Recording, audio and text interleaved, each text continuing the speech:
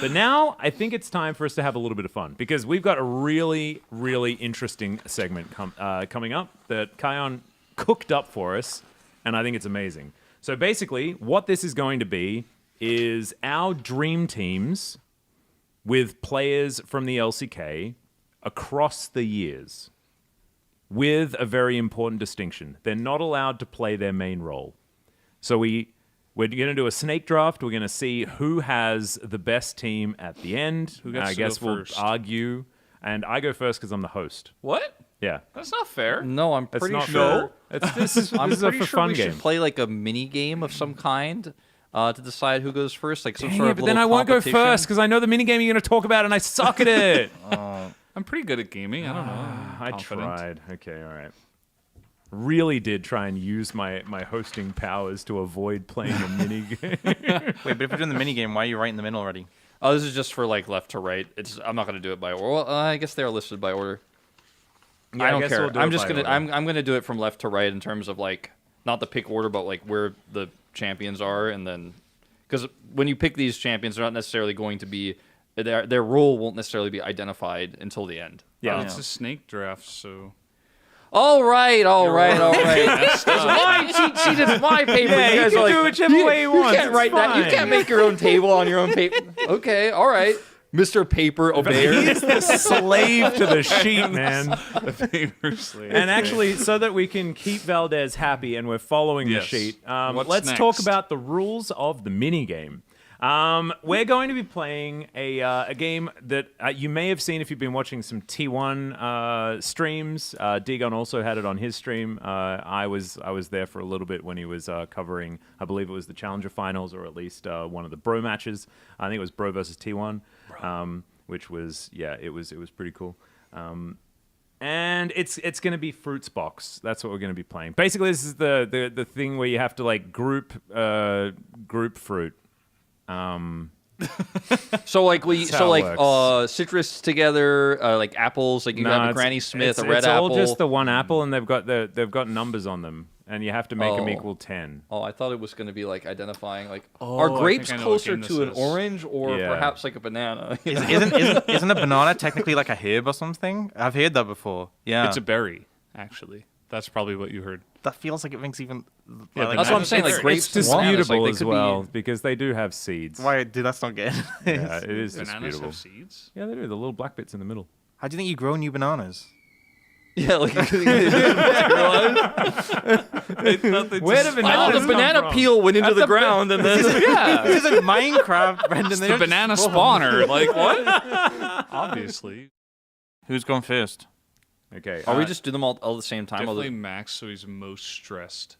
Wait, so I go first? Let's press the redo button, right? I'm going. Oh, going. it started. I'm going. Max! I'm going. It's kind of working. I don't think it's working. It's not working. Remember when Sudoku was The everybody duck played it bokeh? before love smartphones? Yeah. Keep it up. I'm 100% gonna lose this. If Max already hit 50, I'm like, it's done for I me. think third place is the worst. See, I'm actually not 30 yet. I'm 30 this year, so I'm still a gamer. Yeah, Dan's the youngest. This isn't fair. It filmed the episode I'm in actually like about. 7 Oh, I got years. 69. I instantly win. I got place. 69. I got 69. Okay, stress is gone. Go, get in there. Oh my god. Oh my god.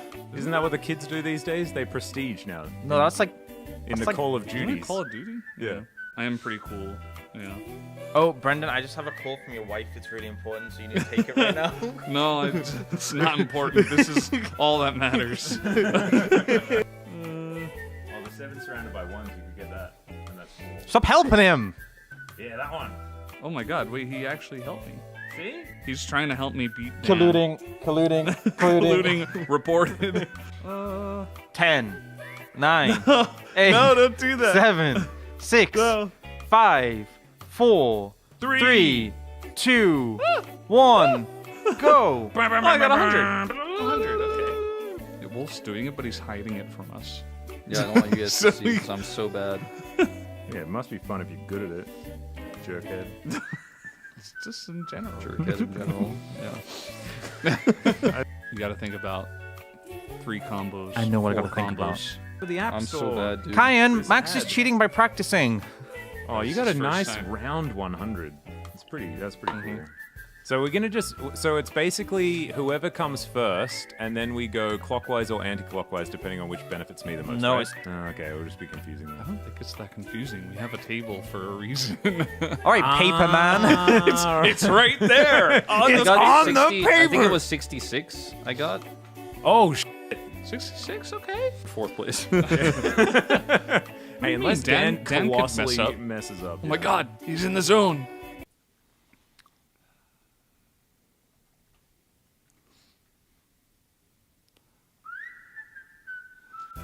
Dan's only 7 years younger than you, Max. I mean, I should theoretically be fine. It's just me and Wolf. Wolf and I just don't have brains for this. We're I'm we have not- turn-based brains. Yeah, I'm not good. Okay? Turn-based We have brains. turn-based brains. It is okay, actually. 118. 115. I got worse. I only got 80. So you guys have a chance for redemption if you crush us in the multiplayer. Based on how this is going, I'm thinking probably not going to happen. I can't it see the didn't top work. ones. I can't see the top ones. But it's the score screen. I haven't actually got one yet. I've literally got none yet. So much harder. You said Degon made this? That explains everything. Yeah, you guys terrible. No, I was gonna get that. Who's yellow? Who's no? Did I get it? Who You even get it? got that? I don't know. I had to do it like. That was me. I'm playing turn based. Winner 80. You went. 63. 49. I got 39. It was so hard. This one I would like Alright. drag. It wouldn't work. I feel better now. At least I didn't get last in both. yeah. So now, I'm not the host. Max has to do it. I'm not allowed to. And so now, Daniel, if you could select a player, they cannot be playing their main role. However, you can also select them from any time in LCK history. So you can choose a player that played in 2015. Wait, can we go back to Champions, or is it just from LCK when LCK started and existed? Locodoco. So we can choose Lilac if we want to. Okay, fantastic. Mad We're Life. not going to do that. But Mad Life you could play Mad Life top lane. So let's see what Orcs wants to do now that we've put I that don't into know. a As set. my Blitzcrank. first pick, I will be taking. This is crazy. You guys aren't. This is a really wild one. I'm gonna go for Chovy. Yeah. All right. And where is it going? You don't have to say yet. Yes, you do. No, you don't. Don't you? Why not? Okay. After everyone's say it at drafted, the then end. you say where they're going, but you just have to pick them at first. Okay. I'll go second. I'll pick Keria.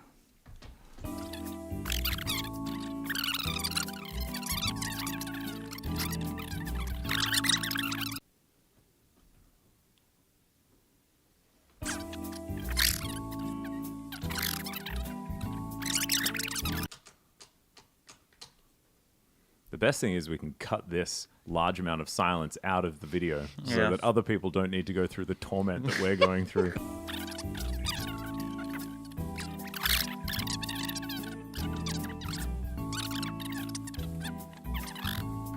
Dumb. All right, Dan, explain where everyone's going. Okay, this is from top to bottom. Well, Chovy's in the top lane. Yeah. No brainer. Yeah, really? Really? What a crazy man. Pokemon Trainer Red. Mata in the jungle. Mata Okay. in the jungle. I guess he doesn't need to last hit this. Marin in the mid lane. Okay. Zaka 80 carry and def support. Yeah, Okay. that's good. It's terrible. That's a good choice. All right, explain for what depth you chose. support. Well, are we gonna each Explain depth support. explains it? I don't think you can explain it. Your Okay. bottom lane is doo-doo. Okay. It's as almost I as said, bad as mine. as I said, the further I go down it, the worse it gets. Yeah. But okay, I'll start for And next Marin relation to isn't the even top. a good flex top laner in Look, the mid. guys, just He's going to play Renekton every game. just leave me alone. Okay. Yes. I started with Chovy top. This is where it started really strong. Chovy Quite top, strong, great. yeah. Yeah, you don't have to explain that part. Yeah. So the thing with Mata is obviously him and Dandy were really good as a jungle support duo, and I think there's a really good understanding of like what a jungle needs to do. I think and the Mata pick very defensible. and he actually plays. I know from like because I followed support a lot because I was a support player at the time. He played a lot of other roles in solo queue and had other accounts playing other roles. So like I actually think that's a really solid pick for jungle. I think he'd do a great job there. Marin, You know, I was struggling because I was looking at. I thought Viper would be like a great one to flex to mid, but I was like, he was obviously a strong laner and he was more of a carry laner, so he can lane. Zeka, I kind of wish was BDD now, but I think Zeka's AD carry play, like when we recently had that AD carry mid lane meta, I actually think Zeka was a lot better than like OG Zeka with the Corki. It was like horrible, but I think he really came a long way. I think he has the mechanics to play AD carry. What about when he failed his and he's just Valkyrie a over very the Raptor good wall? We don't have to play Corki bot lane. We don't have to play Corki. There's about other that? picks. And he's really far away from the Raptors. We don't have to True. play Corki bot lane. Just stick him on like Tristana or Zeri or something. And Deft, we have the synergy from when they were on DRX together, and he's an AD carry. So he does knows have support. synergy with Mata as well. Yeah, so he's got guys. actually, support doesn't matter. Like, Wait, so you have like Deft and Mata back together from their KT days on the same team as support jungle? I can see that. Yeah, and that's they would cool. definitely be popular with the fans. Yes. Okay. You would definitely have a very popular team. So I think what I thought putting it together, I was like, this is. I think it's okay. Is it gonna win? That's another conversation. But I'm considering how much this was going in the bin. I'm okay with how this this went out, and also Chovy will carry. I mean, you're probably going to do pretty well because you got Chovy top lane, and that is probably one of the best flex options that you've got. Yes, and everything else, they're capable players, right? All right, Valdez, where are they going? This is the one I'm like most curious about. Okay, so Peanut's going top lane. What? That's an interesting choice. That is absolutely not where you want to. That's What? he took guys, Peanut and let him Peanut, do his who plays thing. Peanut's Lulu definitely jungle. going top. Because top and jungle champion pools can be very similar over many different years, and he's a very experienced player. He plays Sejuani, yeah. And yeah, in this meta, he can And also Maokai, play he Gragas. can also play in 2012. Okay, play Zac I top, didn't really- Maokai top. But you've got Lehens. Guys, just quickly, I didn't really go into this because I was kind of just going off their peak. But what era Peanut specifically do you want? Because Yeah, obviously he's been active and he's yeah. also just won a tournament recently. But I don't think you want current Probably Peanut. like, I mean, maybe when he like first joined Gen G, like that meta, I feel like would be good for like the champion pools that he would have to play in the top lane. So the same ones. Pretty much. Okay. I mean, I just think so Peanut's definitely like kind of the odd guy out where I feel like he is very capable, very experienced, and it's like I didn't really have a good spot to put him in. Because I felt like other did. players were better in those positions than Peanut. So Lehens is my jungle. Support jungle, they understand each other very well. He can play Elise, right? I think he is one of those players that really figures it out. That's what I was gonna understands do the with game Lehens, too. to a really deep level. I think you need that as a jungler. He's a great shot caller. Like I feel like that's kind of pretty obvious. Smeb goes mid. I feel like top and mid laners, much like Baron for Ox, it's like, well, he can play Jace, he can play Renekton, he can play like all these like kind of flex top mid picks. Cannon, pretty classic mid laner. yeah, your pick's Yeah. very similar to mine, but it's better. Yeah, it's pretty much just better. I don't know. Marin. You like 2015 Marin. It's probably He was pretty like, good. He was pretty. His hands were was. okay. Yeah, but that was a And long they're time ago, and basically the everybody same. forgot about that. So it was like 10 years ago. Yeah, I mean, And Smeb was also Smeb's prime was probably I about feel like the there's- same time. I feel like there's, the 2016, thing, like- there's the balance of like how Yeah. good do you think this player would be in this role because of like flexibility, and there's also just how good is this player Exactly. raw, There you is know? there is a lot of like, and I chose for a lot of that as well, like because And you get then, to choose like, an peak era barrel? that they're playing in. Yeah. So I wanted to put that's Carry a shot calling mid. for the shot calling. I wanted to put Carry a mid, but that would just make my bot lane terrible. So I put Carry a 80 carry and Viper support. Just because I felt like with the Smeb pick, I didn't want to put him in the bot lane because that really doesn't make a lot of sense. So like either Carrier or Viper could have gone mid or like into the jungle, but I feel like it makes my bot lane really strong if Carrier and Viper just swap roles. And I think it's If interesting. you just swap Viper and Peanut, you've got a good team. I think it's interesting because we've seen so many swaps between AD carry and support between pros that I think like there's a lot of justification for saying like this AD carry could be a good support, this support could be a good AD carry, but you yoinked like two of the most flexible ones Yeah. just to put them bot lane. Yeah. That's sick. I'm disappointed with what Valdez did to like how it affected me. So speaking of you, what happened to you, Wolf? So Tell me where I they're was going. gonna take Peanut actually at the 11th pick instead of BDD and put him support because that seemed super obvious because of like basically everything Valdez said about Peanut's flexibility, except that like I thought because of his map knowledge and like his brain basically how smart he is, like Jungle's he'd be good able to. support's good jungle. You know, I'd put him there. I decided to go BDD instead in that position, but I'll talk about where the roles are going. So BDD is going top lane because I think he's a really. And by the way, to be clear, with the exception of Doran, all of these players are 2021 era peaks. So BDD at 2021 incredibly strong in 1v1 lanes and in lanes where he played control mages and dominated the 1v1 summits without jungle assistance at all. And I figured that skill set would translate to him playing things like Jace in the top lane and basically any sort of strong side pick. And then Doran going into jungle, this one was the one I wanted to put Lehens because I thought Lehens would be perfect for this. He has this huge champion pool. He can play Elise. He's good at engaging. He's really smart, likes to roam a ton, so he's really good at reading the map. But that was taken away from me. I was going to go... Again. Can you please identify person. who took that away from you? So I was going to go Life, actually. He was my first backup for jungle because I thought 2021 Life on Gen G is super good, roams a lot, has a really wide champion pool, plays a lot of aggressive picks. I thought he could play something like Kayn even, and he'd be good at it. He did play a lot of Set, which isn't Life really... top lane. He did play a lot of Jarvan as well, didn't he? Live? Yeah. Yeah. So I thought makes Life sense. would have been like another choice, but I started thinking about Doran. I was thinking about 2022, 2023 Doran, where he's playing stuff like Gragas, his engages and his like objective team fights where he just wins an objective off of just some sick engage like a And he jungler doesn't have might to need lane. to do. He doesn't have to lane. I think that's thought the about that biggest a lot. positive. Maybe he do should. this in real Yeah, life. he's just I was thinking like I'm Doran sold. could be clutch on a fight on Baron, a fight on Dragon, set it up, get the objective secured. So I decided to go for him. I thought you guys would hate this one, but it I seems am like gonna it's going say. decently Nah, well. I'm kind going of to okay say with that one one. caveat, one quick caveat, okay? That will put fear into all of your hearts because it does depend on the meta. Imagine Doran Nidalee. Oh, God. It's okay. He doesn't have to play it. It's fine. You can ban it. So what's your mid lane? So mid lane is Khan, Yeah. because he can play Jace incredibly well. Obviously Renekton and some of those other flex picks. Just in general, a dominant laner that I think would do really well in the mid lane. Just in general. Oh, and you're putting Showmaker Canyon in the bottom lane? That's so So- cute. Showmaker is going to be 80 carry because obviously he's played it a ton. Who was the best Ezreal. Lucian player in 2021? It was Showmaker, and obviously he's going to be playing bottom lane, so he has opportunity to play Lucian there. Loves the Ezreal. He did fine even though I'm not picking those years of him, like playing 80 carries in mid lane. He wasn't obviously the best, His but Corki was really, really good. yeah. I just feel like Showmaker makes the most sense in that spot, and his flexibility with his champion pool makes it really easy for him to play through whatever meta's thrown at him. And then Canyon, insanely flexible player, champion pool is massive, knows how to engage, knows the map really well, plays with Showmaker, has synergy with him, so and Khan as well, obviously. So I thought it would be pretty easy to slot him in there.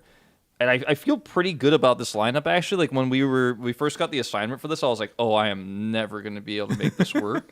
Especially because even though I have a lot of knowledge of some of the older players, it's not as intimate as some of you guys. Obviously, you've been commentating and working on the league longer than me. So I was like, how am I going to make this work with my era of LCK? And I'm actually like, you know what? It turned out all right. Like Yeah. I feel like it's better than Valdez and Noxus so far. You're just mad about Peanut being top lane. It's fine. I am mad about it's it. fine. That's not right. I mean, it is wrong. It It's is very. fine. It's a mis. Lehens in jungle makes sense, but It feels like a miscarriage of justice. The fact that Peanut isn't support. All right, so now I get to start He with. doesn't have to play support. I mean, Viper playing Vlad in the top lane would have been cool too. But Yeah, it's whatever. and GP because in Yeah. the Awesome Dude meta he played top laners, so it was He fun. did, yeah. Darius. Okay, I'm not pick gonna. I'm Darius? gonna stop talking about Valdez's options, and I'm gonna go to mine, which makes Glad me a I'm bit sad. adding controversy. So top lane is going to be Dade. And the reason I chose Dade is because I get to choose the era. I get to choose when he was good. The problem is upon reflection, Dade's main issue was champion pool. Mm-hmm. And so, yes, he can play Just Twisted play Fate Cassante. and he can play Yasuo. I don't know whether his champion pool necessarily stretches in a good direction in the top lane field. However, he does, have a lot of experience on champions that do like to get around the map and make decisions. So I think Dade in his prime could be a good choice, but I kind of wish that I had have chosen slightly differently. However, I think that it's arguable because Dade was touted as one of the most, exciting players in a really long time in his day, right? Yes. I'm not talking about like Masters 3 Dade, which was the most depressing thing you'll ever see in your life in the LPL in 2015. It was more the one prior to that. So that's what I'm going to go with. Faker is obviously in the jungle. Faker plays so much jungle on stream. He's probably one of the most gifted mechanical players of all time. And so putting him in a place where he can affect the entire map probably wins me this whole game. What era Faker? I think this is important. Any of them, pick one. Good I actually answer. think that Faker is. It's hard to 2023. pick. The thing is, but the thing is, like, I feel like obviously, like, he's had a long career and he's become such a like powerful voice in T1, obviously. But like, I feel like the from the timeline, there's like how much you want the focus to be on. I'm the best player in the world. I have insane hands, and how much do you want the focus to be on? I literally will make my team win every tournament because I tell them exactly So what I to think do. as a jungler, I think it's better to have a later era Faker. Yeah, right? that's what so I that's thought. what I'm thinking. And he's like, it's still cool because like he started his career playing mid lane Nidalee, and like everyone knows he plays a ton of Lee Sin on his stream and things like this. He's one of the only mid laners to competitively play Master Yi, who is also a jungler. There are a lot of options. The guy's played half the roster competitively, so I think that Faker is a pretty good choice. But I think I'd probably go with like 2023, 24 Faker, probably. Neither here nor there. 2023 is harder because he did have an injury in that year. Maybe the wrists from an earlier career Faker and then the brain of the later career Yeah, Faker. there we That's go. the perfect combo. But I Hybridization. but I think that we can also, you're not necessarily choosing like whether they've got any issues like that. Anyway, let's go to the mid lane. I'm going to go with Zeus. I think that was a pretty clean choice. The guy plays a lot of mid laners already. I heard he's pretty good at Yone. And he's pretty good at Yone. So this time he gets to play it instead of Zeka playing it every game. So there you go. Congrats, Zeus. You're a really good choice. Beryl started his career as an AD carry. So I'm going to put him in AD carry. There we go. He also, because I didn't necessarily see like a true shot caller, I guess, although Faker does do a lot of calling on his teams. I think that you do want to have like a good voice, and I think AD carry is actually a role if you've got stacked solo lanes that you can make shot calls. This is something that was proven in the Rocks Tigers, where Prey was doing a lot of shot calling and things like this. Some players do it well. Yep. I think Ruler has done it in the past as well when they do have a lot of other He does stuff talk they a can lot. do. I honestly think with the fact you're fake in the jungle, I think you're fine. Yeah, I For think shot we're probably calling, chilling. like, and anything else is insurance, Yep. But Beryl for the crazy, Faker for the this is the set play, and I think that would work. Unless they just ripped each other's heads off, which might actually happen. And then I've got Rookie in support because I just wanted to pick Rookie because I regretted not picking Rookie instead of Dade, and it was either him or Score. I Which think year? Score would be a better support. IG? IG 2018 is probably what I'd choose. Yeah. And then we just run kill lanes, him and Beryl playing crazy stuff, and that sounds would good. be pretty fun. And the idea of like two of my favorite players of all time being in the bottom lane together, just it tickles. It tickles my fancy. It makes me happy. So are we gonna like do like a rating that each person thinks is like best to worst? So I actually think that should be for those of you who have watched this episode of the Pog State. Let us know which roster you think is going to be the best, and then we can crown the winner in the next episode of the Pog State. Is what we could do. But let's have some initial thoughts because I want to hear from you guys. Who do you think has the best and who do you think has the worst? Let's start with you, Wolf. I think Valdez Choked Valdez so is- hard, dude. No, I it's feel like totally he had. fine. I feel like Valdez might have had the best 5 players Yeah. to make And a because of solid one team. swap, And it's yeah, all he did ruined. it, and he did it wrong. You guys are Yeah. you just wanted Peanut in support, and I'm just angry yeah. about it. Yeah, That's so angry literally about it. I genuinely would just love for my team to play your team. And like, no matter what happens on the bot side of the map, top is just cooked, right? Matta's just like, guys, just stabilize bot lane. I am ganking top 17 times in a row. Chovy is like playing like, what does it matter? What, he can play anything. He's like 30-0. He's just Dude, and you also get a Marin versus Smeb mid lane matchup. That's so sick. fun. that would be cool, but also irrelevant for the outcome of the game. I feel like Atlas's one might be the best. Yeah, I feel like Atlas maybe did it.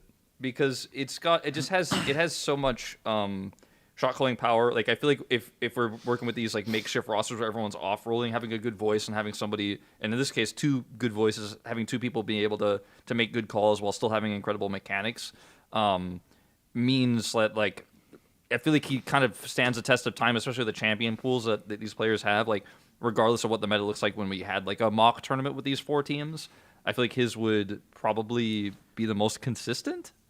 I would say my only concern is kind of the top I have lane Peanut and champion pool Lens thing. But I and think Carrier. like Yeah, the thing we is, I put him in the think wrong place. a player at the level of rookie could comfortably play support, and then you have Faker as the voice, and Beryl.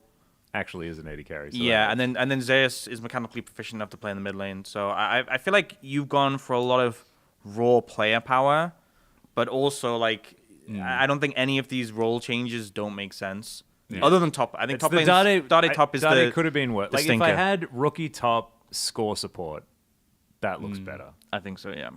My think only then- issue with yours, Ox, is Deft playing support. I'm not sure if that really works for me. I was struggling. I'm not gonna lie. I think everyone kind of has. We had a one choke moment. Regret. Yeah. Okay. I think obviously I'm fine with Peanut in the top lane. we regret his. It's totally fine. You guys think any of your bot lanes can Valdez carry a Viper? regrets No, being born never. stubborn. That's, I think- that's what Valdez Never. regrets. It's never gonna happen. I think for my def one is I obviously wanted, I wanted, especially because Zeka isn't a bot laner, even though I think he could do decent as AD carry.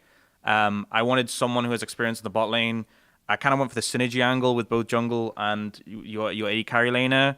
And I also, my opinion is that it's easy, like of all the roles, a lot of people have an easier time switching to support. If they're if you're like a mechanically gifted in a different role, it's not too hard to Like show you Reckless. stuff in. Yeah. Maybe mine is Core just JJ. Bot lane is also very transferable. So Mine's kind of coming from maybe a place of like me at the beginning of the episode saying I'm never going to trust D plus again. I think going back to the trusted ones, the trusted ones, the ones you could trust back then. you have actually picked more than half of your team as Yeah. D plus. My You're, only- you're a closet D plus truster. That's what My you are. only- No, on the inside you trust him, but on the outside you're like, no, never trust him. That's stupid. Open up the League and then he media, opens look up at his little 2021, diary that okay? says "I love you, Showmaker," and he just pats it a little bit and then puts it away. That's what's If you happening. open Leaguepedia, look at 2021. There are trophies there. It happened back then. It's not did, it happening did. anymore in the future. Wolf, my main concern with your roster is for every other roster, I can have a very clear idea of who the voices would be and how the shot column would function. But how do you imagine it would function with your team? Is my Canyon question. shot caller. Canyon was never a good shot caller. Canyon. I feel like Canyon will be able to shot call as support, as a I roaming think support. Khan could do it from mid lane on your team. Khan would be I was probably a thinking secondary Khan, voice. Yeah. BDD, I don't think so. Doran just goes where Doran told. I think to it's go. hard to top lane. Khan will Doran told. micromanage that whole team. That's what you've set up. That's what you've done. That's kind of what has Play to through the happen. mid lane. Maybe I should have gone life instead of Doran. I don't know. It was a tough one for me. I think that's This an was important hard. thing, like having like a voice. I think that's the only area where I think like I'm like, and with yours really, well, other than Doran Jungle, but I do get the whole Gragas thing that like and him. He just clutches the fights. And Yeah. gets the objectives. I definitely think there's some metas I'd be less confident in, but there's some metas where I think he'd really have a great time. But yeah, I mean, I think that's the thing is like with this, no one's gonna come out with a flawless roster because we're denying picks away from each other. And it's also supposed to be hard. But I think everyone This was fun. you can see the theory behind the roster. I think it's super fun, and I think it's better because we didn't have time to prepare. Because I think that and you guys at home can attest to this. Like if you've got a clear, obvious, this is the best. We should have chosen Dove because he didn't play top lane in the LCK and then went and played it professionally in the LPL. So we should have chosen him as our top laner. I did think about it. I did. I considered it too, but I just thought that maybe No, but Dove having just wasn't very a good. better player would be better. Yeah. I just want to know Yeah. really what people think about Valdez and his. It's fine. Peanut can play Gragas. He can play Maokai. I'm just really Missed glad that opportunity. Valdez He can chose play to give Ornn. us controversy for this segment because maybe then it'll get more. Viper is a people fantastic talk. Okay, support player. here's an interesting one. Why don't we all take the roster of Valdez and make it better. We assign where we want them to go. Well, you if I know? could replace Doran with Lehens, which was my initial plan, I'd do that. And Yeah, yeah. It's just fixed. It's all fixed. All the issues my roster has fixed. Yeah, but then Valdez's one doesn't work unless you have Doran support Viper top. Oh, I have to put one in his to fix Yeah, it. you'd have to fix it. Oh that yeah, way. no, I can't fix his. No, it's Totally fine. It's a great roster. I just think it's just had also so. you should swap Smeb and Carrier. Put Smeb You want in to put 80 Smeb carry. in the 80 carry role? Yeah, because Carrier's so good at mid. He is. And I look at my Actually, sheet. do you know what? Carry cross out, and I'm like, no, I have to put Smeb there because I can't put Smeb in the bottom lane. Do you know what would make? I wanted to put Carry. Do you know what in would the make lane. Valdez's lineup so good, right? What's you know that? how he has Peanut in the top lane. If you didn't have Peanut in the top lane and you had Chovy in the top lane, Yeah, you know. That would be if probably only better. I were first pick. If only he were better at Fruits game. Yeah, exactly. should have been better at fruits. Skill issue. Apple. Honestly, I should have Game. been better at Fruits game.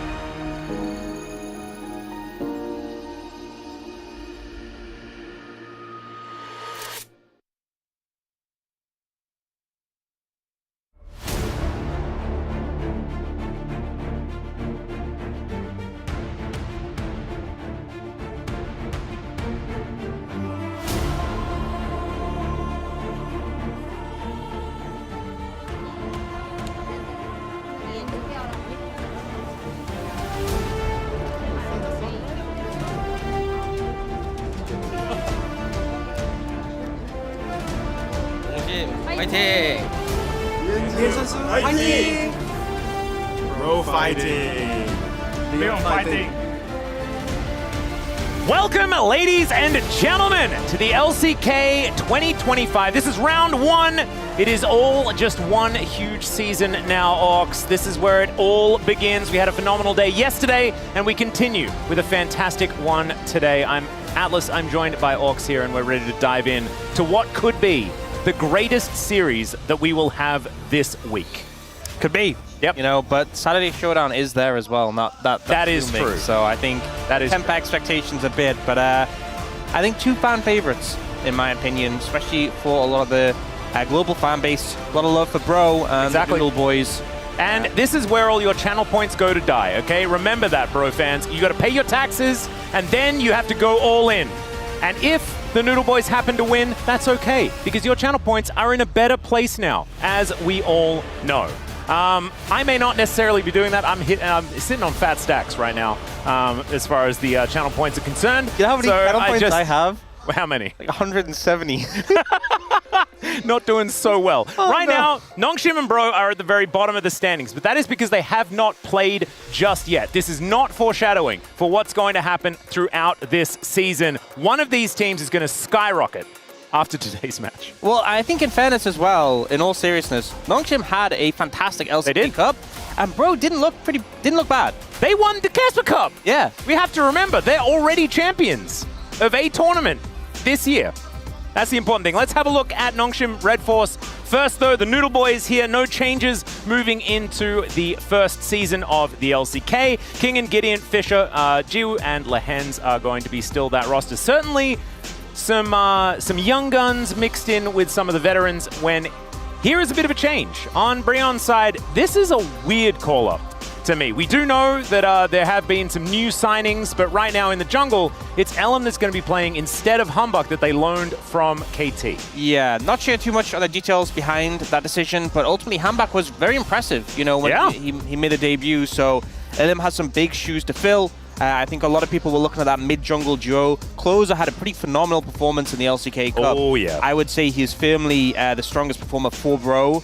But yeah, so that mid-jungle synergy is going to be really important, especially going up against Nongshim, because obviously the addition of Kingen and Lehens, two big powerhouses, you expect them to be strong.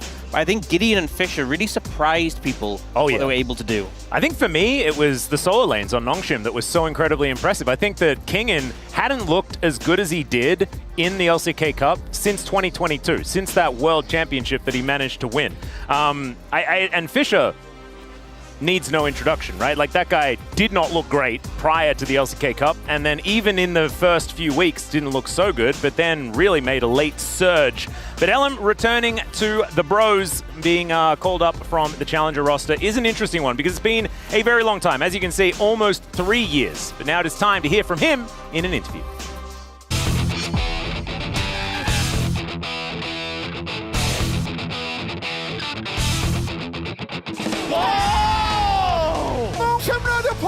LCK컵에서 저희 팀의 가능성을 보여줬다 생각합니다.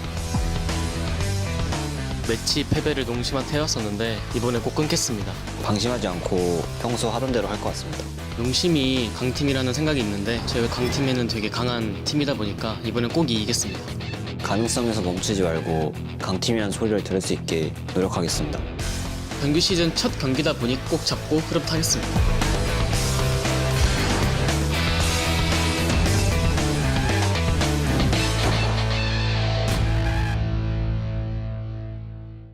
Man, I'm hyped. And I'm also incredibly proud of all of you in Twitch chat. I can only see highlighted messages right now. The amount of bro tax is absolutely absurd. But first, we're going to be watching Nongshim make their way in to LoL Park for the first time this season. For the first time in the LCK in 2025. And that is an ominous cape that Kingen is wearing as they make their way into the arena. I'm interested to see the reason behind it. Is he just aura farming, or is there something more? I don't know. Can there be more than aura farming? Is he just going to wear the cape for the rest of the season? Is this just his new look? Maybe capes are back. Maybe I wasn't quite keeping up with it, you know? Because you watch The Incredibles and they really put capes down. They put it in the bin. That was a turning point. But maybe Kingen's realized that Okay, never mind. He's the Grim Reaper. And they are about to go to their first door, I'm pretty sure. If you guys remember back, there was a bit of a banger tweet that Nongshim had during the LCK Cup playoffs, where they did approach a bunch of these doors. One of them did get slammed in their face. That was a Hummer Life Esports one, but the Bro one, yeah, that one didn't do too badly. At least it didn't back then. We'll have to see what happens here today, as Kingin with his scythe, looking like he's had a pretty good time with his cape. He is going to remove it though, just in case it does get caught in a plane engine. Makes sense. I mean, that's the reason you would remove a cape. Very important. You know, I love the meme setup. I will say some of those doors definitely look maybe more secure than others. We're not going to go into that. We'll see. How are the Bros supposed to top this? That's the question. I'm expecting something big. Well, it's got to be. It's going to need to be something. And these are the Bros, right? These are the kings of the memes. This is what your channel points pay for. Exactly. And we're expecting huge things because there was a lot of channel points that were spent. I'm very proud of you guys. But let's see what OK Savings Bank Brion have prepared as they make their way into LoL Park for the first time in 2025 for the LCK. LCK Cup, of course, they were here, and it was the same year. This is where it all begins. Round one. It's a very long season. We don't have spring. We don't have summer. I need to fix my intros. Speaking of intros, though, Morgan, what is that? What is happening here? Okay. That's okay. And he's putting the ramen in. Making the ramen. Okay, they're cooking it up. They're cooking something. Oh no. Okay, so I'm hearing that this is an old Flash game that many Koreans played when they were growing up. And basically it was like it was a cooking game, and if you got it wrong, then you messed up, and Nongshim messed it up. I will say I'm a little disappointed. In the picture they had, Morgan was wearing a very cute outfit. It would have been nice to see him actually in that outfit. I think that would have really sold the presentation. That's a very good point. So maybe with your help, with those channel points, they will be able to afford the very cute outfit that Morgan can be wearing next time they play in the Saturday Showdown up against BNK. That's what we need. First, they need to get through Nongshim Red Force, though. And the two top laners here, the captains for both of these teams, we'll see what they are going to have cooked up. It feels like the top lane is an interesting place this season, Ox, because it's been, it's been a while since I've been here. At least you were here yesterday. But what has changed? What are we expecting from Kingin, Morgan, and the gangs as we go up against one another? I hear there's a dog that's been running around. Well, that's in the jungle, and they did let the dogs out. They did. But Fisher was the first one to play it, and he's a mid laner. He was, but right now everyone is just abusing this in the jungle. It seems pretty broken. Do get a little bit of look at LM's experience a lot of time there. I think for me, top lane, the big thing is Gwen. Yep. Super broken. And I think could definitely see Kingin taking over with that. But also just something we really saw yesterday was how much more you can sort of emphasize early lane priority. So obviously Swaps got removed with First Stand, and we saw HLE, the victors of First Stand, lose to Gen G, and a lot of it was about, you can't dodge those first 3 levels, and even though you're swapping at like level 3, level 4, level 1, level 2, you can make so much happen. Yeah. Just on the back of really having a good matchup. We saw like Keen play Jason to Zeus' Ambessa and give him a good amount of trouble. We saw, like MF in the bot lane giving a lot of trouble to Delight's Alistair and Viper's Ezreal, picks that they are so comfortable on and yet couldn't really match up in the laning phase. And Ezreal Alistair, famously, not very good in the early levels, as we know. So maybe a little bit of extra priority on getting some of that priority could be given. Edgar here, of course, no stranger to any stage over the last decade here in League of Legends.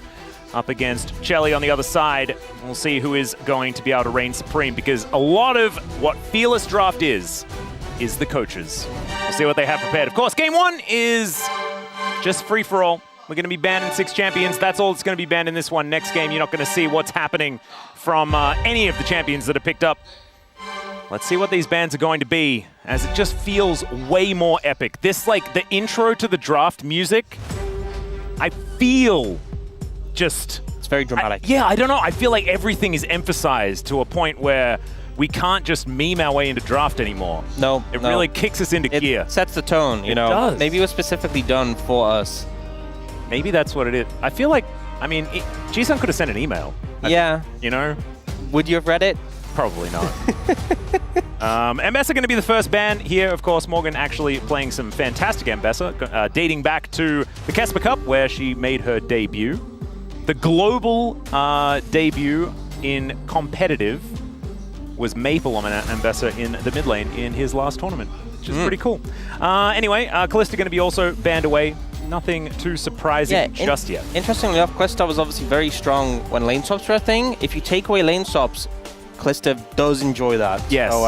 So still pretty high priority. Interesting, we haven't seen a look into the Gwen or the Neferi yet. We saw Gwen kind of taken over a little bit in the hands of Rich yesterday. So I think especially with Brion on red side, do you trade? Or is there one you're more focused on banning? Or do you ban both from here? They ban Rumble. So the thing is, Gwen's win rate in the LPL has been about 50%.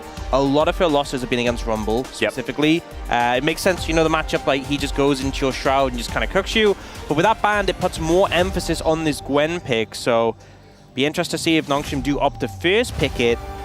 Do they ban Neferi here, but then Brion might ban Gwen? That's the decision I feel like they're kind of put in right now. I think like you ban something like a Rel, you know, you sort of throw it away and then you sort of force, or a Renata. I think a Renata is fine as well.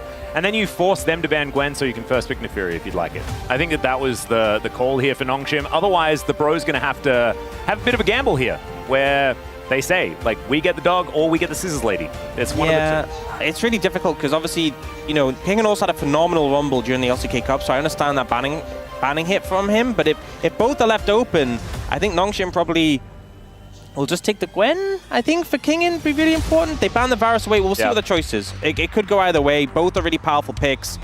If Brion get their hands on the Gwen, they ban away that Rumble. But no, Nongshim do pick that up for Kingen. I think it's the right choice. I think Kingen has been such a star for this team. And now I'm wondering, what is Morgan going to take it into this? And I'm absolutely thinking that Brion needs to secure that Neferi right now. You don't want to give both of those over to the side of Nongshim. Yep. They could secure it in the second pick as well, but they need to make sure that they collect it this time around. The Jace going to be locked away first. That's likely what Morgan's going to be taking into this, and it's Vi instead. Wow. My God. Okay, so how do you feel about Neferi Ahri as a mid jungle? Yeah, I mean, I think Neferi pickup definitely good. Denying the Ahri from Vi, we've seen the Bruiser Ahri build come in and be quite popular. We saw Vi Ahri win against Neferi yesterday in the hands of Gen G. And obviously pinning down Neferi is pretty powerful. She does have that on-target ability, which can make it difficult to connect, but we'll see. Actually going for the Sejuani, so not opting into that, but going this really powerful solo lane duo. So seeing Neferi pass through, presence has been super high in the LPL, but maybe LCK not as keen on it. But I think this solo lane combo with Sejuani, and Gideon, I feel like one of his best picks in the LCK Cup was that Sejuani. This is already terrifying for the side of Brion here. Definitely need some channel point supports. If you haven't paid your bro tax, get it in right now. We're going to need it like immediately. I don't see very much purple in that chat right now, so I'm going to need you guys to do so. The Shen banned away from Lehens here. I actually feel like Shen would have fit really well into this composition as well, because they have so much mobility, but they are very short range. Shen really complements that with his Shadow Dash. And it's Lehens. Obviously, he's been playing a lot of it in scrims at the same time. We know he likes to cook. So taking that one away. The Ashe also removed here as the AD carry pool will get thinned out, I imagine. So something that's important to mention is, even though I love the team fighting power and the scaling from Nongshim's composition, right now Brion is going to have prio in their solo lanes, and they have the potential to counterpick in the bot lane as well. So we saw a scenario yesterday where HLE against Gen G, it was a draft where the team fights were favored towards HLE, but they just never really got there. So if Brion are leaning into this, having prio, winning early, they're in prime position to set up for that in the end of this draft. Well, I'm predicting that it's going to be a first pick Leona here from Hype, as the Poppy is going to be removed as well. Just given the fact that they focus so heavily on Lehens and not actually banned away one of the champions that he has been most comfortable on. We'll see what they do actually decide to do. It's going to be MF instead. Yeah, I think with like Kalista, Varus, Ashgon, in terms of those prio AD carries, she's really up there. This, again, like, do I think MF is great into what Nongshim have? Not really. It's very hard to reliably hit these targets with the ult, but again, it's about the prio. This is a win lane, win game composition from Brion. They have counter pick for support. Nongshim goes the Ezreal. I mean, Ezreal Leona kind of feels like what they would do, just given the fact that Leona is so good into MF just in general, but instead it's the Elise. Lehen's just showing them that, yeah, there were 2 champions that he played exclusively in solo queue before he joined Griffin, and the other one was Elise. Yeah, I think the Leona really good into MF for cancelling the ult, but again, the ult value here from Hype not that high because it's very hard for anyone on Nongshim to kind of be locked into the ult. They go for the Elise for that early power, syncs well the Sejuani because you can stack up the passive and spider from quickly, but also a bit more lane pressure. And now with the Rakan coming in from Polu, I feel like this is a much more playable lane for the side of Nongshim. That being said, MF Rakan still is going to have more pressure in those early levels because especially the sustain from the Rakan Q and the poke from the MF. But, you know, I think Nongshim, I like their draft a lot, but the laning phase is really what they have to endure. If they get through lane, I think they're in a very comfortable spot. And bro, they need to just clamp down on Nongshim, not let them to function. From minute 1, you need to be finding an advantage. And again, we saw Gen G do that fantastically, but Gen G are a very strong team. They are. And very good at that style of play of incrementally building up advantages and not letting them slip. It did also feel like Gen G were taking advantage of an HLE that were having a bit of a hangover after their first stand victory. It seems to be tradition now that HLE just come into the LCK and lose horrendously to Gen G before ramping back up again. Yeah, and in fairness, when we talk about regular season Gen G, I think it's a tradition for everyone to lose. Yes, yes. As we saw last year. Yeah, it's sort of just how it goes.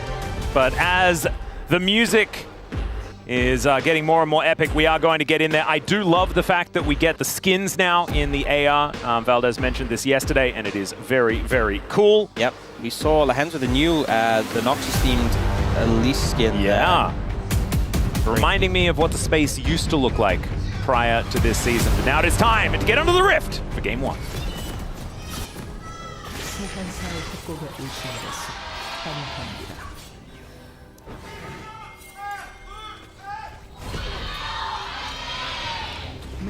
Oh man, okay, Nongshim getting to work already as Polo getting a little bit, okay, just wanders into the cocoon. He will be able to go back home, but will be forced to do a little bit of backing. Yeah, I mean, really powerful invading with the Elise. You can start E, and then you can actually repel to a target and then stun and potentially force that flash. So they go for a very aggressive invade on the top side, scouting out vision.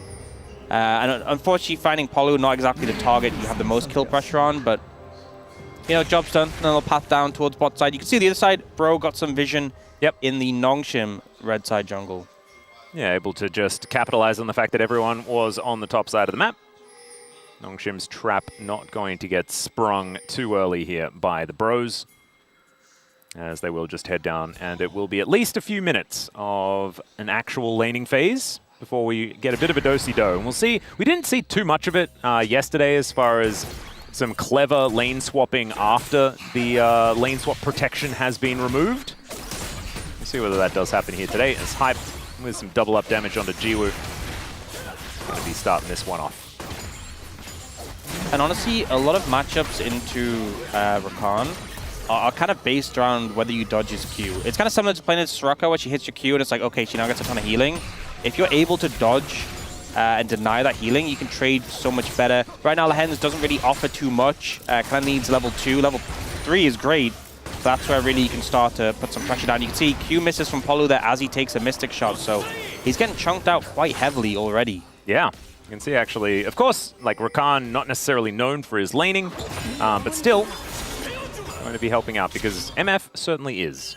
Yeah, and I think ultimately, if we get to like level 2, level 3, and Polu's low, that's where you can start to find a lot of pressure with this combo from Nongshim here. Ooh, the hands. Bold. That was interesting. Repel there, looking for an angle. But yeah, I think this is the difference between having like an Elise and having something like a Leona, where that level 1 you'd be much more on the back foot compared to where we saw those heavy trades. But you can see in the mid lane, Fisher not having a fun time, to no surprise. Closer had some fantastic Aurora performances in the LCK Cup. And top, Kingin's holding up okay in the HP department, but again, this is the triple prio lane. Ow! That was dangerously close. This is the triple prio lanes the Pro have gone for, and I'm just looking to see what they can make out of it. Well, Lehens is looking for an angle here as he flashes. I'm not sure about that one. There's the Battle Dance hype already down to 200 though as Lehens dives forward. Gee, one more auto and there it is. First blood over to Nongshim. And it is raining noodles here in this bottom lane even though the other lanes are on fire. Elimnar now going to challenge Gideon for that Scuttle Crab with the Prio. I think Gideon just has to walk away. A very aggressive play from Lehens. Kind of just banking on the fact that you have Ignite and you have a lot of base damage.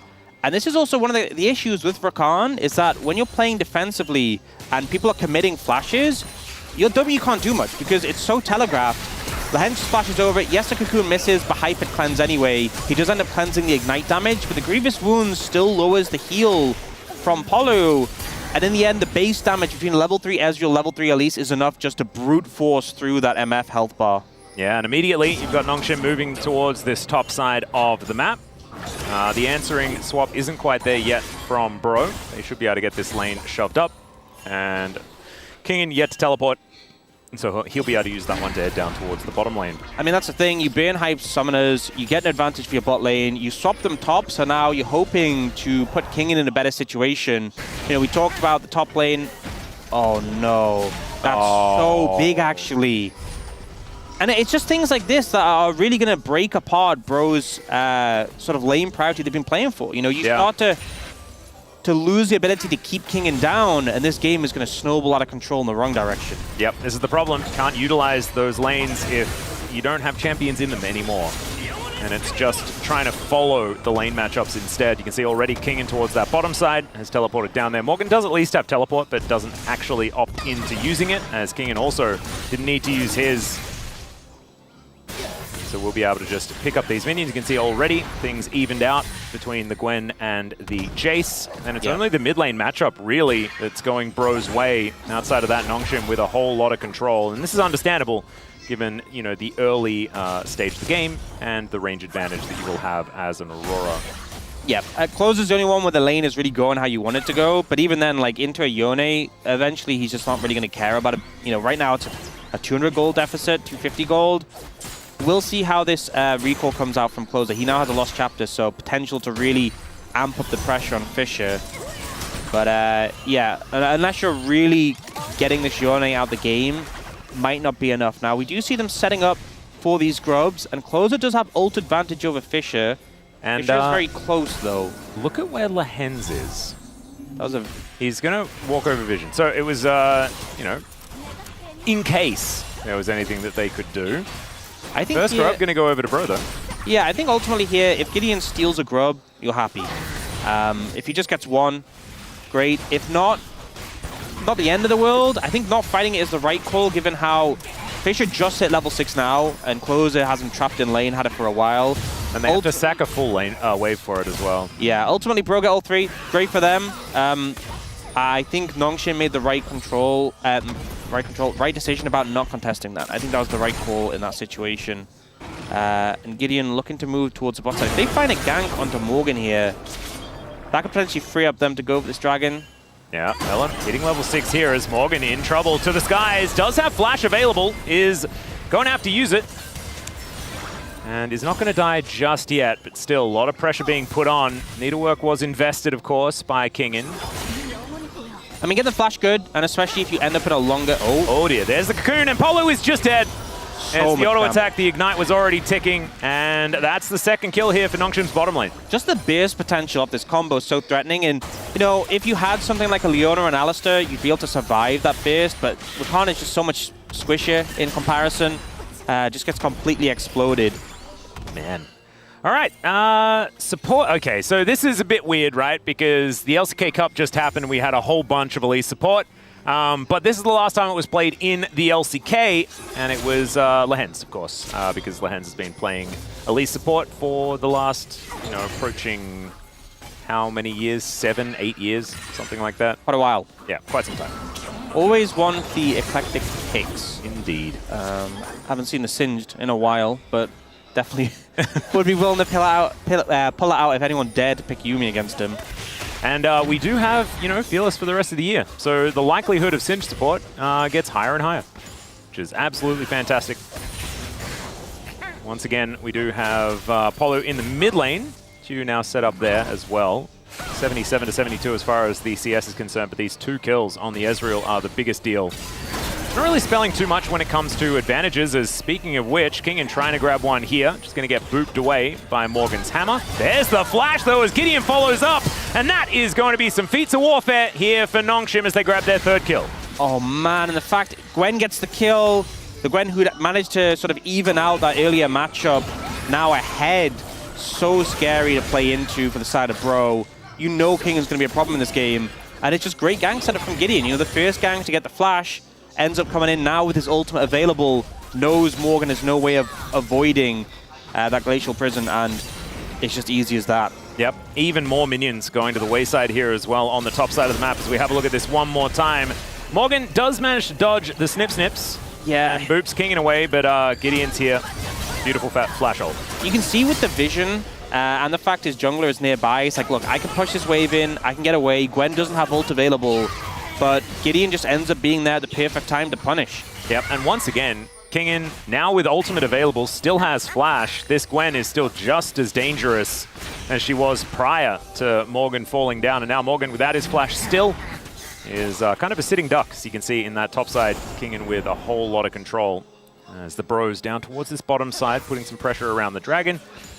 Lehens and Jiu sort of joined at the hip so far this game, just moving into different lanes, getting all the priority that they would like, and what went from Bro having so much priority and control is now Nongshim just moving Jiu around like a portable cannon to just destroy whatever they would like to find. Gideon going to move over here, and it looks like LM going to need to exit unless Lehens finds himself in an odd spot. He does go up into the sky, but what goes up must come down, and Itsy Bitsy Spider is well and truly crushed. Yeah, bit of a misstep there from the side of Nongshim. It would have been enough just to kind of force LM away from the Dragon. But again, this mid prior really been a difference maker. Closer being able to move first. And like a single Dragon isn't a game changer for Bro. I think really Nongshim are in a position where they just need to kind of slow the game down and mitigate what Bro are trying to do. Felt a little bit rushed, and they do end up paying for it, given a kill over the hype, and that Dragon does go over regardless. Yeah, really nicely done there by the Bros. I actually thought that Nongshim had an angle, and I think that Lehens did too. It's just that unfortunately the rest of the team weren't quite on the same page, and it resulted in a Dragon going over to Bro plus that answering kill. Still, these grubs gonna head over towards Nongshim. That is 3 apiece. And all right, another Glacial Prison flying out here as Polo gonna have to try and battle dance his way out. Does flash as Lehens looks for it, finds the last auto there in human form. That's gonna pick up the 4th here for Nongshim. Lehens straight back on the horse. And the fact we see Bro, they get a pick on Lehens, they get a Dragon, but now we see Nongshim get 3 grubs and a pick in return, so it just balances out, and that's just gonna favor Nongshim in the long term. Liv trying to clear his Krugs here. Nongshim aren't going to force him off, they aren't going to overstay. But yeah, just more and more good in their favor. And now you look like Jiu has just picked up the Triforce. Power Spike's going to start coming in. Yeah, Blade of the Ruined King should be relatively close here for Fisher. We do have Ludens now complete for Closer though, and he does have a few more minions in comparison to this Yone. The one sort of saving grace here for Bro, and Closer has been the guy for this team. I just think he continues to do so. It's really hard here because of all the 80 carries to play Aurora into, Ezreal's like he's always been one of the better ones at being able to disengage from you, get away from your ult. Obviously, other 80 carries aren't locked into it anymore, but being able to arcane shift out, definitely advantageous. And when you look at the rest of the targets, like, who are you really going to be able to pick off here? Yeah, oh, this is bad. You might be able to pick off Morgan if you're Nongshim, and that's what they're going to do as the Permafrost comes in, and there was nowhere for him to go. Decides not to use the flash, and I do not blame him. As Nongshim also able to defend this outer turret towards the bottom lane, or can they? As Cocoon is going to connect! A lot of damage there from Closer in return, but Lehens just goes up into the sky. That is going to keep him alive. In the meantime, we have a bullet time, I believe, being used to soften up Jiu, but that does mean now that Hype might be susceptible to some of these Mystic shots. No, just going to be a trade of blows. Kind of hard. We did see Jiu actually having to burn his flash there, I think, to get out of that. And you have to be a bit careful playing into this Bloodthirst to MF because Jiu is low, but Hype's health bar, he's just going to regenerate as soon as a wave comes up. So Nongshim losing some pressure mid, but on the map, they're winning.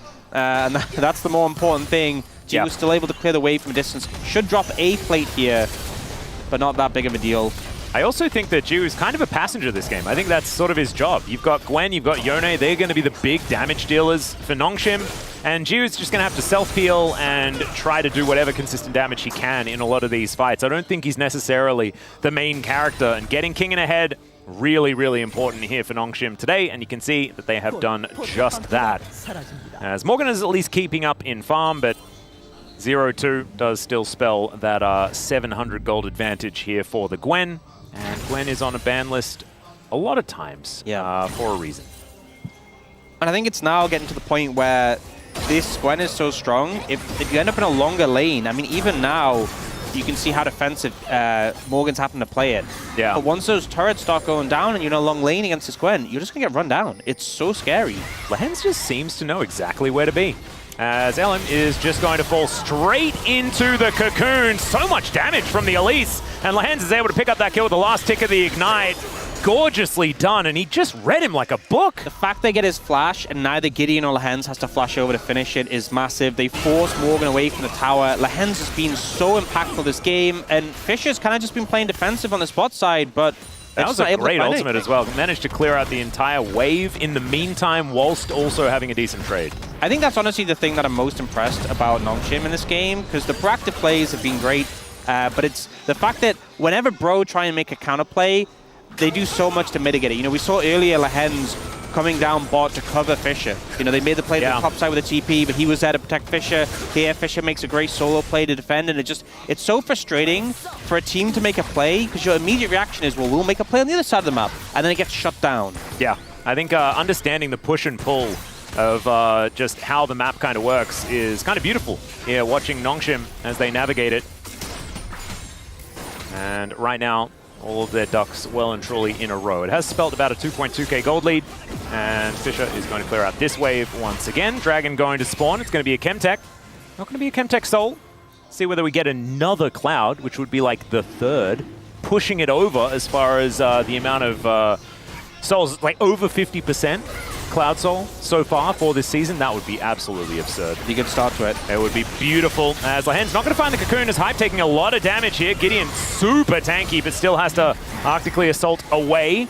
The Dragon continuing to take some damage, but does reset. And the Bro is going to move back and pick that one up one more time. Morgan, no teleport available. Kingin, he has his. If that trigger's pulled, Bro going to have to try and get themselves out of there as Fisher doesn't have ulti, but still looking for an opportunity. A cease and desist. They dive on top of Jiu. The Ezreal lasts for quite a while. Both AD carries going to go down, though. And Nongshim now on the warpath. Kingin, he is somewhat immune as he's pulling that circle around, but I don't think he's going to survive for too much longer as Polu dashes out of there. The AoE damage is gigantic, though, and Closer can't get in there to do it. Nongshim, they take down the jungler, the top laner, and they should be able to also get themselves a dragon. Jiu is just a bait. So many tools committed to take out this Ezreal, and the top side of this Nongshim composition so strong in those close-up skirmishes. We see them go for the play on Jiu, but that's Rakan ult, that's Aurora ult, that's Vi ult, all onto this one person, and Hype ends up in a rough position. So you're trading 1-for-1, but all those tools are down, and then in this ensuing fight, they go for Kingin when the Shroud is down, but you're playing into a Gwen Yone with a Sejuani. There's just no way you're winning when you get in melee range. Yep, and they thought that they'd caught him out, but then Fisher finds the third Q, knocks two of them up, and then they just get wiped out. Nongshim further adding to their coffers. As we can see, 3,000 now the lead. It is going to be Hextech Soul.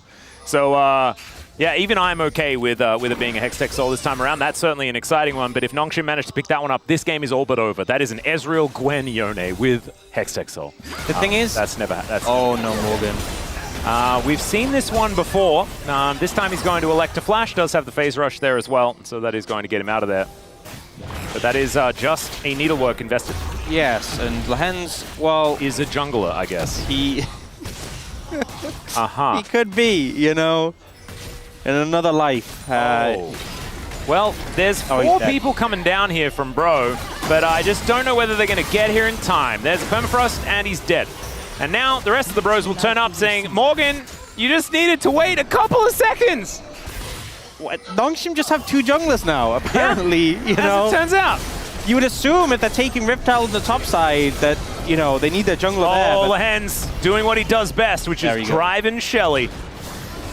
And they're going to take an inner turret at the same time. This game is very quickly getting out of control. Yeah, completely. It's really falling apart for Bro. I think that dragon fight was really the nail in the coffin, because if they were able to navigate that, if they were able to get a second dragon, the Hextech solos that win con, you know, you maybe look for picks and you're able to secure that can be your way back in the game.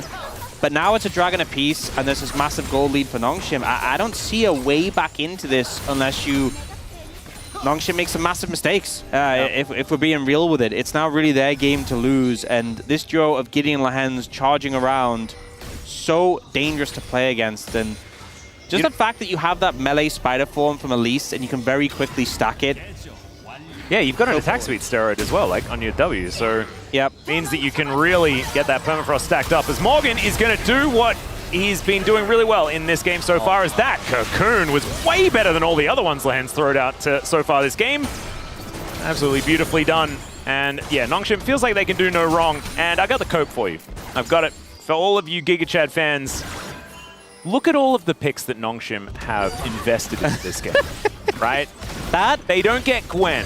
They don't get Gideon Sejuani. They don't get Fisher's Yone. They don't get Lehen's on his Elise ever again in this series. Yeah, you know, I have to be real. That is my favorite Fearless coach. Isn't it? It's so good. It's so good. I think it's barely even an argument. You know what? It's like when you're in a game, when you're playing like, you know, you're playing a normal with the boys, and you're like 17k gold down at 12 minutes, and you're like, don't worry guys, we outscale. Yeah. The enemy team has like Kassadin, but it's just you gotta say something. Yeah, but you've got Viga support, you know, so you're scaling, man. It's what you say when a game like this finishes. It's like, oh, these fools have fallen for our trap of winning game one with good picks. Lehen's actually caught out this time around. He does get on top of this wall. That was very cute. Still, Closer is going to blow him up.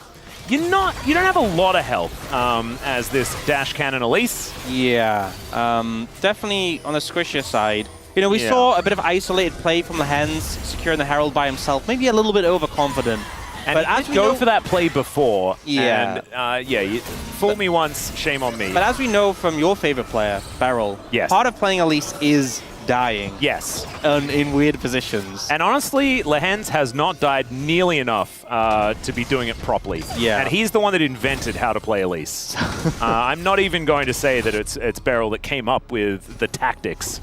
It's Lehen's that really was the maestro of that one. Beryl just optimized deaths per minute on the Yes, he did. He saw the blueprint that was drawn up by Lehen's, and he really ran with it. Yeah. All the way down. Whoa! Lehen's is going to do it again. Kingan's going to move over, but I don't know whether he's going to be helping out. He goes up, but then he does immediately go down, and Kingan may have actually just bought into it. He goes down at the same time, and when you have an extra one paying for the sins of your support, could mean that Bro might find an angle back in. Still a bit of an uphill battle, but that is exactly the kind of moves they need to be making. Yeah, it's good picks. It's a big shutdown. They should be able to get Dragon off this. So really nice from Bro keeping this game alive. Some fumbles from Nongshim. I think Lehen's heard us talking about the barrel strategy. And he's like, oh, you think that he died a lot of times? Hold my beer. I can step it up. Indeed. And he started 2, 3, 4. Still needs to get to 9, I believe, which is the number that Beryl had when he won that game. Morgan looking for an inner turret. That is going to really help even out this gold. Voracious Artican is just going to go down, though. There's some extra lives now available for Nongshim, but in trade for a Hextech Dragon? The thing is, the second Hextech Dragon, if this was the third Dragon, I think it's a lot more meaningful. But even so, we have to wonder, what will Nongshim be able to do with this Artican? Because Dragon has just gone down. If we actually look at the buff timer, Baron spawns 30 seconds after the buff ends. So, you know, we're kind of thinking back to original Voracious Artican when teams were just like diving with it and hard forcing. But if you flub the dive, you're giving a lot of gold over still, right? And you're not back on the map as quick. So I think Bro are pretty happy with this trade, and the gold lead is closed massively. You know, I still favor Nongshim's comp in the late game, but those mistakes I said Nongshim need to make have come through. Yeah. And Bro are keeping this one a little bit closer. Well, let's see what they're going to be able to do. As you know, we mentioned that Closer is kind of the guy for this team. 2-0-2, Rabadon's death cap is now completed. That's an early death cap. Yeah, that is a really early death cap. And it looks like he's going Shadow Flame as well. Like, that is going to be so much raw damage for this Aurora. If anyone's squishy, they are just going to die. And you can see King, and he's pretty squishy. Glacial Prison flying in here as they're ignoring the turret. Fisher looking for Polo. They will be able to take him down. The bottom lane just eliminated as Kingin trying to keep the rest of them busy. Remember, he can just go back to base, and he is going to be able to do so there. And could even teleport back if they wanted even more. But it looks like this outer turret in the mid lane is what they're going for now. And Nongshim, I think that's pretty good use of this Arakan buff. Show you what they wanted, you know. Didn't that have to get that many kills, just 2, but forced them away, forced a lot of cooldowns out of close, importantly. This damage is kind of absurd, you know. I feel like in terms of tankiness, Kingen is actually up there for this Nongshim lineup, and even he kind of got nuked by Closer. Oh, yeah. But some good moves. Closer tries to find a good angle here on the counter play. Doesn't manage to finish them up, but, you know, you look at how low in HP Lim is, and oh, Fisher. Yeah, I think Fisher may be dead here as he looks to try and get on top of Closer. Does do a fair bit of damage before he does just get sent back home. And he can overextend just a little bit. The problem is it's just kind of free money going over to Bro without Fisher being able to pick up too much more, as these Merkwolves are going to run back to their home without their two-headed mother. That is going to be the Drake being pinged out, but that is still not going to be up for another 2.5 minutes. And the Baron is up in 30 seconds time. A dangerous one to go for immediately, but still something that we need to mention, because top side of the map is possibly a place where things can be rushed. Because Nongshim, they have a lot of damage to these neutrals, mainly because Lehens does a fair bit of damage to neutral objectives as well. He absolutely does, but we've seen this great vision setup come out from Bro, so they have good vision on Baron. They got that early, they got it set up, Nongshim didn't clear it out, and actually if you look at the positioning of Gideon and Lehens, they're really far ahead of the vision, so Bro don't need to face check this. You know, they know whether the Baron's being taken, and they can kind of just give space, but they're looking now. Yeah, Lehens gets into spider form, but immediately the Glacial Prison follow-up is going to be there. Elam gets himself out, Closer misses a few buttons, and now Kingen looking for an angle. The Needlewalk flies in. He's taking a lot of turret damage though, and he just gets blown up. I'm not sure about that one from Kingen. As Fisher tests the waters there momentarily, they get a Bramble back in trade for their top laner. And I feel like Nongshim just over-forcing a bit in this situation. They're like trying to bait Bro in, like they need to face check Baron, they need to come and contest us, but they don't. That vision setup they had before meant that Bro were really confident of playing it slow. But that's 2 turrets that they're going to get for this as well. As the inner does fall down at the same time. They think that they've caught Lehens, but Gideon in the area. And the Yone taking a Hexgate over, but Gideon running the wrong direction. This is so awkward. Still, Morgan's going to fall down. Jiu going to be turning up, and Hype takes so much damage. Jiu, can you do it? He does. He flashes forward. Arcane Shift going to be up very, very soon, and that is a beautiful cue there, the Vault Breaker from Elam, just to destroy Lehens. Oh, the TP from Close to get get out. They've lined him up, though, as Jiu finding more and more of these Mystic Shots. Kingen teleported in. It isn't going to be able to get too much more. And Nongshim almost killing the jungler. I think if they had have taken down Elam, there might have been an opportunity to Baron, and instead, there's an opportunity to Baron, because sometimes you just do it. Yeah, they're very fast to taking this. There is the Hex Gates. I'm not sure you can get there in time, though. It's already at 5k. I think this is just gone.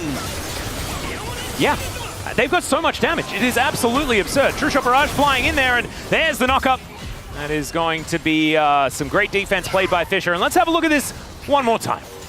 Yeah, so an overstep. You see the Cocoon from Lehens pretty critical of denying Elam the CC combo onto the Elise. So he has to kind of move away. Kingen comes in here. I think Polo does a fantastic job of just locking up this Gwen and not letting Kingen play the game.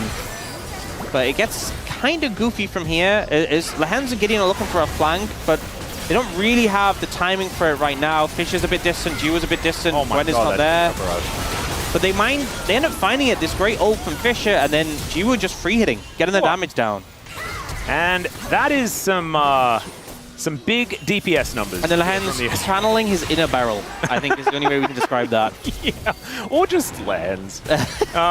Lehens and Beryl, very similar in their willfulness to die. Yep.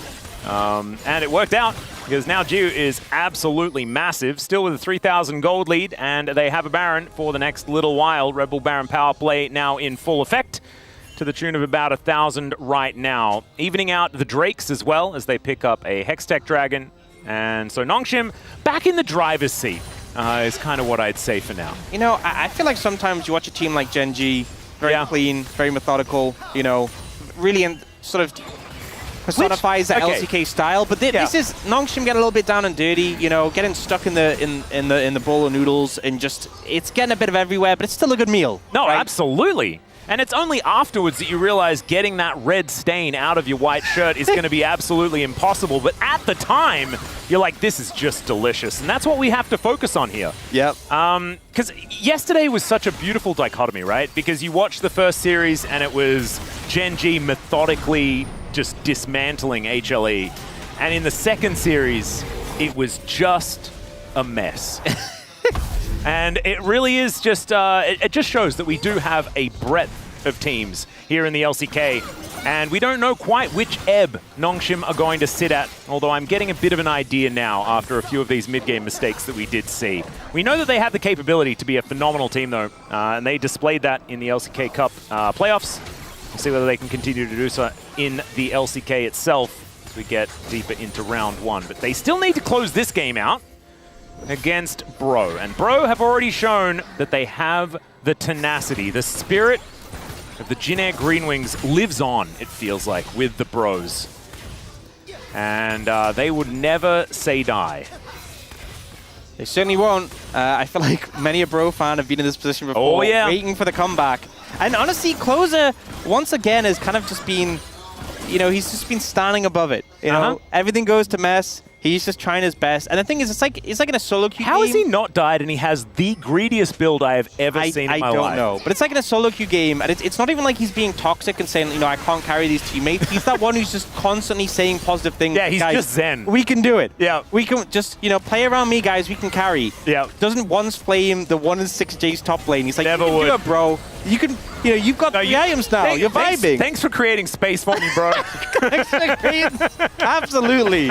He's a Noah. He's a Noah. Oh, absolutely. Well, I thought Lehens was going to do go something. in. I thought it was straight onto that blast cone. That was what I was expecting. Decides not to. Beryl would have. Don't tell that to Lehens. Next time he's going in. Yeah. I feel like we've created this like fake competition between Lehens and Beryl that they have no idea about, that I want to continue. It's peak, honestly. Yeah. We got Beryl playing in our next series as well. We get the direct comparison between our 2 Psycho supports. Yeah. It's just such a vibe, honestly. I love it. Well, right now there's not a whole lot to fight for. We've got a minute and a half on both of our key objectives. Basically, as the Baron and the Dragon are both going to be coming up, it's going to be soul point for both teams. And we've seen going to be able to grab himself and for the rest of his team as well, the blue buff. Yeah, and we see Nongshim going for some of these defensive options, right? The Seeker's Arm Guard for Jiwoo, we've seen the Negatron Cloak for Fisher, you know. A little bit insecure, maybe, compared to Closer, who's just like full damage. Yeah. Closer definitely the Giga Chad build for the Giga Chad team. Does make a whole lot of sense. I mean, logically, it makes sense to build Seeker's Arm Guard against a Vi, but is it as cool? It does feel weak, doesn't it? Yeah. It feels a little bit weak. Closer would never. Highlighting Gideon's big speed lead over Elim, and I feel like this has kind of been part of the course for Gideon. Even on these tank junglers, he's kind of farmed up a Storm and ensured he's had an XP lead. And pretty much throughout the LCK Cup, that was kind of his game plan a lot of the time. And he is, you know, we often see this Sejuani become like the second support later in the game. Whereas this game, Lehens has become the second jungler. It's going in the other direction. Yeah, or Lehens is a top lane. I don't know. He does a lot of damage as well. And you can see building even more damage. Needs to see a large rod now in his back pocket, as well as his Oblivion Orb, just to stop some of the healing. This just brings me back to the Pog State discussion, like the role swap teams. Did we miss out on Lehens' potential? I mean, honestly, Lehens was the greatest pick. There's a reason why Wolf was so triggered by the fact that Lehens was picked away from him, and also went to be completely misused on the other team. Who was misusing? Catching strays.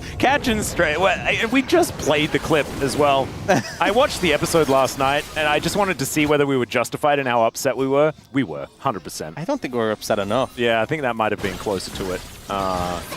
You can go and watch the Pog State if you want to have a look at we did a bit of a snake draft for role swapped players from throughout the LCK. Yeah. I personally think that I won, although I did mess it up as well. I had this genius idea of putting Chovy top lane. Never before comprehended or considered. No one predicted that. Yeah, that was a very bold move that I think everyone agreed was very astute. Yeah. No, he just completely out of left field. No one expected you to put Chovy in the top lane. No one ever would. There was a stipulation that if the player had played the role professionally as like a starter for that role, they couldn't actually be put there. So you can't just choose score from 2014 and then put him in the jungle. Can't just put Platter in AD carry as much as I really wanted. We all did. Yeah. Nongshim are going for a Baron. It is now down to below half health. Lahen's just trying to play some defense, but Ellen looking to try and get on in here. That knock-up not going to connect, but now Jiu offering some damage over. Oh, Ellen, he's not quite tanky enough, but the prison is not going to land. They're still on the Baron. It's going down, and Gideon locks that one up. Nongshim successful disengage. And that was a great little steal. They also got the Dragon prior to that, remember? And so Nongshim just kind of grabbing everything in Bro's lunch money. Yeah, much cleaner setup from Nongshim here. It appears they've kind of sorted things out, maybe listening to Lahen's a little bit more. A great setup, and I think ultimately he had the poke from Jiu and Lahen's, but then, interestingly enough, it was the poke from Kingin that really forced the Vi away. That needlework coming out from the ult, just doing so much damage, and now Baron in hand, and really things are starting to look rough once again for Bro. 3 minutes 30 on that soul potentially for Nongshim, but in the meantime, dealing with this Baron, it's going to be hard to really step outside I say it's going to be hard to step outside the base. They're just fully pushing mid, which is, you know, I respect it, but it's a They bold do have decision. a lot of southern vision. Yeah. So they can at least move into Fog of War downward. I think they're forgetting something. Yeah, They're like, there we is pushed this mid, guy. we pushed bot. Is there another lane we're not thinking about? Oh, 2 out of 3 is pretty good, though.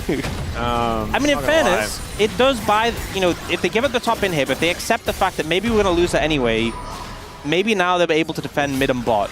But that top inhibitor went down very quickly. Yeah. And would you believe Nongshim are now looking towards mid? Kingin really playing some good defense on this wave as well, and so the Bros not going to be able to do anything to stop that one from just crashing, and my god, that tower evaporated. There is so much damage on this spot as they do go for the engage. Ulti from Closer is good damage. Lahen's almost just straight up dead, but Closer also following suit. The needlework flying in, Hype just almost disintegrates without being able to do too much, and these Mystic shots, everyone that lands is so scary. 2 inhibs down. And, oh man, that shock blast actually starting to hurt.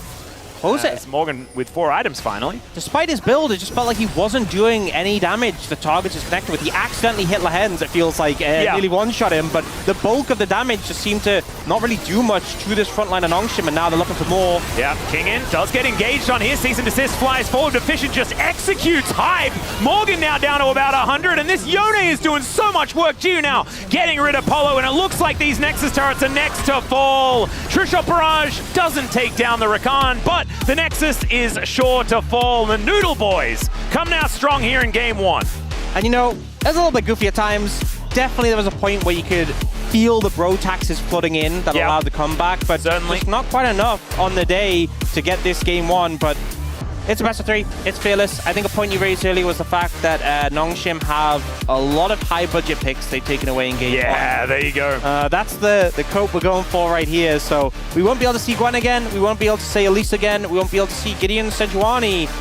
And obviously, Bro having side selection this game too will be looking to bounce back. But I think Nongshim, kind of what we expected. You know, it's good play. Yeah. A little bit of craziness mixed in. I don't think they've really changed since the LCK Cup. Nope, I don't think so at all. I do think that there is a high chance that Bro are able to make something happen in game number 2.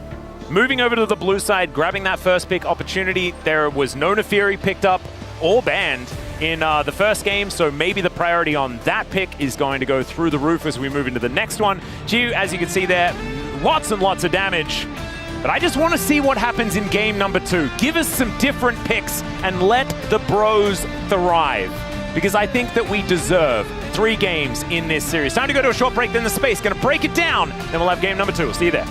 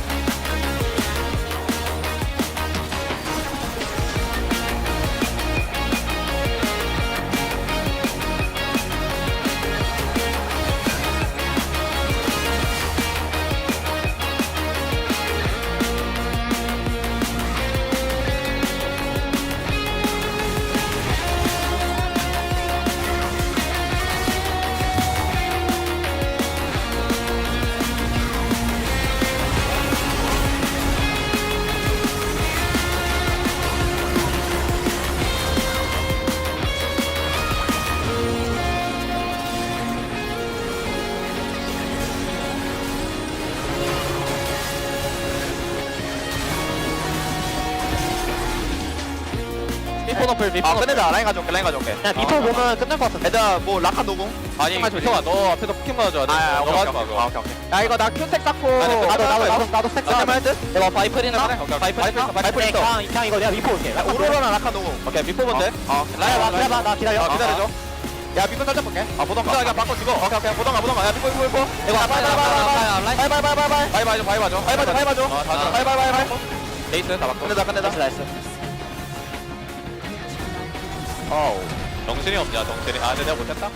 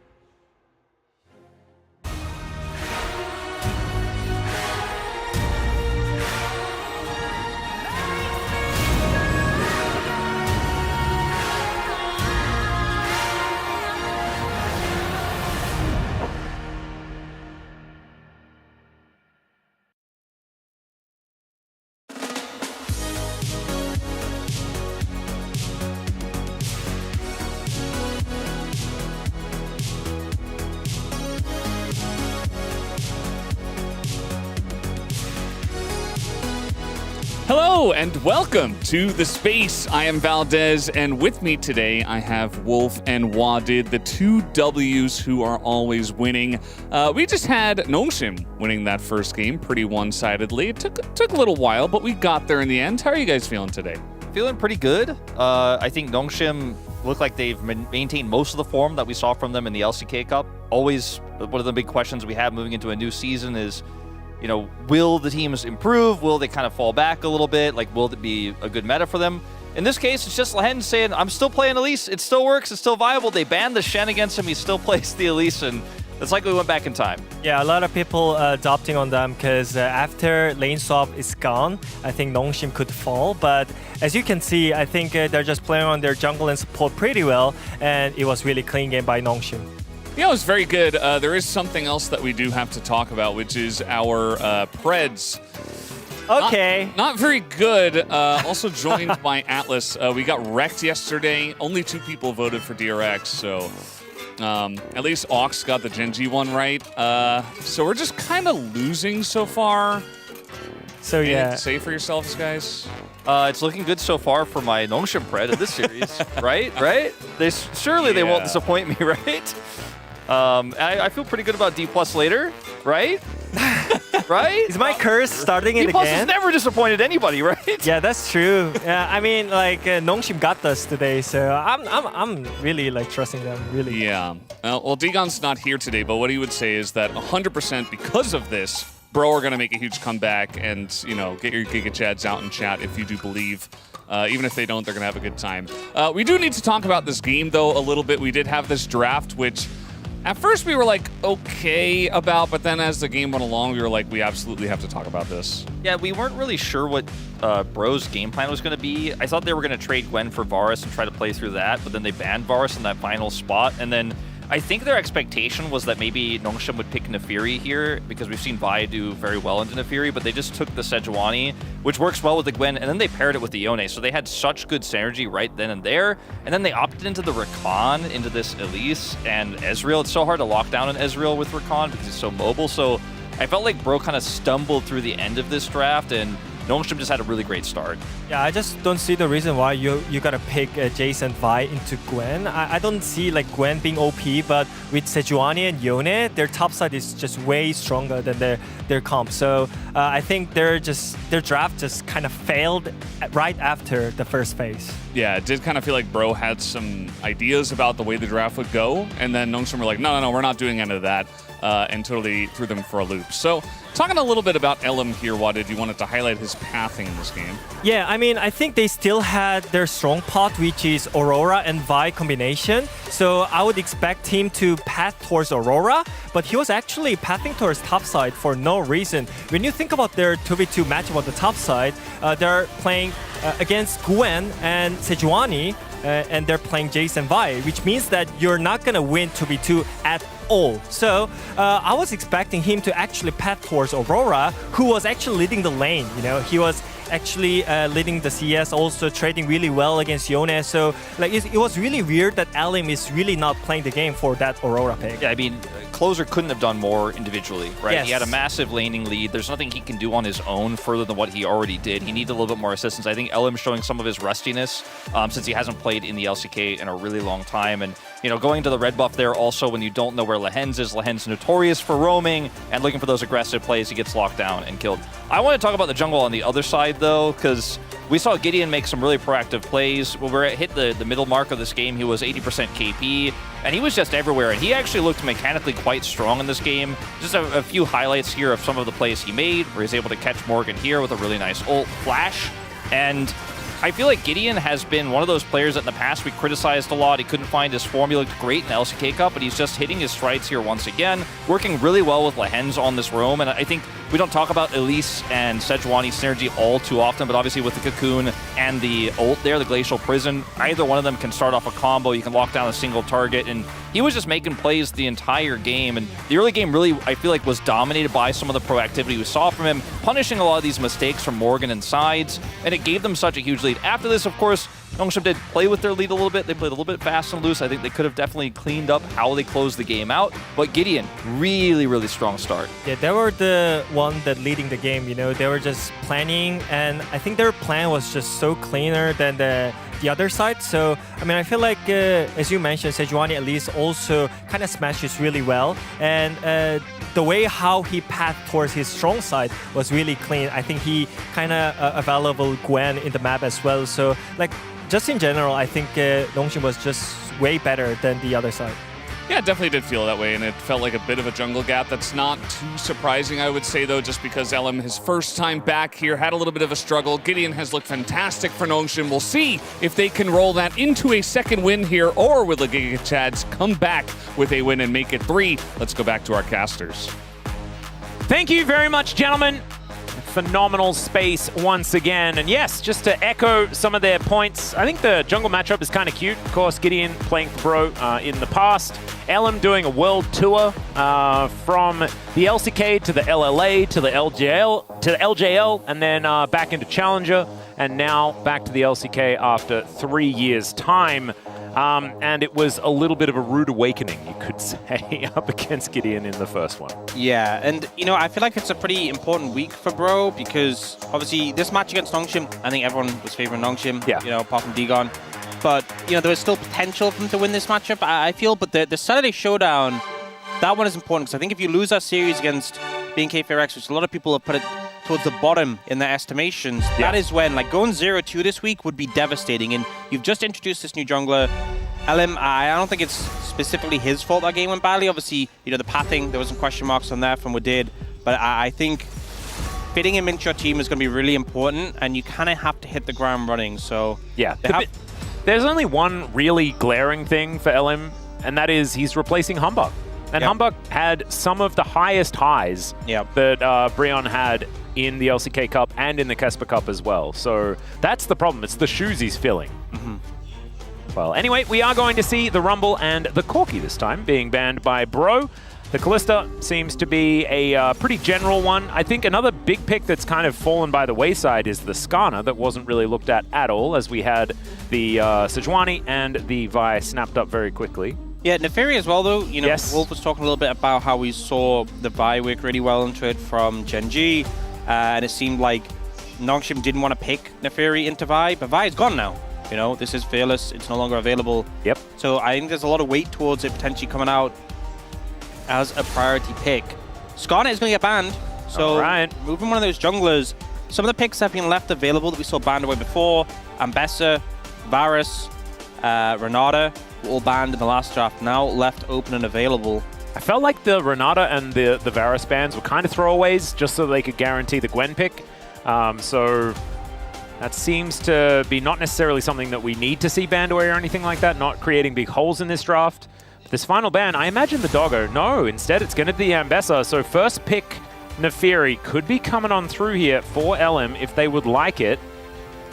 See whether they do elect to lock that one down or whether it's going to be something else. Instead, it's going to be that Varus we did see banned away in game 1.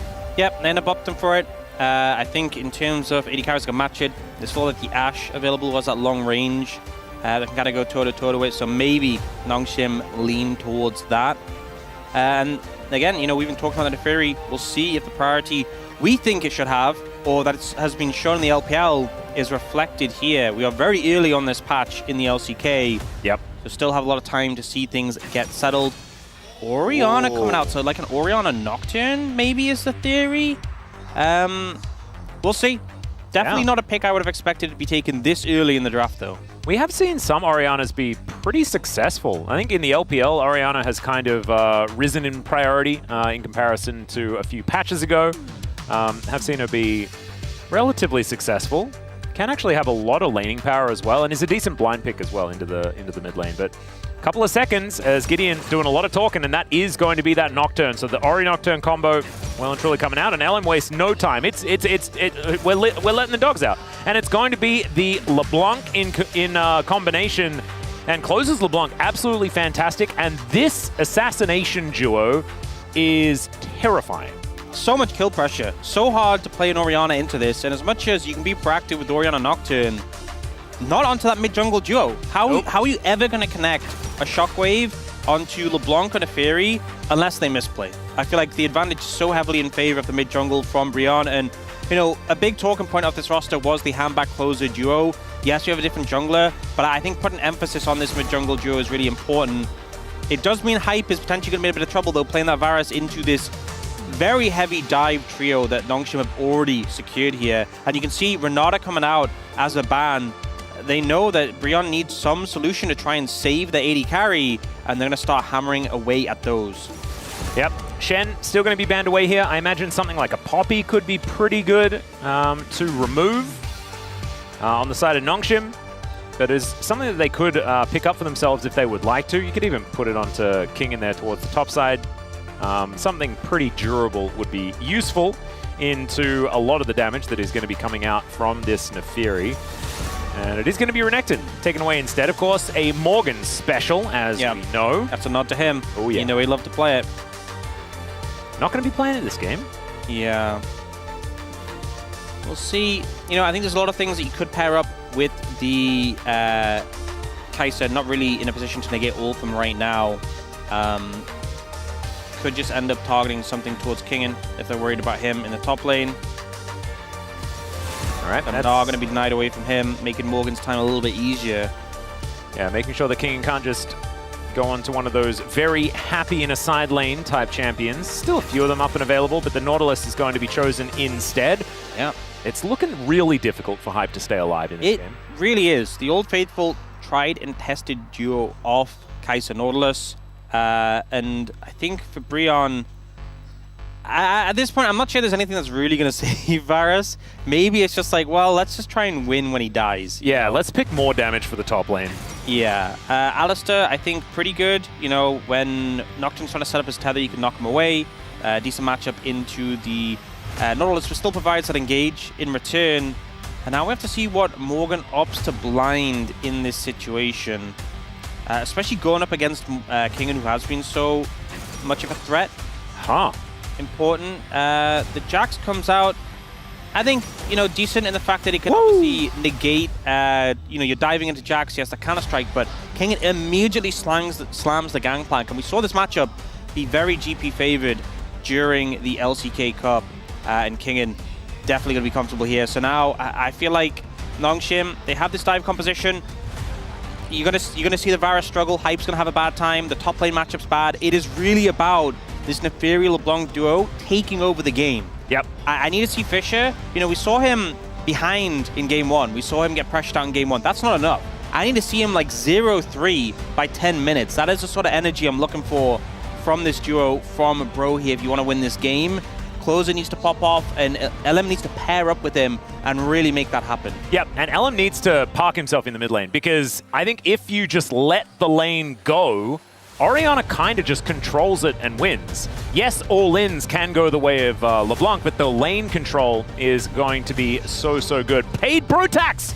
Oh, thank you so much, Californian fans there in the audience. And even if you are coming all this way, you're still paying the bro tax, and that is the beautiful thing. Paying your taxes even after spending all that money on a plane ticket. Also happening on the Nongshim side of things as another American fan that's joining us here at Lol Park. Yeah, it's beautiful. Flying all the way here to pay bro tax. Yeah, you know, that's those chatters. You know, you could have done that too. So maybe slacking a little bit there. Hey, unless they just couldn't get a ticket, and so they have to watch on Twitch using a VPN. That is the true dedication. That is a because sometimes you struggle to get tickets here at Lol Park because, you know, you just can't. Not everyone can be there for every bro game. Too many bro fans. Speaking of which, we've got a bro game right now.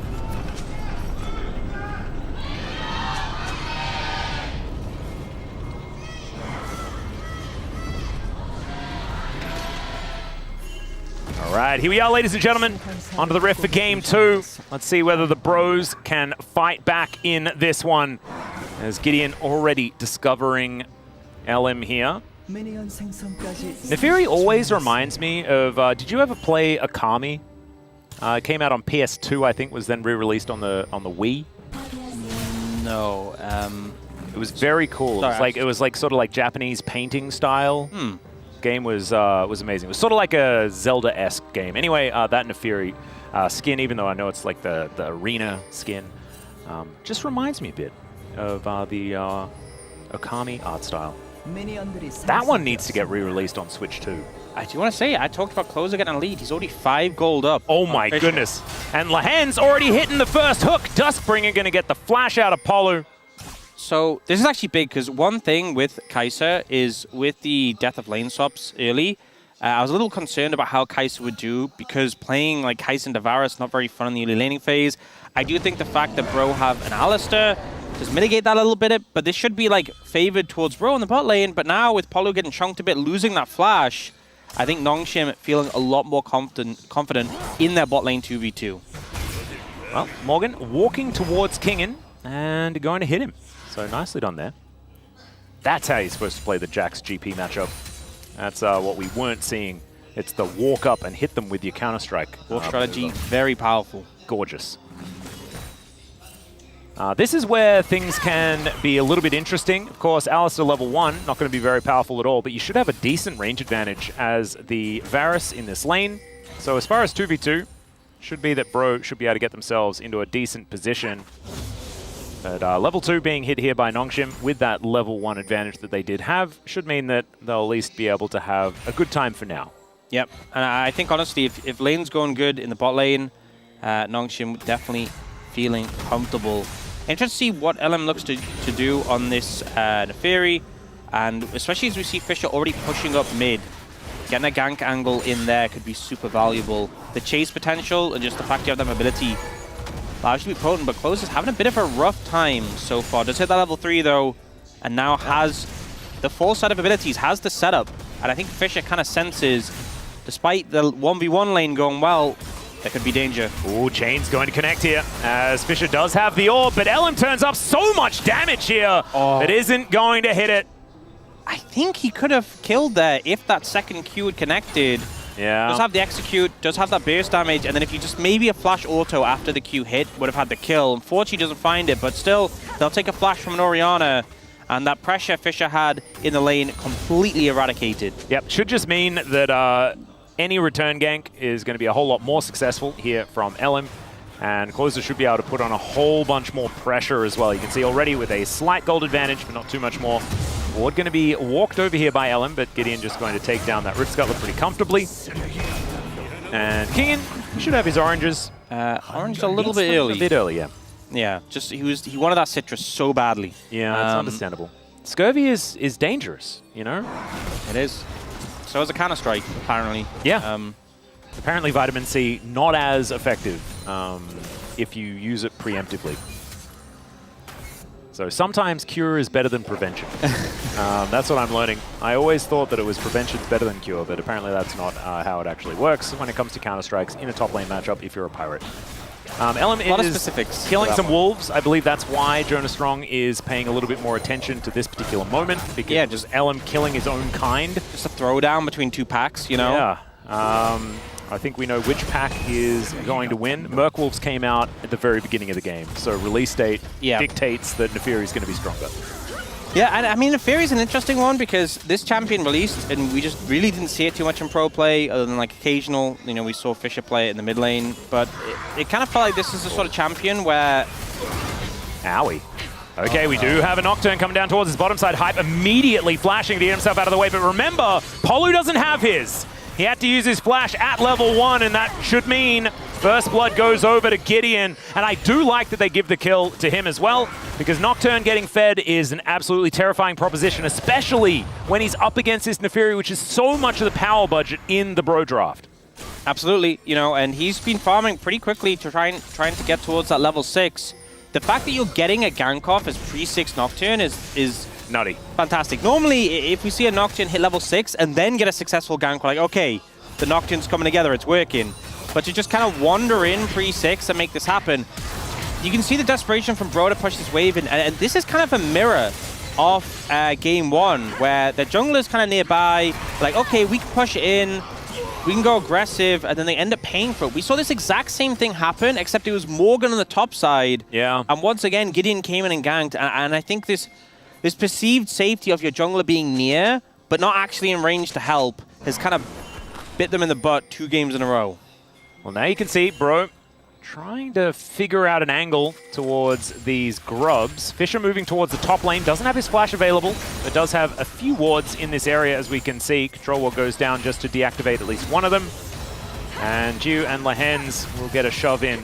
And I feel like the lane control, the wave control from Nongshim has been really good so far this series, especially in the early game, just to try and get them into the best positions possible. Gideon comes on over. That should mean that only one grub will go over to Bro this time. Nongshim well and truly in the driver's seat still. Despite the fact that this mid-jungle should be so powerful for Bro, they managed to get the flash that they were supposed to. But you've really got to double down on that one, you know? You've got to make sure that you get the kill, you get the snowball actually rolling. This time, they went to the snowball factory, but they haven't actually decided to pick up their snowball yet. Yeah. And ultimately, like, baiting the flash at Fisher does mean he has to play lane more defensively, but if you're not actually capitalizing on it and getting a kill, what was the point? Yeah. You know? And obviously they were looking for the kill on the first gank, but were unsuccessful. But I want to see that repeat pressure capitalize, because right now, yes, they got one grub from the first trio, so Nongshim don't get the full 3, they don't get the feat of strength contribution. But Nongshim have a GP. They have Nocturne Orianna. I don't think they're really bothered about Snowball in this game, and yet they're the ones who feel like they have the advantage in pressure so far early. You're playing this very skirmish-focused jungler, and you're not really skirmishing. No, and Gideon has now hit level 6, does have access to his Paranoia, and now is when the hula hoop darkness guy is going to start preying on the Bros. See whether they do manage to nail the combo. I remember it was, I believe, First Stand, where we did not really get too much of that being executed perfectly. See how Nongshim does go, as great command protect there from Fisher, and is going to break the chains that bind. Yeah, I'm just Lehens hovering, just covering his mid lane out in that situation. I will say, we've seen Morgan actually do really well in this matchup. Considering how we saw this GP Jax matchup go, you know, during First Stand and in the LCK Cup, and how effective Kingen has been in general, Morgan's been doing pretty solid here. In fact, wow, okay. He gives over that entire wave we just saw pushed in. Oh my goodness. And lets Hype take it. And he still has a 330 gold advantage regardless. Such a generous Giga Chad. I mean, that's why he's the Lord. He could have easily just eaten up that entire wave, and he would have been so far ahead in Kingen. Yep. But he donates. He does. His AD carry. Absolutely beautiful. LM going to poke his head out, as Polo only level 5, doesn't have access to the ulti, but still they're moving forward. LM bouncing towards this control ward. Should be able to take that one down. He finds a couple of his little spears, but not too much more than that, as the battle for the blue buff continues.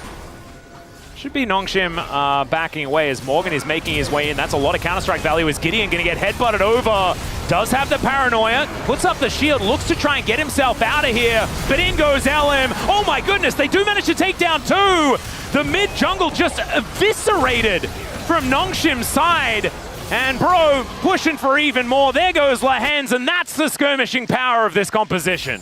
You know, the headbutt from Paulo looked a little scrappy, but the power, the dive potential, the chase potential of this mid-jungle duo from Bro is so threatening. And Morgan coming in with that perfect flank. I think Nongshim just got a little bit overconfident there. You know, they need to be the ones initiating with the setup, but Morgan has the first line in. And look at this angle from closer as well. They knock Gideon in, but they can't really turn on this Jax because he has that Counter-Strike, and then you know, Kingen does a lot of damage to LM there, but it's not enough to take him down. He gets the reset on his ult as well, just to clear up this kill. And it's just easy pickings. Beautifully done. And now Nongshim find themselves in a gold deficit.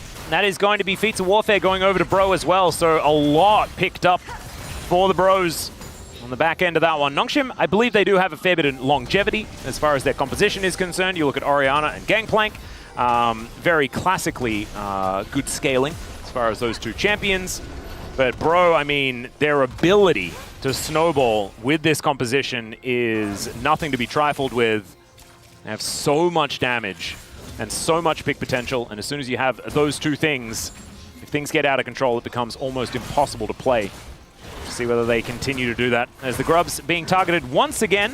It is 2-1 already here in favor of Nongshim. This should be 3 of them going over. So 5 Grubs for Nongshim is fantastic, especially when you're denying it from the Jax LeBlanc composition. Oh.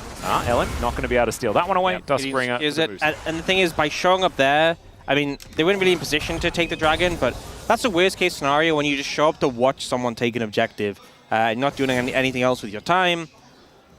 So Nongshim able to get a bit of a win on that passage of play, but still at a deficit right now in this game. And where the kills are is really the impactful thing. But also, you know, we've seen Morgan now an even bigger lead. Yeah. In the top lane, just building it up. That's only with 3 assists as well, as the kills went to exactly where they needed to go. The Grandmaster's Might coming on in here as Polu is set up. LM also in the area. Lahen's trying to make his way around, but there's the flash out by Polv. Cannon Barrage goes down as LM dives in, calls the Hounds. Polu does have the ulti running, so he's going to be able to keep himself alive. And the minion wave just barely in range to allow LM to escape without losing any health points. I think it was the dogs, actually, that tanked the tower hits there at the end. I mean, that's a super powerful thing with dives with this champion, you know. You have a way to go untargetable. You have the dogs as well, which can tank tower hits. So just, it's honestly akin to Elise with how good this champion's dives are, and pretty flawlessly executed by Bro there. Yep, one of the dogs did take one of the turret shots, so really nicely played. And yeah, otherwise, Polu utilizing the ultimate perfectly, and this Alistar that was punished in the early game after having to blow that early flash, able to really show its worth as we move into more of a skirmishy phase of play, and Bro really going to be happy playing that style with this composition. You can see some big blue numbers now being set up as Bro look to bring us towards a Game 3 in their first series of the LCK for 2025. Fisher just taking some abuse without too much of a hope of answering it. Yeah, it's a Rod of Ages, Orianna, so quite bulky, quite a good amount of sustain as well. You're not under that much threat from just the LeBlanc trades in that manner. So Fish is okay there. Gideon will pick up the dragon, and it's still an objective lead for Nongshim so far this game, but I'm just very concerned about the gold and where it is on the side of Bro. Oh yeah. LM, I think realizing that there are a fair few bad guys in the area, and is just going to back away. Gideon going to go back towards his blue buff, and we'll be able to collect that one for himself. And I think Nongshim probably are doing that thing that you were talking about in game number 1, which is, don't worry guys, we scale. Yeah. They're going to be saying that quite a lot. And honestly, I don't blame him. Because I don't think a 1.5k gold lead is going to be enough to deter them if they do have the Orianna Gangplank combo. Not to mention the fact that they have the Nocturne Ball delivery system and stuff like that. We haven't seen the combo be utilized just yet.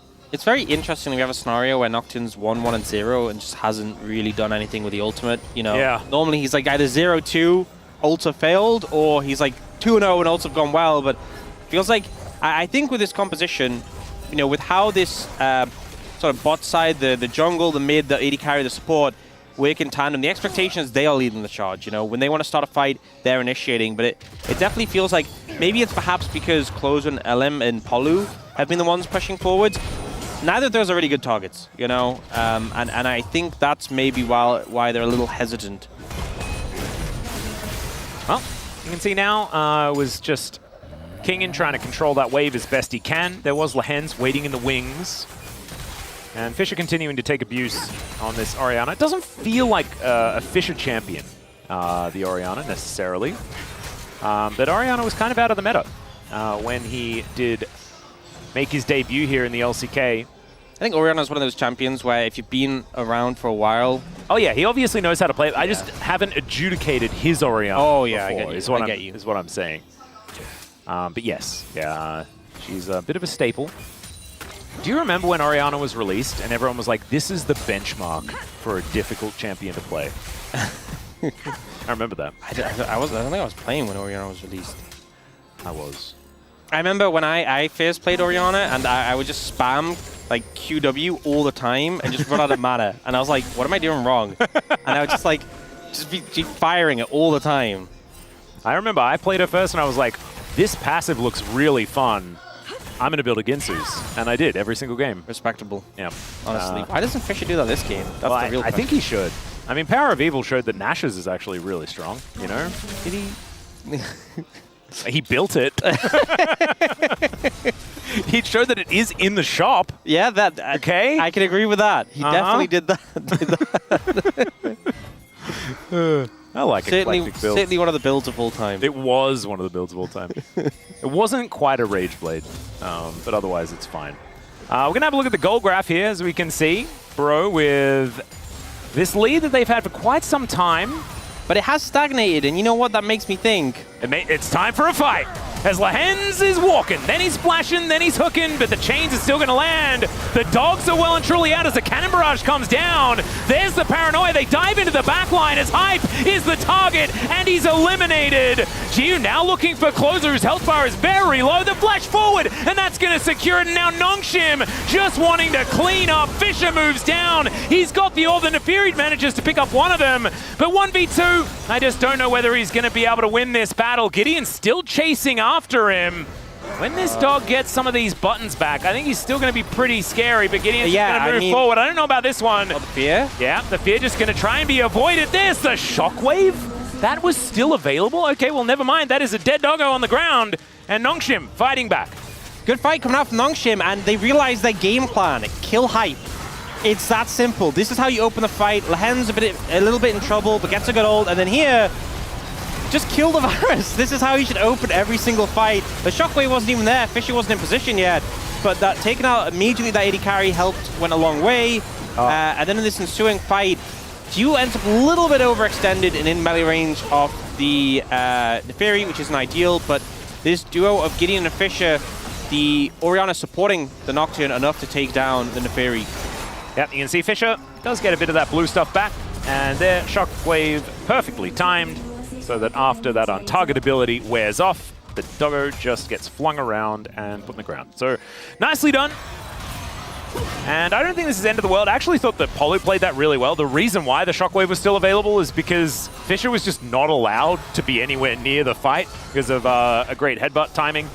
And so being able to avoid having to deal with that, certainly a good thing. But Nongshim now, a bit of a battle for this this crab, and it's going to be won by the bros.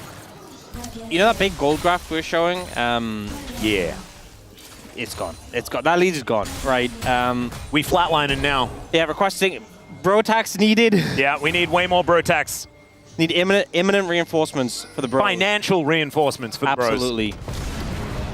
Because we know that, like, don't worry, we're scaling. Starting to become more and more real here for Nongshim. Yeah, you know that lead that Morgan had, that substantial lead in the top lane? 100 gold now. Yeah, Parlay pretty good at just getting accidental gold. And Kingan's also just slurping up minion wave after minion wave. This is what happens as, speaking of things that happen, feats of strength now collected for Nongshim. And it's going to be a Mountain Soul this game as well. Ooh, I mean, that is really bad for bro. Yeah, if I'm playing Nefiri, LeBlanc. Yeah, you better be killing all those dragons. I don't want to be into a Mountain Soul, is all I'm saying. And already Nongshim have stacked up 2. So one more and it's Soul Point and it's Mountain Soul as well. That'll be lights out. Bro really need to get an advantage and fast in this game. Giu has got 2 items. He's oh no! Hype presented himself on the map and he is now dead. Nongshim now looking for even more, as it is going to be the Rift Herald secured by LM. He collects the eye at the same time, but can he stay alive? That's the question. Killer Instinct from Giu is insane, but he's still able to survive. The depth charge flying forward. Good knock up there as LM utilizing that mobility to get himself around. 2-man pulverize here from Polo as Gideon. Fantastic use of the shield. The unbreakable will is there, but unfortunately the body will still break. Giu going to collect that one. LM goes down as well, and Nongshim, oh no, we said the bros need to create leads, not Nongshim. Oh man, I mean, the thing is, I think when you look at like the scrappiness of the fights and LM and Closer are trying, if they had an 80 carry, I think it could work, and it's not even Hype's fault. Yeah, what is it? He literally, he was visible to Nongshim for 2 seconds, and he was dead. He's so close to tower, it just doesn't matter. So he's dead, and then it's like, well, we're fighting 4v3. And even then, like, you see the Nefiri, you see the value, able to buy so much time, able to disengage from this, and then jumps into the brushes, and this re-engage, like, I feel like they're playing this pretty all right, and it seems to have potential, but the problem is, you're 3v4. Yeah, and you have no consistent damage. because your AD carry's dead perma. Imagine a Varus arrow Yeah. flying through that team fight, the difference it could have made. So yeah. Do you know what the counterplay is for hype? Yeah. Stay in base until flash is up if you ever have to use flash. Oh my, you know, honestly, I think it might be a Zhonya's angle. Oh, true. Zhonya's Varus could well, you be need it. Edge of Night Zhonya's. That is what you're going to need to do. Yeah, because here's the way I see it. You might think, well, then he will do no damage. You know when you do no damage? When you're dead. When you're dead. So, I'm right there with you. I reckon that is going to be the answer. Maybe it's too little and perhaps it's too late, but it's still worth a try. As Fisher moving up towards his top side. Once again, we have Voracious Arakan. Not something that I don't think anyone's going to be trying just yet, but we will see. We're going to be taking down the Grump. By the way, I went to the riot store. My parents came to Korea during our little break that we had, and I bought my nephew a little Grump, and the Grump toy is adorable. And this is not so much as Closer went in, and he tries to get out. Does have to use the flash, but is going to escape. And, oh, Void Seeker actually blocked by the clone. like, this looks rough for Bro, but this might actually be a window, because these... Oh, Canberra... Oh, that was a cute one. Closer has TP. If he TPs back in, they don't have these tools. Hype can play the game! Well, he might be able to. We'll see whether the Arakan is going to be taken before that happens, though, because there's not a lot of vision. Teleport comes in. Oh my god, the AoE is absurd! Polu dead before anything even starts. And now they've got Arakan. Chains of Corruption flies in. Morgan trying to do what he can. Fish is still alive. He eventually does get recalled, but now Jiu's going completely ballistic. He will be sent back, but Kingin... Oh, the getaway! Yeah, he can't actually hit him because he's inside a Rift Herald that's running the wrong direction. And Closer just chains him up. Might be a bit of damage onto this turret, but that was very cute use of the disengaged Rift Herald. Edge of Night, Zhonya's no. Just a Rift Herald in his pocket. That's the best way to go on. That's stasis for way longer. Yeah, unfortunately, only going to use that one once. Yeah, so bit of an unfortunate one. We can see these constant trades on a Fisher. Lehens is wise to it and does find the LeBlanc. Unfortunately, I think this play could have gone better if Bro were a little bit closer. But they took so long to contest this Arakan, but it was already gone by the time they got there. And that burst from the GP. This is the scaling we're talking about. Polo goes down quickly. At least Hype actually got to play the game. You actually see him pressing his buttons and not just immediately dying. Unfortunately, this Kai'Sa's very strong. Oh my god, yeah. But that getaway was so slick. That was very, very cute. We're going to have a look at it again as he does manage to take down Hype. Take down Jiu and then straight into the Rift Herald. Save me, and he does. Does a little Saves plug him out. himself. But doesn't save the game as of yet. Things still in a rough spot for Bro right now. And there is a Mountain Drake that's up and available, but Nongshim look like they want to take an inhibitor turret first. There's the Paranoia. They find him one more time. Hit by the combo, gorgeously executed, but can they win the ensuing fight? That's the question, as Jiu is going to be obliterated. That's the cow going down as well. Lehens from the grave manages to land an anchor, and you can see Gideon knows that there's no way out. Kingin's there, though. Look at this guy. Trial by fire just sets Closer on fire, in fact. As now Gideon looking to try and escape. That is going to be Nefiri taking him down. And now the Pirate is a little bit in the wrong place, potentially at the wrong time. Eats some oranges correctly that time, but does have to recall. And now Pro might be able to take away a dragon. They're really doing their best. You know, this is like when you're playing a game in solo queue and someone DCs and you're just really trying to play the 4v5 because Hype, I just feel sorry for him. What can he do? Nothing. There's just nothing he can do. And then the ensuing fight, Bro are like, right, let's see what we can. They've committed a lot of resources. LM gets on the backline, gets the reset, finds Fisher, isn't able to chase him down, but the Nefiri threat is so real. And Kingin, I feel like Kingin was just chasing targets this whole fight, but not really able to connect onto them until it was too late. Morgan is a monster in this game, though. He's been doing so much work. But they do all die. There is the Mountain Drake being secured. We saw that picture-in-picture, so LM was able to take that one down. So Bro on the board, denying a Mountain, also absolutely fantastic. As Nongshim, obviously, it's just time to start Baron. Yep, why not? But Bro are coming to try and contest this. Yeah, a lot of vision available here as Closer dives in. Gio almost just dead straight up. But the Baron is just taken. Level 16 now for Fisher as well. How about Pulp going to be avoided completely as Gideon dives in on top of Closer? Polo going to get a little bit scared. Jiu doesn't have flash, so he was dead.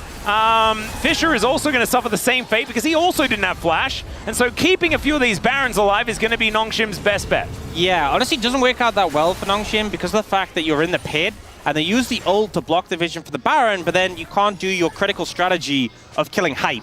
Yeah. They try and look for closer. LeBlanc, not as easy just a one-shot as Avaris is, so...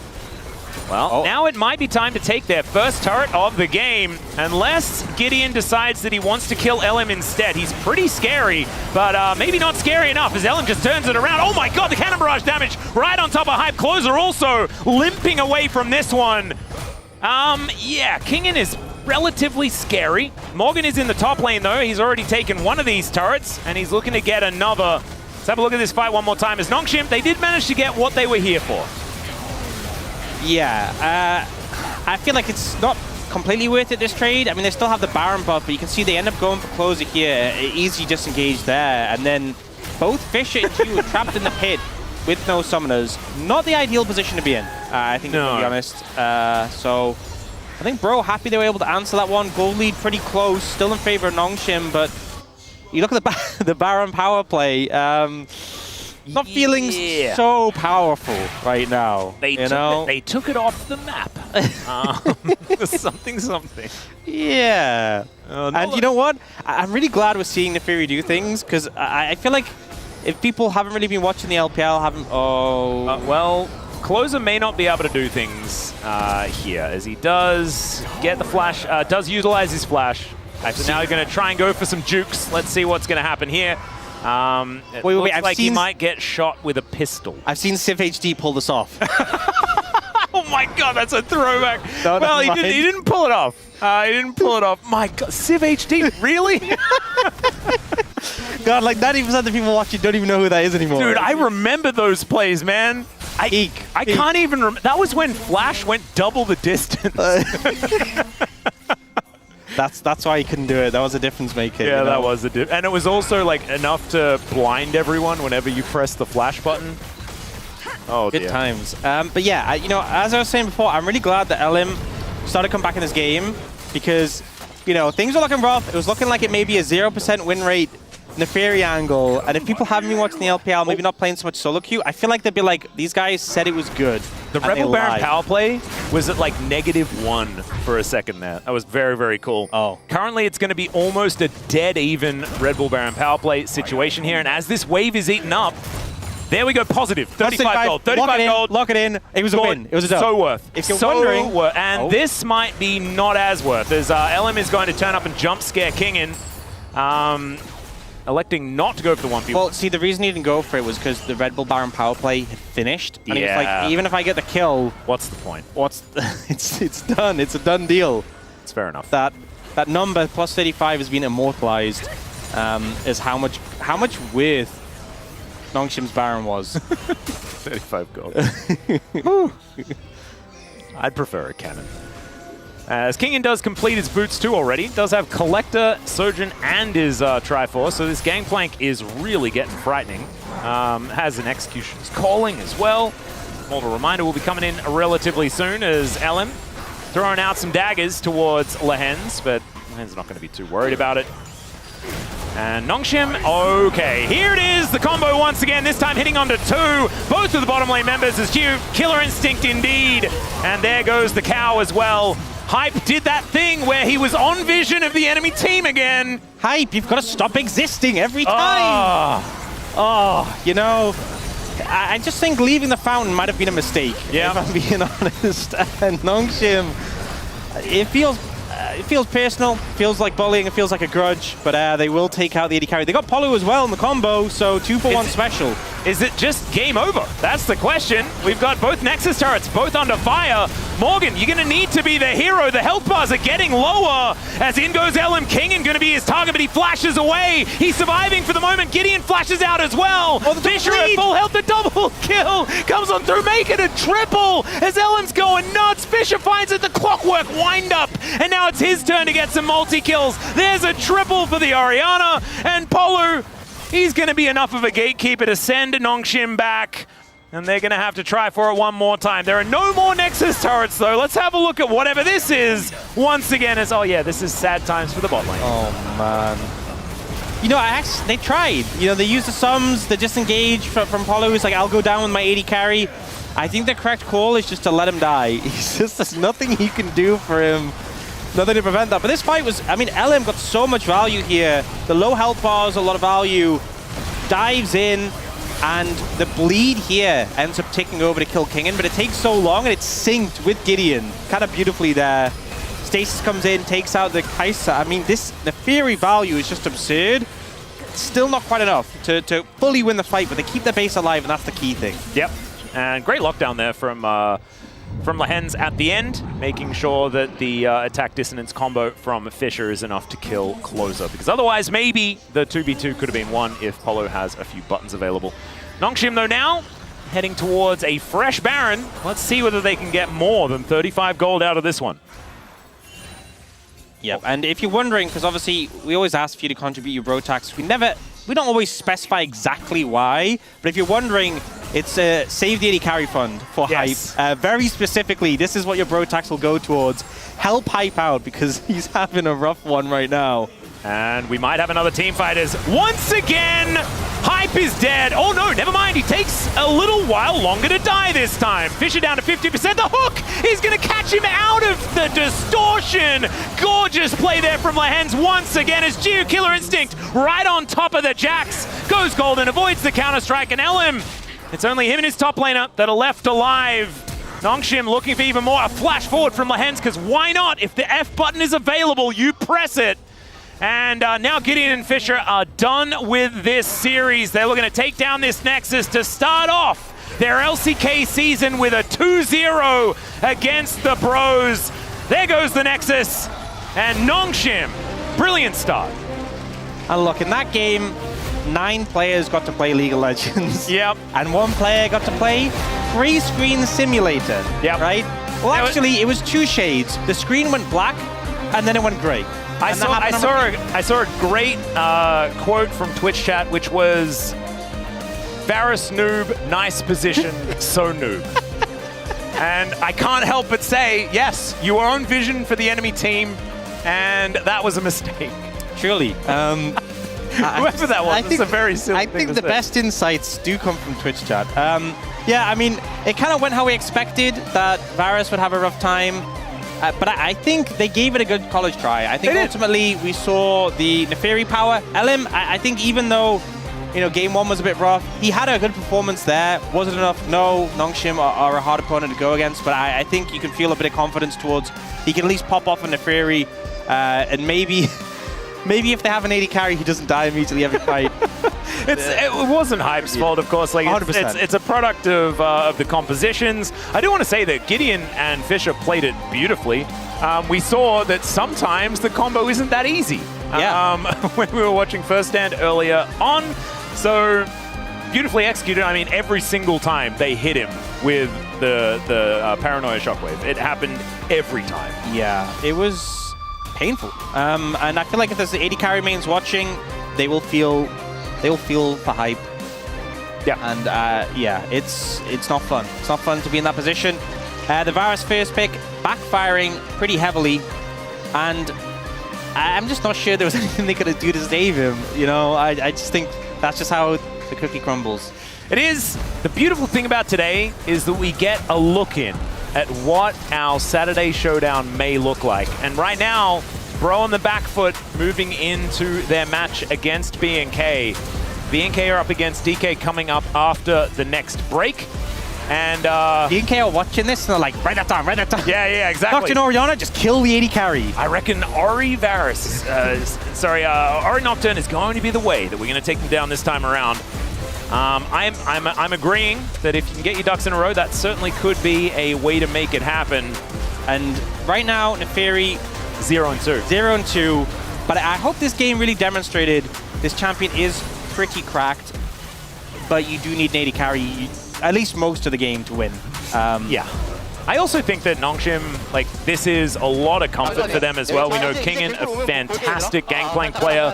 The Nocturne Oriana combo is so good. They have so much late game insurance with this. The follow-up from the Kaiser as well from Jiu, one of his better champions at the same time. Do you know what's almost the most insulting thing is the fact that the Nocturnal removes the Edge of Night. Yeah. I think that kind of bothers me the most, you know?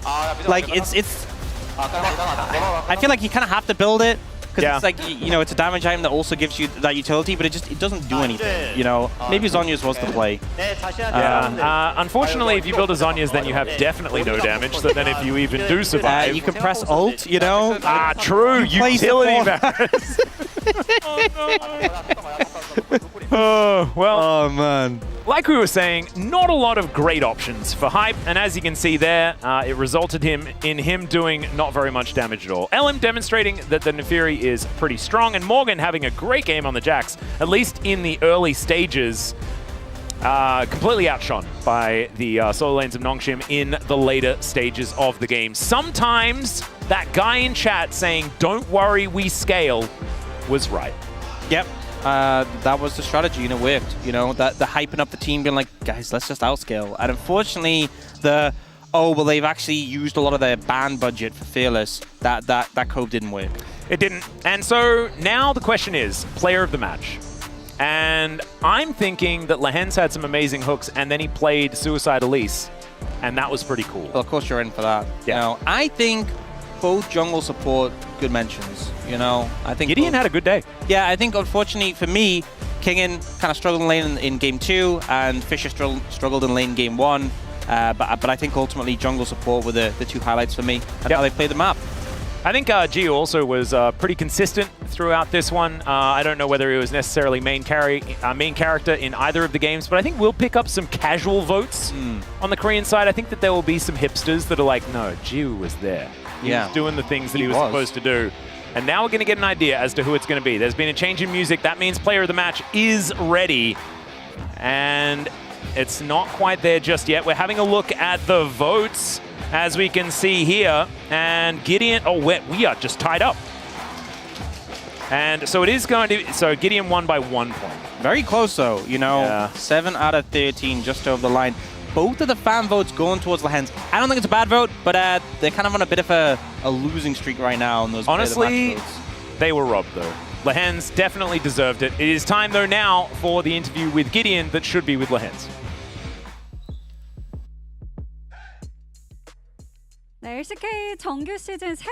Thank you very much, guys. This is Sierra for the POM interview translation, joined by Gideon on the side of Nongshim Red Force. Congratulations! Thank you. With your victory over OK Savings Bank Breon, you have taken your first win of 2025 regular season. How do you feel? You know, for us to reach the high grounds, we knew that it would be so crucial to win the first match. So I'm very glad that we're able to accomplish that. Let's talk about Game 1. The Gwen-Sejuani synergy really stood out.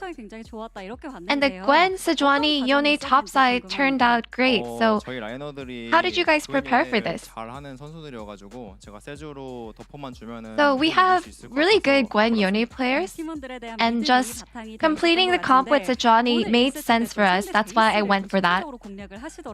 And in Game 1, you focused down the enemy Jace. And lately, compared to previous seasons, junglers have been investing more time on top than bot.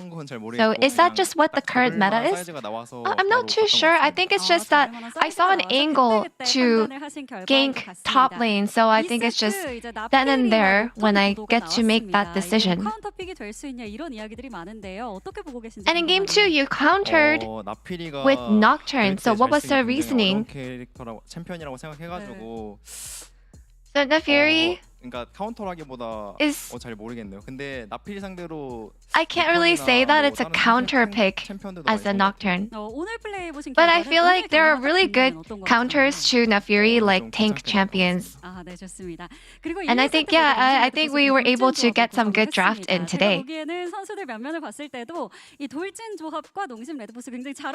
it looks like Nongshim Red Force locked in with the rush comp in both games 1 and 2. So do you think this style suits Nongshim well? Yeah, I think Nongshim, because we're so spicy, I think this is the type of comp that we definitely pull off very well. And both teams had such a flashy walkout performance. And your next opponent will be DN Freaks. What is your resolution? I want to make sure that we work even harder to make sure that we continue the winning streak. Thank you so much for your support. And that's the end of the interview with Gideon, and back to the space. Thank you. Thank you so much, Dear, for that awesome translation. As always, Gideon getting the POM this time around. We thought Gideon was the right choice, guys. We thought he deserved that interview, right? Yeah, I was able to pretty accurately predict that both fan votes would go to Lehens. And I thought like he had a good series, but Gideon to me seemed like the obvious choice. He dominated game 1, the early game, and in game 2 just set up all of the Orianna combos. I mean, they both worked really well, you know. That's the reason why the Nongshim game was so relaxed, you know. It was no rush. Like, we all knew that they're gonna kind of value out their picks. So it was pretty a good game from both players. Yep. Jungle and support, when they come together, when they have that synergy, you're always going to win. You know, we didn't really get to see too much of that from LM tonight, and maybe he just needs a little bit more time. Talking about what you guys thought about the winner of the POM, let's see your comments on those. Wadid? Yeah, I mean, you don't need anything special from your jungler, you know. You just want your jungler when you're winning the lane, when you're pressuring the lane. And I think Gideon, I mean, I'm not saying that he was like not doing the special, but like he was just so good in general, you know. You don't need your jungler to shine lane, like do like super plays all the time, you know. You just want your jungler to be there. And I think Gideon, he did like really great job on that one. Yeah, I just went for a meme because he said everything that I was going to say, basically. Giddy on point. No, I think, obviously, he played well with Lehens in Game 1. They had a great pairing. He paired well with Kingen in Game 1, and then also really set up the Orianna in Game 2. So he's just been so solid. He's been so consistent, which is not something we would have said about him 2 years ago or even last year. But the guy is just suddenly a top-tier jungler, I feel like, so far, from what we've seen in 2025. A little bit of it. Yeah, maybe not challenge too much today, but we'll see how the following matches do go. I dig one well deep. I'm trying to any figure out the translations for this one? Why this this way, and I'm not sure. I'm trying. But so if you dig one well deep, that means like you don't dig many wells. You just focus on your one, right? Yeah. I think that's what they're going. He was going for there. So it's like I do my one thing well. Right? Yeah. That's probably... Okay, that's probably it, yeah. Gideon, is it okay if I turn my expectations on because, for you? Because expectation is Kide. So Gideon. I get it. That's true. So basically, Pony and I are doing the same thing here. Yeah. And I love Pony, so I'm glad that I'm the same with him. Yeah. Okay. Good job, guys. Let's talk about this game number 2, because it was a bit of a situation early on that...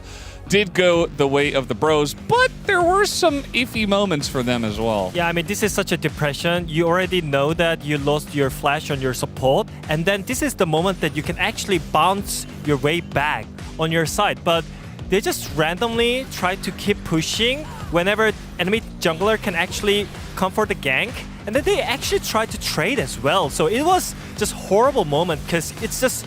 I mean, it's so basic. Yeah, you know? and we know this is a bait from Lehens, but it's so funny to watch it back because he's so obviously trying to make sure the hook doesn't connect.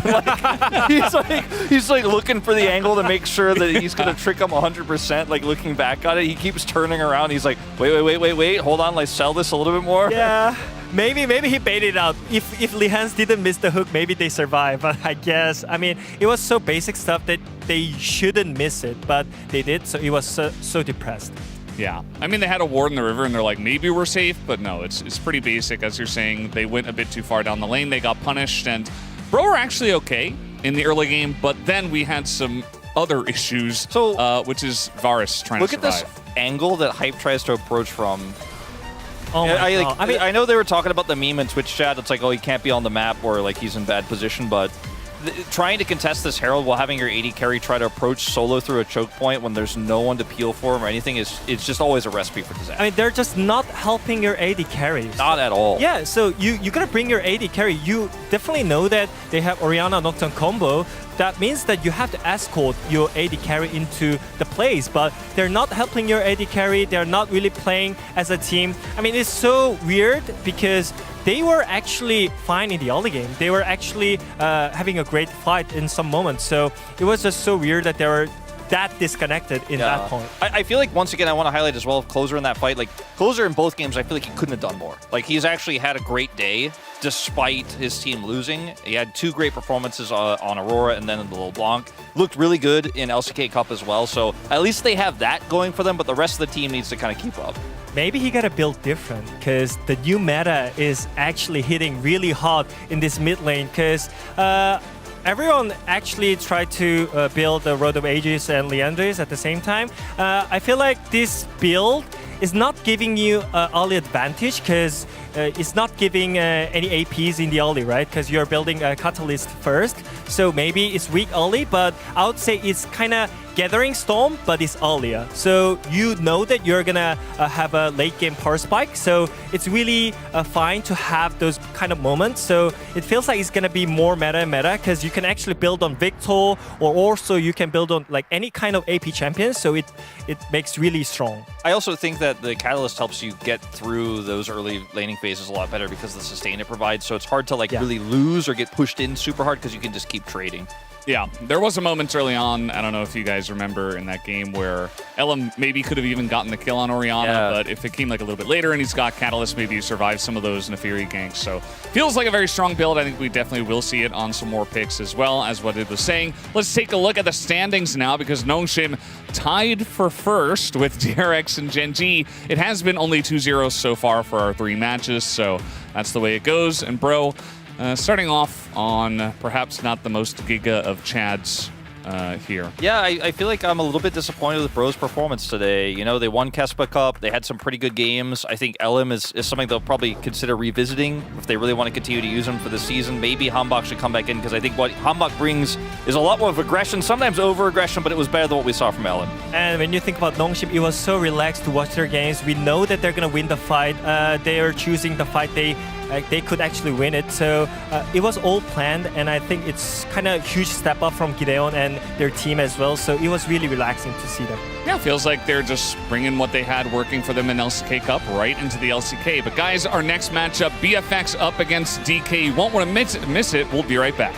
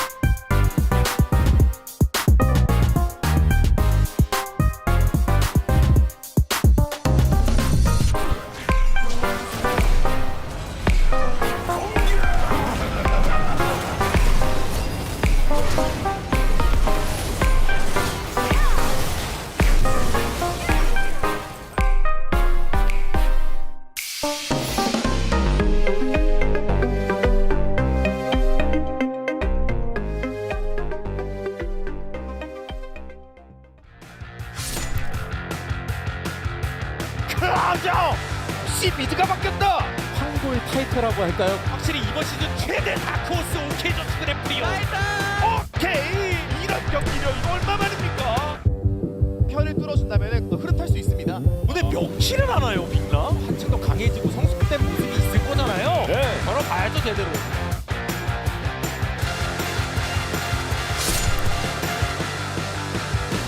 Doesn't kill me, makes me stronger.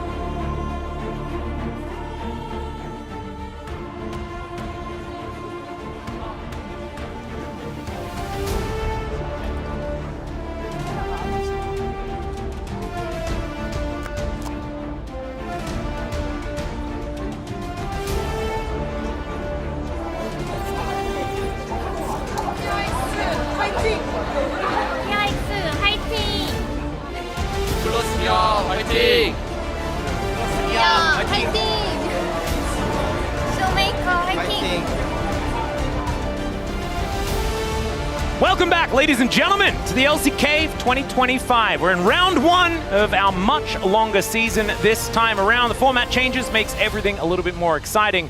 And speaking of exciting, it is now time for BNK Fearex to take on D+ Kia. The second part of our Saturday showdown will be debuting here today, and that is BNK Fearex, a team that did not do very well in the LCK Cup, but the LCK Cup is but a figment of our imagination. That is the past. The present and future are what matter, and we'll see whether BNK can get back on track this time around. I think the thing that's been a bit frustrating for BNK Fearex is the fact that, you know, we've seen a lot of these players before perform at a higher level. Yeah. I think that's the thing, is it's not like these are fresh faces and we're like, okay, we've never seen them able to achieve that. We're not just kind of saying, okay, they're underperforming, but what are they supposed to do? We've seen these players play better. I think Clear and Raptor in particular, even on the previous iteration of this roster, were performing at a much higher level. You know, I think Diable as well in challenges, much stronger performances. So I think that's why it feels a bit rough. Going up against D+ as well, who is a tough opponent to start with. Obviously, they unceremoniously got 3-0'd by Gen G to get knocked out the LCK Cup, but prior to that, they were kind of favorites for the whole thing in a lot of estimations. Yeah, I think a lot of us had DK as pretty high up, but then it was a pretty unceremonious clapping that caused them to start their off-season a little bit earlier than a lot expected. BNK Fearex, though, you can see no changes to this roster. Kellen facing off against his former team here today in their debut for the LCK season. And meanwhile, on the other side, another team with no changes. Shiu Lucid, Showmaker, Aiming and Barrel still making up your D+ Kia here for 2025. And will BFX, eliminated from the LCK Cup winless, make a comeback? And that is the question we posed. Yeah, it's rough, right? Going out the LCK Cup winless, and I think that's the thing, is our estimations need to be tempered for this matchup. I think if we see a situation where BNK Fearex get a game, I think that should be something we take away as a positive from this. I don't think we need to really go in and expect, hey, they need to take down D+ for us to be happy. It's going to be an uphill battle. It's going to be a bit of, I don't know if you've heard this term before, Alice, a bit of a David vs. Goliath. Oh wow, I've never heard that one before. That's really cool, because that's harkening back to a very old story, isn't it? It actually is. Well, it's interesting you've not heard that before, but you've heard of the story. It's an old tale, maybe a parable that we've heard in the past. Wow, that's a real biblical times. That's a new one for me. DK shines hard in fearless format. That is true, and it is now time to hear from the players as we get a bit of a tease.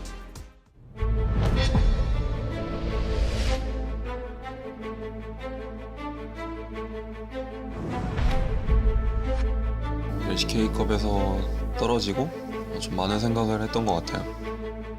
좀 더 잘할 수 있지 않았을까라는 생각.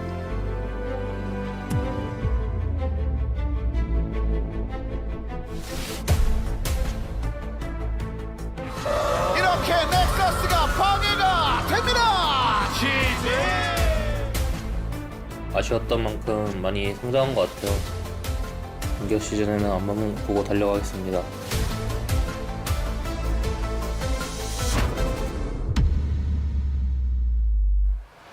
연패를 끊어내서 꼭 승리를 가져가 보도록 하겠습니다.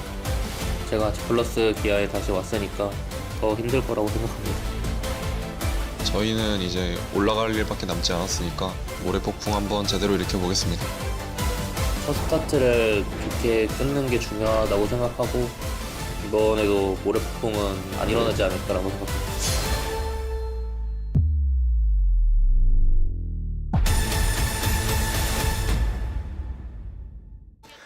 All right.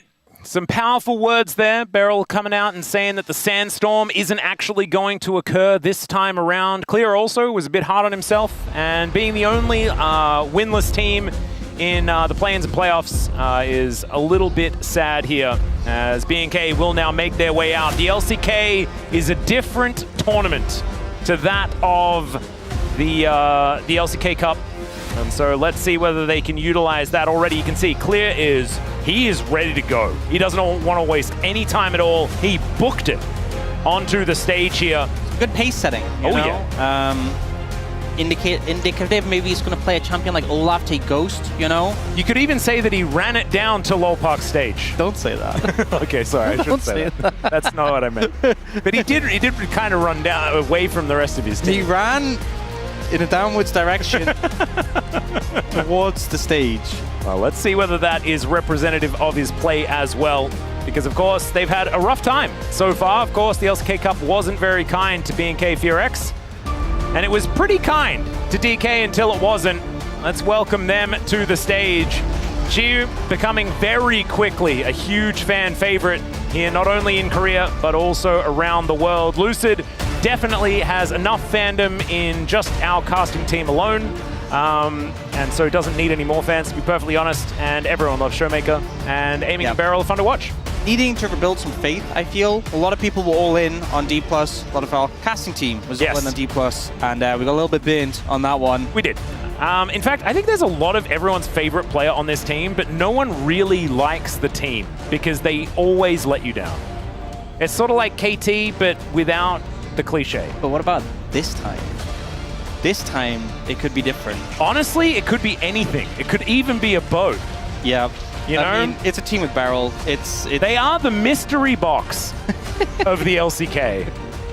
You know, some people just enjoy, even if you don't get a good prize, the fun is the mystery, the surprise. Exactly. It's the cheeky gamble that you have. Because when they got 3-0'd by Genji, you know, I was pretty surprised. Yeah, so was I. Genji also ramping up a little bit towards the end, bringing HLE to 5 games, of course, was pretty impressive. But let's have a look at how DK are going to be performing, because they came out with a bang in the LCK Cup. But I think there's a bit more pressure. It's a little bit more serious time now. Do they have a serious time? That's the question. Because DK, it's a team with Barrel. No, things aren't generally very serious. They were vibing in the Fearless, and that was going great. And maybe they just vibed a bit too close to the sun. And it kind of backfired, you know. People might point to things like the Kled mid. But the thing is, if you don't, you got to appreciate D+ for the Kled mid. You know, that's what they're about, right? And then bringing out the Zillion, Tryndamere mid. Win or lose, they're having a good time. And you're having a good time, and just don't get too invested in whether or not they're going to beat Genji, because, well, last time they obviously didn't. But I think this is a good palate cleanser for the D+ fans. You know, they should be going into this one with their same carefree spirit, the same confidence. And we'll see what they make of a bit of a different meta, you know, a bit of a switch up. I'm particularly excited to see if Hugh or Lucid can get access to the couple of OPs in Gwen and Neferi, because I think those two players both would put on a pretty clinical performance if they got their hands on those picks. Yep, I'm looking forward to the Ambessa first ban on blue side, which is almost definitely going to come in from BNK. His Ambessa was otherworldly, honestly. She is pretty exciting to watch when he gets on one of these high mobility carries, and Gwen just kind of fits into that at the same time. So feeling a bit patched in, not to mention the fact that, you know, all of a sudden after first stand, we've just got Fearless for the rest of the year. When they put out the petition to say, would you be okay with it being Fearless for the rest of the year, DK were the first ones to send it back, guaranteed. Yeah. Because they knew, like, this is how we win. Showmaker was probably reaching on a canyon like, please, put it, you got to make sure it happens. Yeah, yeah, he was reaching on a former teammate. Yeah, I'll call your mum if you don't do it. Yeah, aiming message Kellen, like, come on, for old time's sake. Yeah, exactly. As the dramatic music comes in, and that means a Varus ban. As Neferi taken off the board as well. Not going to see that, at least in game number 1. Haven't seen it win, but we definitely saw it in the last game do some popping off. So I think a very respectful ban, denying that away from Raptor. The Jace, I feel like a lot of these picks, especially in game 1, you kind of see a similar pool of bans, but also going for the buy ban, which is interesting because it's one of Lucid's best picks. Yeah. But clearly something I respect a lot, and they got targeting Raptor very heavily so far. This is interesting because I feel like you almost have to ban the Gwen. The problem is if the Rumble gets left up, there's not a lot of answers. Like, people like to play the Jace into it, for example. The Skarner is going to be the ban instead.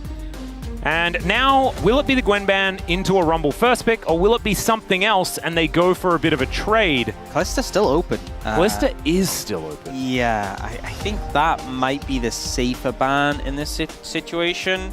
And then if they go Gwen, you go Rumble, and then hopefully pick up a jungle priority pick on the back of that.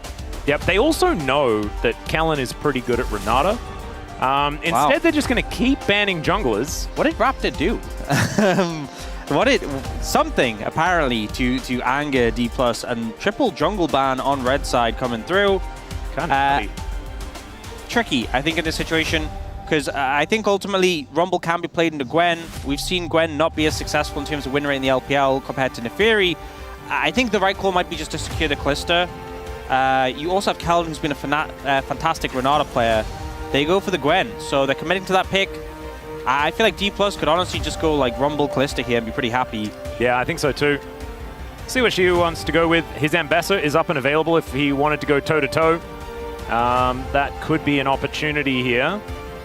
But let's see. DK are known to be chefs. So we also, like, our predictions might state what the tier list says. It may not be what D+ does. However, that is a Rumble. And so it could just be Rumble Kalista like you were talking about. Yeah, a lot of the losses... Israel. Oh, interesting. So a lot of the losses for Gwen in the LPL have been against Rumble specifically. Pretty good matchup. You can just get in a Shroud, Toaster. But the Ezreal's an interesting one, so not opting to lean into the Kalista, perhaps trying to bait BNK Fearx into it. But right now, because one of the things is if they took Kalista first pick, you could deny the Renata, and we've seen that happen a lot. They could just slam Kalista Renata right now. Ooh. Don't opt to looking at the Maokai instead. Maokai Yone, so not even a look in at this Kalista that's been so high prio. Yeah, it's kind of crazy. And now it looks like Kalista, Kai'Sa probably going to be the two bans to come through on the side of DK, and they can really alleviate some of the pressure on the bottom side. I do kind of like it though, because the jungle pool has already been pinched. If you're to grab Kalista Renata, your jungle pool is getting absolutely hammered. We do see a bit of Showmaker, Corky mid lane. No stranger to that pick and playing 80 carries in the mid lane. A lot of spikes in the mid game. 2-item spikes for this D+ roster is going to be absolutely massive in this game. But BNK Fearx have the duo we saw earlier of that Gwen, Yone so strong in the late game. Not the Sejuani this time, but the Maokai to hold them still. And Kalista ban comes through. No real surprise there. The more surprise is that's a second rotation ban. Yeah. And they got this deep. I also think maybe it's not a Kai'Sa ban because there's a lot of magic damage already on BNK. Yeah. And so maybe it's just an MF ban and you call it a day from there. Lily are going to be taken away from Lucid as the jungle bans continue. Of course, it was started by DK, but now there's 5 that have been taken off the board. 6 if you include the Maokai. There's like MF, there's Ashe as well. I think are the big like prio picks that can kind of bully Ezreal out a little bit in the early levels. So maybe looking to try and trim the pool in that regard. Definitely seems like BNK Fearx are just hammering at the jungle pool. Actually going for the Rakan ban here. I wonder what that means as far as what Beryl wants to play. Yeah, I don't think they're going to lean into a Braum in this situation, but obviously Rakan very good into Braum.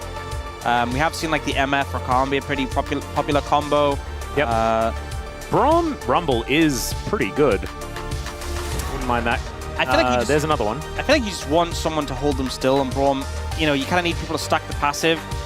In this situation, I think you just pick up your jungler, leave support counter pick for Beryl, would make the most sense. Unless you're really set on getting like a Leona. Danger of going to Leona is they could just slam Ashe Braum in return. So I think jungle makes the most sense here for Lucid. I think it's an Ivern game.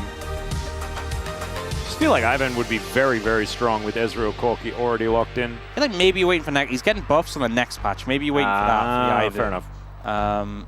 Well, they are going to wait. Well, there it is. So okay, I guess you just. I'm a DK whisperer. Yeah. You're locked in. You're synced in with Beryl, right? I am. We know that he makes a lot of the decisions, and sometimes if you have Genshin brain, it tends to meld. We join the hive, you know. Anyway, Diablo, what is he going to be locking away here? It could just be MF Leona. They could just keep it real simple. So MF already going to be locked in. What's the other option? MF Blitzcrank? Nah, it's Rel. Yeah, I think Rel pretty good. Also can smash the shields from the Ivern, which is kind of niche interaction, but still can come into play. Leona comes through to no surprise to pair up with the Ezreal. And I think particularly when you have an Ivern, you really want that engaged support. You know, yeah. Especially, it works really well with Leona because when the Q hits, you get the gap closer for free to follow up with your stun. So yeah, I think BNK Fearx, a lot of team fighting tools. You can think of how the Wombo combo is going to come together. A lot of hold them still and you fire. But D+'s mid-game spike is kind of absurd. And especially Ivern gets so much utility from his items around that point. I feel like if D+ set the pace of this game, they're just going to kind of dominate, and they're in a scenario where like top solo lanes are going to have a good amount of pressure. Yeah, it's kind of crazy. As well as the fact that there are 6 bans and then just 2 trees got put in the jungle. Kind of just makes sense. Yeah. Kind of works.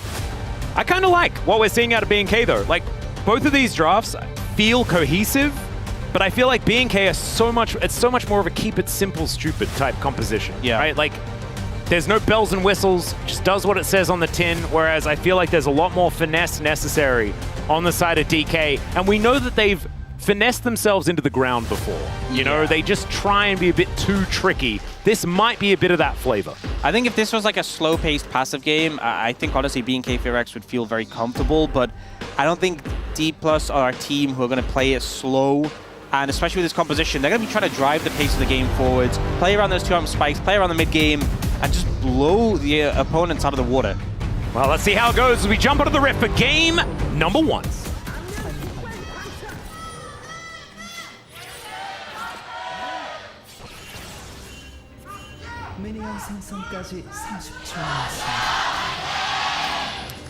Well, I know we are on the D+ side of LoL Park, but I feel like that was a much larger fan chant from them, regardless.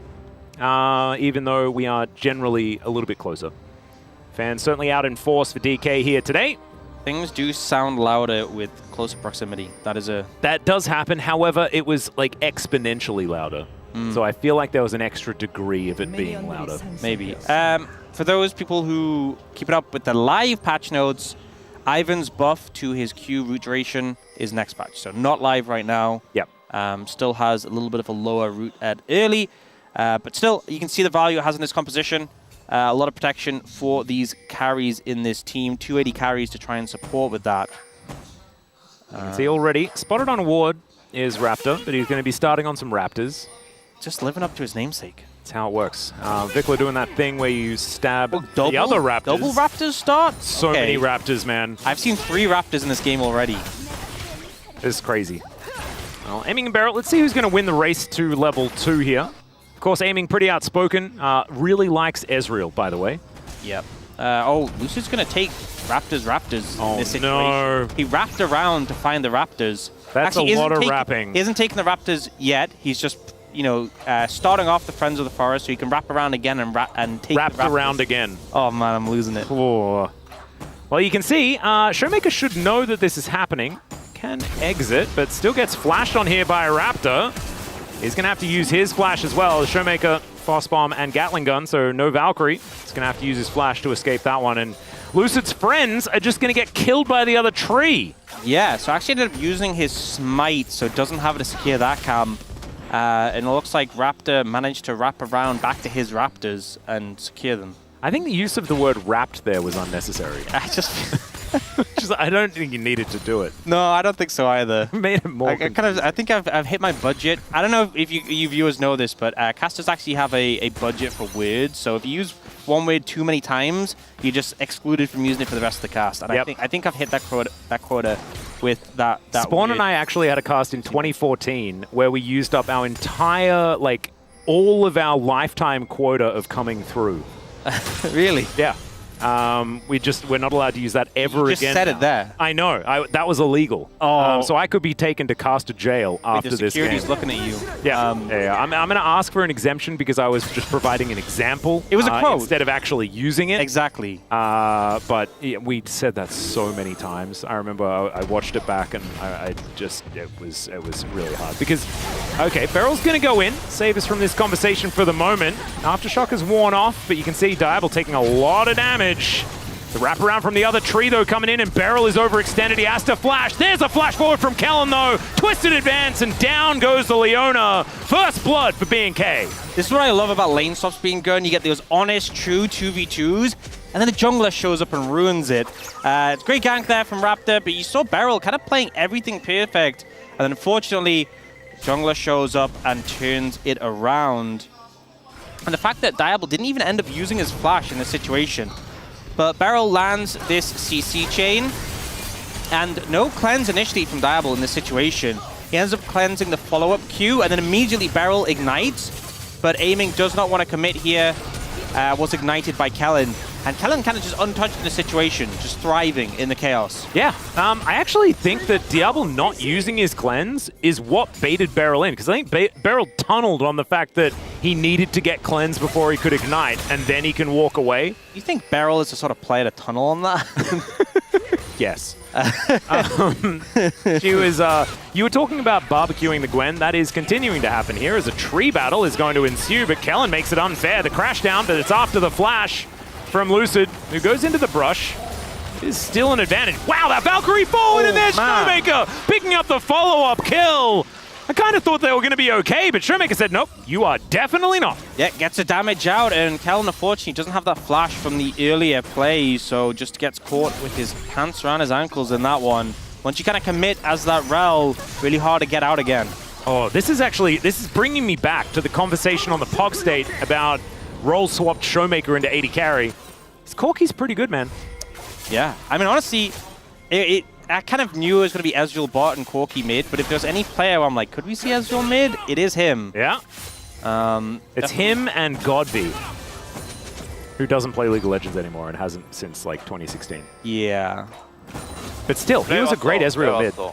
Absolutely, and just great flash from Lucid there. If you eat that flash, the CC chain's coming in, and then Kellen, the dismounted walk of shame away. Yeah, it's so slow. Yeah, wow, they were very nonchalant about that kill for Showmaker. No showboating on his former teammate. I respect that. Nope. Love to see it. As Aiming and Beryl have switched towards his top side once again. Fight for the Grubs could be underway, but you can see Raptor and Clear already there. Control Warp goes down, though. And so let's see whether Lucid's going to get the support. Steps into his brush. Can they get one of these? That's the big question. Smite going to come on through. I think that spells the exit here for BNK as Raptor moves back down. There it is. So not going to be getting any portions of feats of strength or anything like that as Kellen Hex flashing in. Just going to be a Valkyrie away from Showmaker. No worries there. Yeah, good moves from Showmaker there just to dodge away from that one. And starting to build a pretty substantial lead. Obviously, the kill is a big factor, but even outside the kill, has a sizable CS advantage over Vikla. And considering top lane is a little bit ahead, mid lane's a little bit ahead. In fairness, I think Clear's done a decent job of kind of catching up. Yeah. Considering how rough things looked. Bot lane, though, we've seen Aiming fall a decent amount behind. So things overall pretty even. I think BNK, FearX, happy that they managed to kind of mitigate some of that. Yeah, for now. I feel like the scaling conversation, you know, the power spike conversation is really interesting in this game. You mentioned it already, you know, like there's a lot of Trinity forces. Even the first item spike of Leandri's Torment for the Rumble is fantastic. So it's almost like a one-item spike composition here on the side of DK. Getting into like 2-item spike territory is kind of the big deal, but even just hitting a Trinity Force is really, really strong. DK in the early stages, once these items come through, are going to be very strong. As now Clear does put down the circle. He's immune a bit, but not quite immune enough, as he's going to have to back away. All right, Kellen and Diablo coming on down towards his bottom side. Bullet time softens up Shiu somewhat, but he does have a scrap shield, so he's all right. Oh dear. Daisy getting the knock up. There's another Zenith Blade in, and Aiming collects the kill. Exhaust not quite enough there. Clear going for that Summoner Spell combination, as we've seen in the past, but wasn't enough to save him at all. And not only the kill for Aiming, we get some plates as well in his pocket. The Gold King definitely appreciating that one. Can we go back to the first blood for BNK? Because that was such a good moment, and now everything's a bad moment. They really peaked at that point. This is not what you want. Yeah, I mean, there's still a lot of options. I think ultimately now Raptors is level 6. Pretty great tool if you can find a good angle. You know, I nearly said it. I nearly said my forbidden phase that over-budgeted. Oh, no. If you can move spherically towards... Spherically, eh? That's a great one. You know what? I think you're allowed to say wrapped again. Like I think you're just allowed. No. It's more annoying when you're trying not to. I'm going to talk to the council, the caster council, and they're going to say as well. They're like, "Oh, we're sick of all." Oh, Beryl's moving spherically towards the ball. He is. He has wrapped around, and he does get himself a little bit of a shield there. Yeah, not going to be doing enough damage as Leona and Ivern. Not enough spherical movement. Not enough spherical movement from aiming. Yeah. Who just moved a little too obtusely. Oh, God. We need to get out of the thesaurus. Try and work out what we can say instead of rap. I feel like it's a struggle now. Like, we're just saying normal words, and now we've made it so weird. Yes. And they have encased around.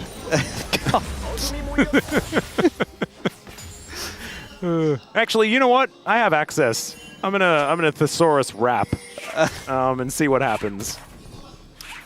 Yeah, and I think this is making the problem worse and not better. Some good moves though. Ooh, do you know what is another great word for rap? Hit me with it. Suave. Okay. Apparently that is I don't know, because rap is kind of awkward. Anyway, Vikla is in a bit of trouble. Showmaker throwing some rockets around and things like that. Yeah, Nature's Grasp just used defensively. Maybe the TP overkill. I guess the intention is they wanted to contest Grubs with Rumble anyway, but this kind of gives Clear some alone time with the tower. And Gwen very good at taking alone time, especially since Showmaker doesn't have TP either. There's no one who can come bot. Assist pings coming out. BNK Fearax, I think they're just getting a little bit of a free injection of gold right now for their Gwen. Yeah, well, at least there's that. Aiming, taking a bit of damage here in this mid lane. The rest of the team has parceled on over towards the Grubs. And Lucid able to take a couple of those. 3 apiece likely to be the answer here, as Vikla has also sheathed over. Sheath is a weird word. I'm just looking at my thesaurus. She has. I mean, I can understand how that could work for rap, but not really like. Yeah, that's the best part, is that the context that you're using rap has nothing to do with a lot of the other ways that you can use rap. So the thesaurus is really going hard. All right, bullet time. Ooh, there's a bit of a slow from a solar flare, but it's just a trade of ultimates in the end. And it looks like DK are just going to swaddle on over towards their Nexus and buy some items and stuff. Yes, good plan. We did see Clay got 2 plates, and then they still managed to get in to take that final Grubs. I think BNK Fearax pretty happy with how that went. Still at a bit of a deficit, and I think particularly, you know, we talked about those Triforce Manamune users. Those are the 2 who have the lead right now over the lane opponents, so a little bit intimidating, especially Showmaker has just completed his. Yeah. Item parity. Aiming kind of cheating, so he has the magical footwear, and as a result, he had extra money for a control ward, so... Unfair. Very unfair. Sheer just going to catch this wave towards the top side of the map, aiming in Diablo, facing off in this mid lane. All is quiet on Summoner's Rift. BNK, you can see, prepared for a Mountain Drake to spawn. Showmaker comes down, we'll pick up these minions. Having a look at the feats of strength, we've just got 1 more kill to be picked up from DK, couple for BFX, BNK, but nothing really locked in just yet. First turret getting closer and closer on the top and bottom lanes for either team. As Raptor coming on in, Showmaker could be in trouble. Raptor had enveloped over from the river. Yes, he really did. Dragon being set up for now. With the fact that BNK Fearax already have 1 dragon, I think D+ definitely want to contest this. Leandri's just came in for Shiru, running from base. Lucid has the redemption as well, the active being a great tool in this, so I'm actually a little concerned for BNK Fearax for this one. If you look at their carries, the Yone and the MF, they're just sitting on components. I think this is a bad fight to take. Yeah, these are big item spikes. And, okay, Magnustorm still brings Callan in, but there's the equalizer. They do not want to engage on top of that one, but already the Rel has gone down. Vikla gone pretty ballistic, but he does have to go back to that unbound Salty Arbol. Going nuts. Beryl gets the shield and he interrupts the ultimate, still goes down. It's a crazy fight, but it is 4 for 2 in favor of DK. And I think the item advantage really came in clutch there. You know, the redemption heal that came through helped mitigate that initial engage, and then Showmaker and aiming both kind of just free hitting on the back end of that fight. Well, Vikla, missed that Q. That might have been enough to kill him, actually, or might have just been very, very close. As anyway, let's have a look at this one more time. So this engage comes through. They don't really connect that well onto aiming and Showmaker. And this melee in the middle, the Redemption keeps Shiwu and Beryl healthy for much longer. Actually a big reason why they survived, and Diablo has to flash in to try and finish them off. Oh no, and Clear also finding himself in a really awkward position where Showmaker was able to use the dragon to help kill the Gwen. Yeah. I think if you imagine a situation where those two just died immediately, different fight. And I think AK Fearax really could have taken it. I don't think their approach to the fight was wrong, although they didn't really lay a CC too well on Showmaker. But yeah, I think it just shows items in League of Legends kind of strong. Yeah, it's kind of important, and we were talking about that one item spike. All of those items had been picked up. Redemption, Double Trinity Force, and the Liandry's. And so it was kind of one of the worst times to fight. The next worst time is when you have double Muir Mana and a Moonstone, and then it's even worse. But this first one's real tough. As B&K, they're looking for a couple of items, right? Like Diablo kind of wants 2, you want a couple on Clear as well. And Vikla at least needs the Blade of the Ruin King. Probably the best one-item spike champion, though, on this team. I think, honestly, later in the game, when Vikla and Claire have like 3-4 items, I think that's really where I'm thinking this team has the power point. Also, with Diablo and the MF, you could honestly build like Executioners and Serpent's Fang, and just the AoE you provide, Grievous Wounds on everyone, shield reduction on everyone, a lot of value versus the Ivern, but right now, we're really in prime time for D+. They're putting pressure down in this mid tower. MF pretty good at contesting. Like, normally Ezreal is one of these champions who are really good at securing mid prio and really hard to walk up to. MF does a good job because you can just heal out the damage. But not if you get caught by some CC. So good dodge away there. Yep. Obviously, the strut making it harder to connect. But with no flash and cleanse, if Beryl finds something, Diablo is just dead. Yeah. Well, Raptor doing his best to clear out some vision. Kellen is bundled up over here as well. And it looks like a fight for the Herald might be ensuing. Showmaker can move down towards the river from here, but wants to go for a back first. Has teleport available. See how close to an item spike he's going to be as he does go back home.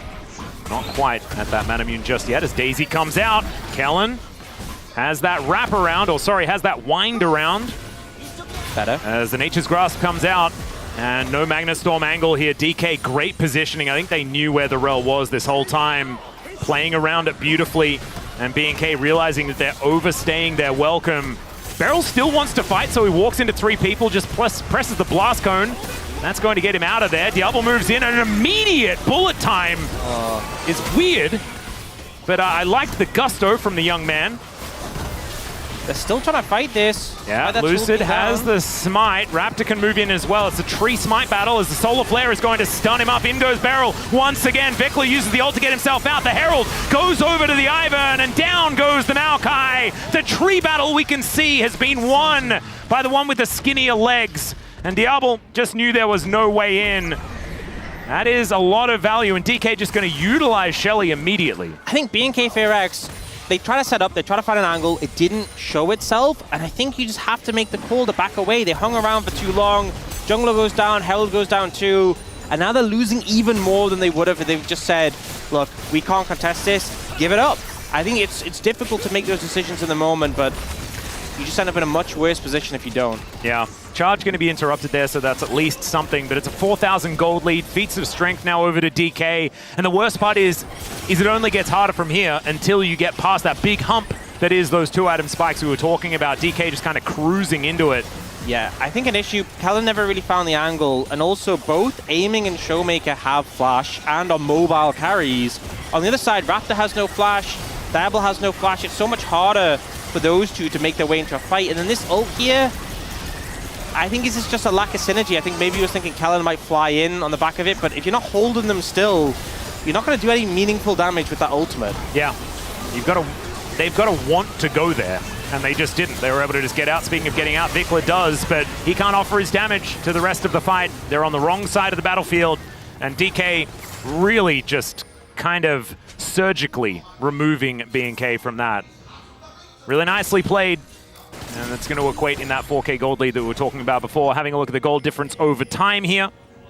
And it is slowly but surely drifting towards DK's direction And Muramana completed transformation, done for Showmaker. Still need to transform it here for aiming, and that's going to be pretty quick. 3-0-2 and 2-0-3 for both of the carries, precisely where DK wants their money to be. And with a 0-0-8 Ivan, 6 Dark Seal stacks, about to finish a second item. Oh, man. I feel like he can start making a play for Atakan as soon as that comes in. Yeah, you kind of just want to fight at any possible moment. As Diablo moving up, avoiding some of these Mystic shots quite nicely here as aiming. Misses 3 of them in a row. Nicely done there from Diablo, although he does get hit by that one, and that is going to lose him the trade. Feels bad. But then he just heals on the wave. Doesn't matter. WQ just miss. And he's got a Bloodthirster, so it barely even matters anyway. Yep. Now trying to set up for this dragon coming through. She was just pushed in the top wave and does have TP. You know, 50% of the game so far have been Cloud Soul. That's actually not quite 50%, but it is very close. I trusted you to have that sorry, stat. the math was just off. I apologize. There are 2 games per series, but it's pretty close to 50-50. So I'm very, very happy for the cadence of Cloud Soul so far today. It's good omen for Cloud Soul fans. Oh dear. So oh yeah. All right. Now I don't think you're going to find a way in here. It's already gone. They do at least see that it is disintegrating. As Kellen has a bit of an angle here, not entirely sure what for, nor did he really know because there's no vision in that area, as now they think they found Showmaker, but he has a control ward. And so B&K, they look for some scraps after losing an objective and do not find them, and now Diablo finds himself a little bit too pushed up. And he's going to have to back away. And so now DK just looking for another objective to try and start another fight. As Lucid was making friends with that aiming, you did not need to hit it with a Mystic shot. It's rude. He's a gold king, of course he does. That's fair enough. That's how he operates. But yeah, I feel like in this situation, B&K FearX are kind of looking for these angles, these picks, because they know a 5v5 is not going to go well for them. But I feel like D+ are playing very respectfully whenever they have a lack of vision or around the vision that they do have. And again, the targets you want to jump onto are so hard to pin down. Especially Maokai is such a slow engager. Either you're like running in and you're able to flash on them, or like your ult just takes too much time. And then as you're on the cork, you just realistically aren't going to get hit by those. Yep. Well, looks like DK are slowly but surely unfolding their way towards an Atakan, which is the only sort of objective that is on the map right now of the neutral variety. Barrow looking for an opportunity, has a whole bunch of shields as he moves towards the brush in the river. And so slowly but surely, DK utilizing their control, but I think they could be pressing a little harder. Yeah, I think honestly at this point, they can really start to hard deny vision, and if someone steps up, I think they can just take them out extremely quickly. They have moved Shiwu up here after pushing in the bot wave, so it looks like their intent is to get control of this topside river. Yeah. All right, Raptor throws down the Nature's Grasp, but Beryl, he had the Zenith Blade in the air, and now Raptor is split off from the rest of his team. Solar Flare needs to be flashed as Raptor gets himself out of the way. Kellen finding the Magna Storm onto 3. Vikla dives in as well, but he melts instantly. Kellen gonna follow suit as Clear is not immune even a little bit. Double kill for aiming, and now they'll take the Atakan after taking 3 off the map from B&K. There you go. You see B&K FearX try and make the counter engage, but the skill shots don't connect. And if you're slightly off against this composition, you're gonna have a bad time. Lucid coming in with Redemption, able to keep everyone healthy. And now this mid-tier 1, a very poor compensation. for this Atakan. And it was Ruinous as well. And so that means you get a whole bunch extra. I feel like it's more of like in the time opportunistic as the Voracious one, whereas if you lose Ruinous and you have no control of the area, all of that extra experience and stats, oh man. That's the thing, is like Voracious, you really have to capitalize on the buff to make it happen. Ruinous, it's like once you've got the buff, like it's there forever. It's going to boost those dragons they've been picking up.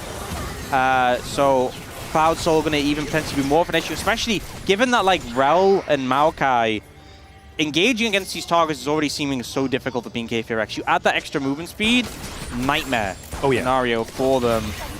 And now those 2 item spikes we were talking about are all achieved. There is a couple of them picked up here for B&K. Clear going for the old build in the Riftmaker as well as the Nash's Tooth. Haven't been seeing that as much more recently. But it is a fun one. A little bit more of a battle Gwen. Not sure on the value necessarily over here, because limited time you can spend in the melee range. Of Yeah, target feels like a defense. 1v1 style of build. Maybe hoping to get some pressure in the side lane, but I feel like with the pace of the game right now, you know, it's a minute till Baron, it's a minute 20 till third Dragon for D+. I'm not sure how Well, Barrel's gone in, viable that is. and then he's gone out. You can see just from this sort of line of scrimmage from D+, how deep they're pushing into BNK Thyrex's side of the map. They get mid sort of prio control over the jungle, they move down. Maokai ult comes out to try to deny this wave pressure. Doesn't really do that much though. Oh, Solar Flare going to be avoided there by Vikla, but cannot unbind his soul now for the next little while. Daisy going in, going aggressive. Kellen taking a bunch of poke damage as well. DK, I think, are just going to be able to push this one down. They've got a few minions left remaining. So Inner Turret providing even more money for this team. 6,000 gold now the lead. That may just increase. There's a wraparound angle here from Clear, but not going to be able to find any joy. Come on, you have the thesaurus. Oh yes, I'm so sorry. Yeah, an enclose around angle, a cover around angle, a scarf around angle. Scarf around angle? Yeah, it's a bit of a scarf around angle. That did look like a scarf around angle. Yeah, he scarfed quite well, I would say. Yep. Or shawled. He shawled his way into the mid lane. You know what? So many options, and I just said it anyway. Yeah, I feel like shouled around in the mid lane. I think that fit the most, I think. Yeah, may have peaked on shouled. Maybe we'll just overuse that from now on. All right. Rotate the repertoire. Yeah. Wow, I don't even know that word. There's a bunch of words, like a mantle? Is a mantle apparently a rap? I think it's getting to the point where it's just too confusing. I don't know. Thankfully, Beryl is engaged, so Yeah. maybe we'll focus on that one. Root Call landing here from Lucid as well, and you can see they're taking no damage. Solar Flare not doing too much as Diablo not allowed to have a good time. True Shot Barrage is also going to hit Vikla, but just obliterates the Misfortune, and now the rest of BNK are just falling like a house of cards. Double kill now for Shiu as Lucid trying to look for a flash angle, doesn't quite get it as Aiming is angry. Vikla trying to escape, but remember, he has to go back. And so he's just dead. Aiming, able to line up the Q nicely on that one. Kellen, yeah, his former teammates just going to take him down. And now, inhibitor turret number 1 going to fall. It's an ace for DK.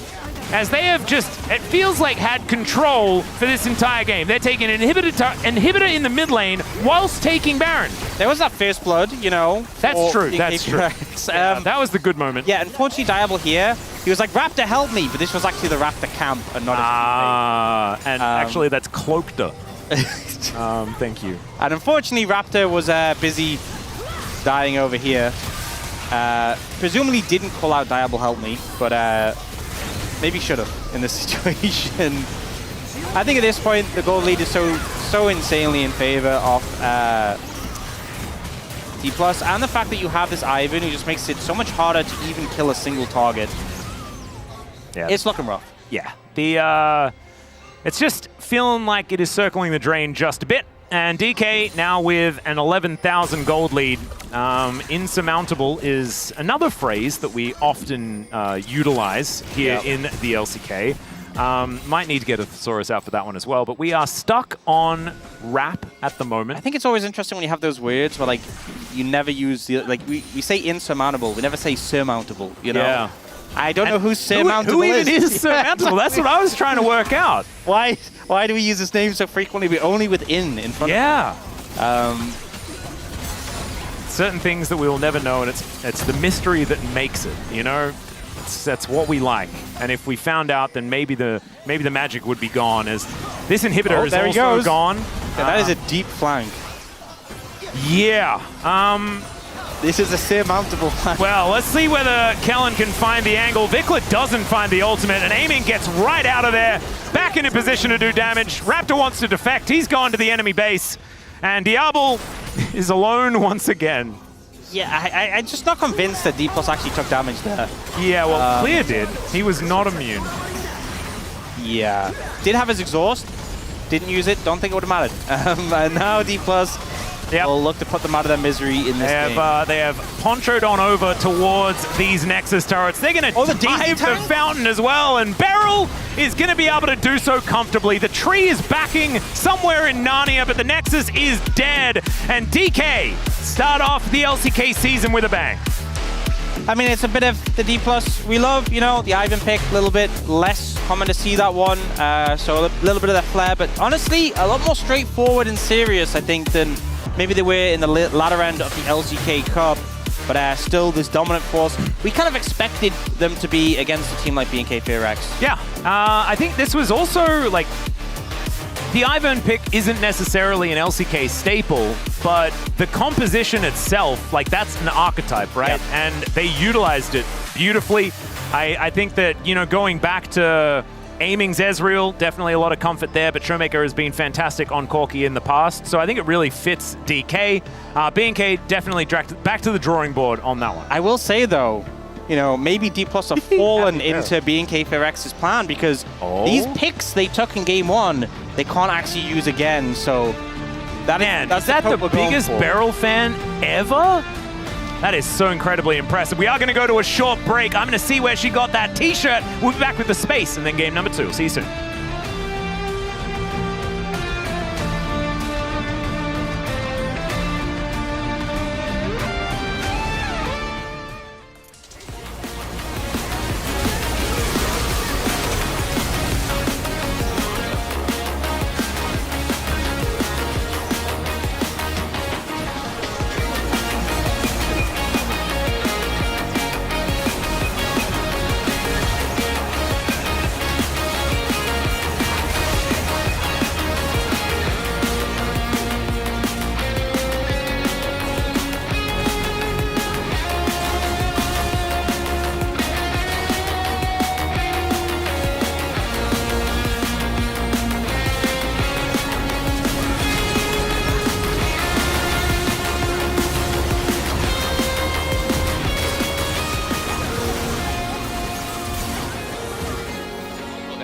여기 좀 빨려, 여기 좀 빨려. 아, 괜찮아. 괜찮아.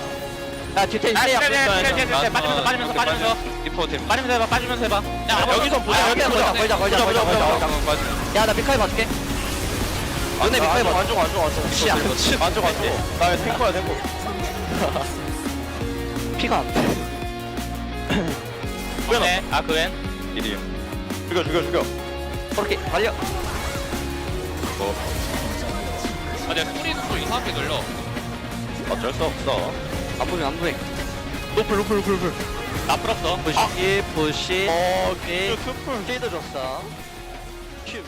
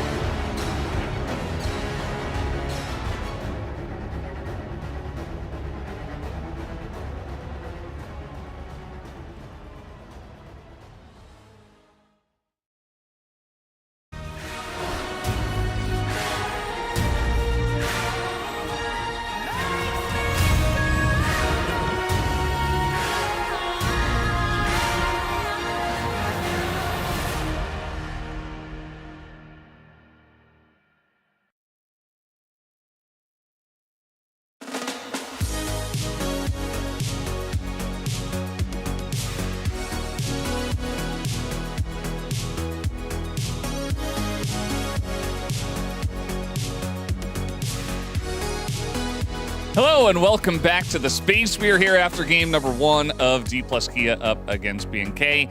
And that one was not very close. DK were able to mostly just crush them in the majority of that game. I'm still Valdez. With me is Wolf and Wadid. Guys, your thoughts on that game 1?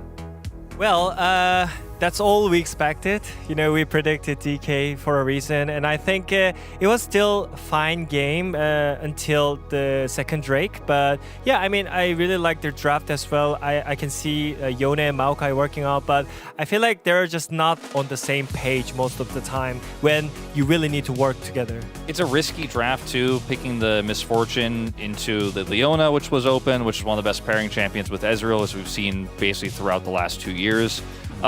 You could see the Misfortune didn't really work out damage-wise, despite topping the damage on his team. He was able to hit a few ultimates, but did not actually really turn that into meaningful damage or teamfight wins. I think that it's not about the draft, though. It's not about the champs and some of the vulnerabilities there. I think it's really just about coordination, because I think that BNK could have won if they just played better together. And there needs to be a lot better communication, I think, between jungle support, jungle mid, jungle top. Like, it just felt like they weren't ever making the same calls together. Yeah, it definitely felt like the team fights were heavily favored towards DK because of that teamwork that they did have, and we will take a look at the first team fight right here. Yeah, I mean, Oaks already mentioned that in game that they have huge item advantage on the red side, so I think BFX could just give up the Drake because they already got the first Drake, right? So they could just play for the gold and just play for top turret, but instead they took the fight. I think it was winnable because I think Maokai was focusing on Corki pretty well with his flash, but the follow-wise, why are you engaging on other targets when Maokai land a free engage on the enemy damage dealer, you know? So it turns out that Corki is having a free hitting for the rest of the fight. So it was so weird moment from Kellen right there. Yeah, I think Kellen's had some pretty questionable engages, not only in this first game, but throughout the early part of 2025 here. It was also just the fact that you're playing into Corki and Ezreal, who both operate on that wall incredibly well because of the Arcane Shift, because of the Valkyrie, so it's really difficult to lock them down. When the Yone snaps back, the fight is just so disjointed. Like, they can't select proper targets, and Showmaker just kind of waddles away. And again, it was definitely a winnable fight. They had the flank with clear on the Gwen, but coordination has to be better. Yeah, that's the thing, you know, the comp is that you have to work together. You have Rel and Misfortune and Maokai. You can actually target down one single target, but they just didn't talk enough to each other, I guess. Yeah, it's very difficult to engage in that brush in the first place, so if it's not very clean, it's not going to go well. And then we saw just 4 minutes later, something I think even worse. DK had full setup here on this objective, and it just kind of forced it a bit. Diablo. Yeah. My job here is done. I'm out of here. All right, guys. Good luck in the header fight, and I'm clearing mid lane. And like, after this happens, he's decided, well, I whiffed this. This isn't going to work. The rest of the team just keeps going in, though. He's like, nah, I've done. I already did it. I Misfortune. I pressed R. That's what we do. And the rest of the team just gets cleaned up trying to continue to contest the objective. I mean, Ox pointed this out in the cast as well. Just leave. Just accept that it's a lost cause. Yeah. Diablo did. I mean, what's the point, you know? You gotta call out. You gotta call your teammates and you gotta scream at them, you know? Like, guys, I have no ulti. Get back. I'm getting mid waves. But nothing is happening. So I really wanted to, like, just listen to their comms as well, because, like, it shouldn't happen in the pro games.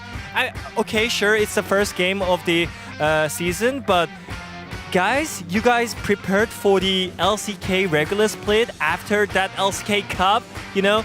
You can't do better than that. Yeah, it's not the first. It's the first game of LCK, but it's not the first game of the year. They had a long off season to prepare for LCK Cup. They had a whole LCK Cup, and they had that whole break. And it still feels like I'm watching a new Challengers roster play together. You know, we've got to see the drafting. Looks like it's, at least in game one, a little bit better than what we saw in LCK Cup. But we've got to see this team play like a 5-man group. They really need to, and I think on the side of DK, they kind of just did what they had to. We all really liked the Ivern pick. It made a lot of sense with the double AD. You were able to get the Rumble into the Gwen as well, so a lot of tools were there for them. They were able to play that out pretty well. BNK is going to move over to the blue side for game 2, as they were in game 1. So we'll see what we see in this game. Maybe Nefiri gets left open. Maybe we'll see some weird picks from either side. You know, BNK, a little bit of desperation. Maybe Showmaker, just a little bit of fun. We'll just have to wait and see because we are done here on the space. Game 1 went to DK. Let's see who takes Game 2. Back to the casters. Well, Valdez, it's going to need to be a bit of a step up here from BNK FearX if they want to be able to take down DK. DK just looking like a cut above right now. I think in the draft and outside of it, everything just kind of going better for them. You can see Showmaker starting to look a little bit bored. Can be a dangerous sign for both sides, you know? Sometimes you want to get insight as to how you think a team's going to play. When it comes to DK, you just never know, no matter what's happening. I think you're always kind of wondering. They truly are the sort of team where you just take it game by game. Yep. They could go for some wacky stuff in this one, or they could just be done with the series and look to close it out in an efficient manner. BNK FearX, game 1 was a struggle. I think the space highlighted it perfectly, how it just felt like the lack of coordination, some poor decisions, and like I don't think their draft was bad. I think sometimes we come into a matchup and we're like, okay, this draft is so much better, this one's unplayable, it's a big advantage from the get-go, but that really wasn't the case here. I think it's just more so a scenario where even though I think we gave D+ the edge in draft, it was very playable, and just some wrong decisions and lack of coordination made this look like a complete stomp. So back to the drawing board for this game 2. No more Ivan and Rumble to deal with, so that's something, but they will let the Ambessa go through for good reason. Yep, Ambessa going to be banned this time around, of course, with Gwen and Rumble being left up on the table. Ambessa was not necessarily the ban, but now with those two cut out, I think the Ambessa certainly does skyrocket, especially when it's Shiu, because he is very, very good at the champion. Understandable. I think probably just open with the Neferi ban again. I'm not sure really D+ needed to change their draft strategy massively in this situation. I don't think the onus is on them. Yeah. Yeah. There's a saying to do with broken things and potentially not mending them. Yeah. Yeah. And I think that might be astute here. Vara's going to come through as a ban, so Jason Skarner with the other two bans, they could look to prioritize either of those and ban the other, as it looks like D+ is just going the triple jungle ban route. Yeah, I think if it ain't broke, like you mentioned, do not then put it back together again. Because it's already together. Jace and then the Sejuani ban, I guess. I think you don't necessarily need to, because if BNK FearX first pick the Skarner, you can take the Sejuani as a match. Also, I think a big reason for the Sejuani ban was because Sejuani paired with like Gwen Yone is so scary. So I think they're having a bit more of a discussion about this one, because they feel like they can be a bit more... Kalista is still up. Yeah, if you're worried about Kalista, you could just ban that one away. Certainly an option. Let's see where they decide to go. You just take away Renata from Kellen as well, who's certainly one of his better champions, but they will just stick to what they did. So BNK FearX in this situation could look to just prioritize the Skarner. If they want to lock in a jungler early and have that as an edge, Kalista is also an option, something that we often see prioritized early on. Although we did see it struggle a bit at first stand with that first pick and teams picking to counteract it, but they will go for it. Now the question is D+ going to pick the Renata denial? We have seen like the Nico come out as a response. I will say though, particularly just for Kellen, really good on that Renata pick. So I wouldn't want to leave that to him, especially paired with the Kalista. I imagine Beryl doesn't care. So maybe they just pick strong stuff. Yeah, that does sound like Beryl. And you are the Beryl Whisperer, so... Yeah, I don't know whether it's a good idea, but I imagine he is not too afraid. As right now, the Skarner is, of course, very high priority. That will be locked away. And without the Sejuani there, does mean that the Skarner value does certainly skyrocket. There's a Gnar pickup as well, and it's kind of what we were expecting. They just don't really seem too worried. I feel like this is kind of putting pressure on, because you want to secure the Renata, I feel like, for BNK FearX, and then you can either match the jungle, and you can't pick anything to the Gnar. They can't ban away more top laners after. Or if you match the Gnar, there's already a lot of junglers banned, and they can thin the pool even more, so... They will prioritize the jungler here, picking up that Xin Zhao for Raptor. I think the Renata, you surely want to secure that for Kalen. And then top lane, you don't have anything to answer the Gnar. So D+, I think, really got into a comfortable position for their solo lanes of the back of this. I think in this situation, probably just pick up if there's an 80 carry support you want right now. I mean, you could take mid, but I feel like the benefit of having only one solo lane picked is you can ban away top laners. You know, you pick Gnar, you ban away the top laners got into it. Yep. We'll see what Showmaker is having a really good time. Does that mean he just blind picks Kassadin here? No, it's Cho'Gath instead. We've seen a bit of the Cho'Gath mid across the world. I believe I saw it for the first time in LEC a few days ago or a week ago, something like that. It won, but it shouldn't have. Based on what I saw. The fast reset Cho'Gath, you know. I'm sure Chronicler is enjoying this. Obviously a big fan of D+, and has been playing it a ton in solo queue. Basically playing around the fact that if Cho'Gath gets in melee range, it's not a good time, right? And you can get so much movement speed on the back of this build. Isn't it Shirelia's Rush or something like that? Yes. And you got the Symbiotic Souls, you can just reset whenever you want. And basically the Moby Boots effect. So yeah, pretty powerful. They will ban away the Azir, obviously someone who has so much DPS, and those soldiers, not fun to play into.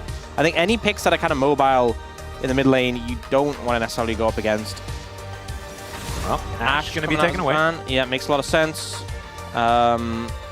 Obviously, Varus already banned, MF got away. A lot of those lane bullies that Callista's going to necessarily struggle into taking off the cards. And you may be thinking, well, what about Caitlyn Draven? Both of which actually got nerfs on this patch. So definitely the teeth taken out of them. Yeah, so not as much of an answer. Aatrox going to be taken away from Clear, though, as far as the response into the Gnar. Jack's still available, something that we've seen, you know, many players have differing opinions on, but sometimes can be considered a good pick into the Gnar. See whether that is where Clear is going to go. Does mean you got some Bash brothers in the Xin Zhao and the Jax as well to fight on the top side. Not a lot of range, but certainly a lot of dive potential and movement. Ziggs removed. I'm kind of wondering about this bot lane because the fact that they, like, Cho'Gath wasn't going to get banned by BNK FearX. The fact that they wanted to pick both bot laners after the second rotation of bans. Senna. It's Senna Cho'Gath. Is it Senna Cho'Gath? It might just be Senna Cho'Gath, yeah. Well, that's actually really cute because now they can just use it as a flex.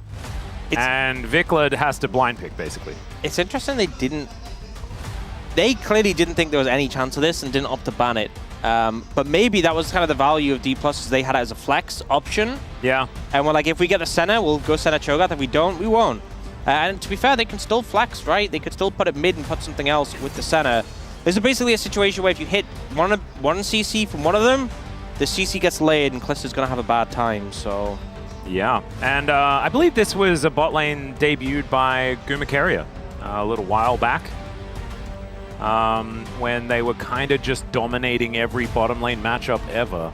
Yeah. This one wasn't as successful. Sort of cropped up for a little while, as the Ahri will be the pickup here for Vikla. And now we'll just have to find out whether it's going to be Showmaker or whether it's going to be aiming playing this Cho'Gath. Unless, you know, Beryl plays the Cho'Gath instead. You never know. Maybe it's like farming Beryl. I think I'd Gold King Beryl, let's go. Yeah, I can see Beryl playing the Cho'Gath, but also oh no, they're deliberating. He's laughing too much as Talia. That's really not as interesting. So it will be the Senna Cho'Gath confirmed on the bottom side of the map. This is a bulky team composition from D+. I feel like the Ahri's gonna kind of struggle. You need to get really access on these key targets, and with the Unraveled Earth and like the wall screen, it is. Yeah, Beryl's playing the Cho'Gath. I think this makes more sense. I love it. I feel like with Carrier Guma, it's like, oh, Carrier's playing the 80 carry support. Yeah. Like, you know, come on. But I think this makes sense. I will say though, aiming, your chances of getting Gold King not looking good if you're playing Senna here. And thank goodness he got his Ezreal game in the books, you know, beforehand, because at least now he can feel like he had money in the last game, at least. This game, not going to be as much, unless they just get a whole bunch of kills all over the place. Get the upset, BNK FearX. See whether they can manage to do so. It certainly will be that. Based on what we saw in the first game, it's going to 100% be necessary. Oh man, the demons that are DK, especially this when... This is just such a D+ move. It is such a D+ move. You're exactly right. And it's what I was going to say. Like, they are so good at punching down. This team is like... And look, it might sound mean, but it is true. Yeah. When they think they're better, they... Like, the confidence, the amount that they get from the confidence is very, very high. They need to play with that confidence all the time. And sometimes I guess it does backfire, like against Genji with the good old Kled pickup. But this is a very fun composition. Like you were saying, extraordinarily beefy. See whether they have the damage as we jump into the rift for Game 2.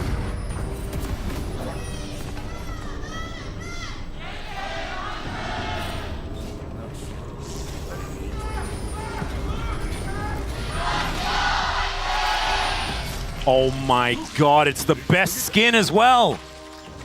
Gentleman Cho'Gath is one of my favorites. It's peak. Time. Oh god, up you go. Oh, it's just the best. All right, I have a question I have to ask you. What's that? Okay, we know D+ like to get very hype when we see their voice comms. Okay, do you think at some point in this game, Beryl will eat someone, and then Showmaker in the voice comms will make the gobble? Oh, I guaranteed he will. I think if Showmaker was playing the Cho'Gath, it wouldn't be a question. It'd 100% happen. Dude, and this composition's so good as well because you can have Lucid pick up the champion, and then Showmaker can use his flick like a ladle and just flick it into the open maw of Beryl and the Cho'Gath, who just gobbles them up. Just feed Beryl.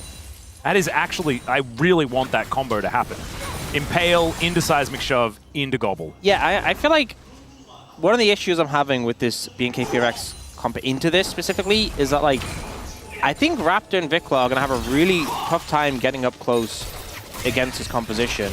Ooh, handshake. The positive aspect, though, is the spot lane 2v2. Kellen, really good on this Renata, and the Callisto Renata, you know, you're playing a melee farming champion. Yeah, it's not so great. Yeah, have fun. This is a we'll sort it out in the late game type bottom lane. One where you're going to try to wait for that sort of 3.5 minute mark and then exit, perhaps. We'll see what they decide to do. Piercing Darkness just to try and get Aiming's health bar a little bit further back up. And it has been 1,461 days, and Beryl won with it. Because technically this is support Cho'Gath, but it's actually not. Which is weird, because it actually should be the Gumayushi game that happened more recently, but that was technically bot Cho'Gath. Yeah. Because right now, Aiming and Beryl have kind of role swapped, but we're having a look at a little bit of a battle towards the top side here. As, oh dear, okay, we've got a slight zoom in as well. Oh, the threaded volley angle just gorgeous as Vikla one more auto, and there's the flash for it. Solo kill for Showmaker, and Vikla's woes continue here in game 2. Not a good start. You know, we're talking a lot about this bot lane matchup, but mid lane just going that way already. I think this Ahri's going to have a rough time. Oh, it's not what you want to see. There's Diablo and Kellen are at least a sign of good things here on this bottom side, but it's kind of to be expected. Up you go. I need to do the voice lines because we've got the Korean one, and so it doesn't have those lines. We're going to see Showmaker's perspective here, and that threaded volley angle was 100% what did him in. As he gets the flash auto at the end. I'm really glad that he has the shocked Teemo, and he made exactly the right sound for shocked Teemo as well. Honestly, he's great doing the sound effects. Oh, he is. I feel like, honestly, we could just, over the course of his career, Vikla, why are we taking turret shots? We could just record like every sound effect that Showmaker has done, and someone should make an audio pack where like all your sounds are just Showmaker. That would sell so much. I imagine if you could buy in the shop. It would sell out. It's a digital product, and yet it would sell out. And I know, like, Tasteless and Artosis did it for StarCraft 2. Like, there is their own voice pack, as Clear, taking a lot of damage here as well. Same as, like, Caster Jun and a lot of the famous StarCraft commentators did that for StarCraft 1 Remaster when it came out. We need the Showmaker voice line pack for League of Legends. 100%. Make it happen, right? We need to send that email. It's just free money. It's free real estate. As Diablo going to get snared up momentarily. You can see BNK still pretty happy with how things are going towards the bottom side. Aiming, taking some souls where he can get him. This is the point where it starts to get a bit threatening, though, because if you do eat CC from this center Cho'Gath, you will... They're winning in farm. I guess there is a wave that's still going. It'll just get laid, and you'll end up getting bullied out. There's also so much stain from a center Cho'Gath, so obviously Diablo Kellen want to chip them down, look for kill pressure, but... Up you go. Oh, okay, Beryl could be in trouble now. Does get into the brush, but there is a ward put down immediately. The flash out from Beryl. And he is at least going to be able to escape for now. The Ren not quite enough. As Showmaker could be getting a visit here from Raptor, but does have that control ward. Raptor instead just going to head towards his Chemtech Drake. Just to take that one down first. Is aiming, not a lot of blue stuff left. As Lucid has that Giant's Belt and is now looking to make Clear's life difficult. Shu is relatively low though, does have Meganar coming up. There's the hop skip. And the flash out from Clear after he uses his trinket as well. That was nearly perfect timing though. Shiwu hitting level 6 and about to hit Mega Gnar, but unfortunately just couldn't find the connection there onto the Jax. I think that the Narbard like just barely didn't make it, and so he couldn't activate Mega Gnar with his ult or something. Yeah. A bit awkward. A little bit unfortunate, but either way, still gets the flash from Clear, and Lucid will just trade objectives. We do see pings coming out though.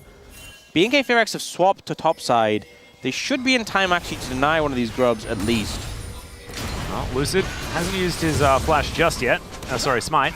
Does use it in order to lock that one down. Can walk through this wall if you would like to. As Raptor doesn't have Smite either. Kellen going to be moving over though, and that should mean that Lucid does have to vacate, and he will do so. So that is just one of the grubs going over to BNK. And we just have one objective for BNK and one kill for DK. All we're up to as far as the feats are concerned. Handshake. Ooh, shoot, not feeling polite today, which is going to help him out here. Is aiming moving towards the mid lane. And Clear versus Beryl is now the matchup that we're witnessing on the bottom side of the map. I've been waiting for this. Yeah, what a world we're living in. It's beautiful. And Vikla continuing to have some struggles in this mid lane matchup. Not helped by aiming showing up. Yeah, it's not necessarily spelling a massive lead as far as farm is concerned, but I don't think we were expecting Showmaker to dominate this matchup, right? The Talia into the Ahri. Yeah, I mean, we've seen this matchup a lot, and obviously the mobility of the Ahri kind of skirt around the Unraveled Earth when you have your ultimate. There's a lot of skill that comes down the matchup, but it just feels like if you're losing this much early, you're never going to have a good time. Oh dear. Beryl is going to be discovered as the flash forward from Kellen lands the handshake as well. Beryl is very dead. Diablo able to lock that one down in the end. And sometimes you just overextend. You think that your Rupture has scouted the brush and you're wrong. Oh, but he gobbled a minion and he did get a stack, so... There you go. Maybe that's just what he needed to do in the moment. We're going to have a look at this one more time. Yep, they sidestep, and then immediately Fate's Call comes out, and Beryl is dead. Yeah, flashes Beryl. He honestly does everything he can. The Rupture's pretty good, but the flash from Kellen secures the kill. Unfortunately, aiming not there to offer support in the moment. But Beryl speeding back to lane. Oh, look at him go.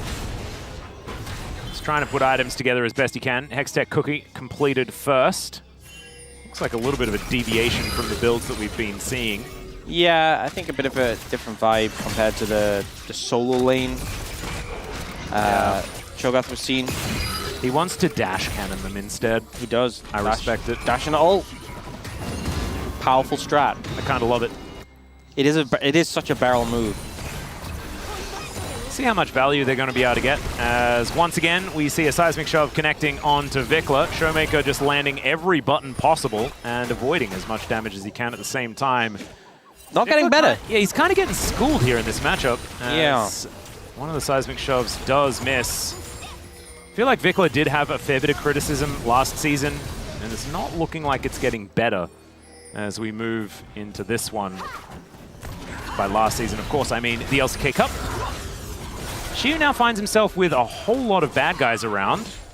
Lucid will be able to take the crab as it's an Infernal Drake coming up in a minute and a half. Yeah, BNK FairX already have a dragon in pocket. Oh dear, Xiu. Oh, has that Mega Gnar position. Look at the wall, it is gorgeous! Wallop immediately going to get cleansed though as Diablo dancing around this one.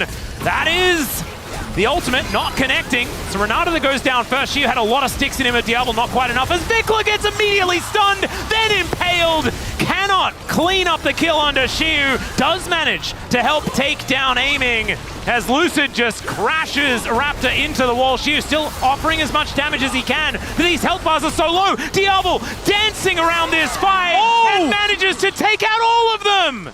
Diablo comes in clutch, manages to find the kill. So many low health bars. It looks like D+ was getting away with murder there.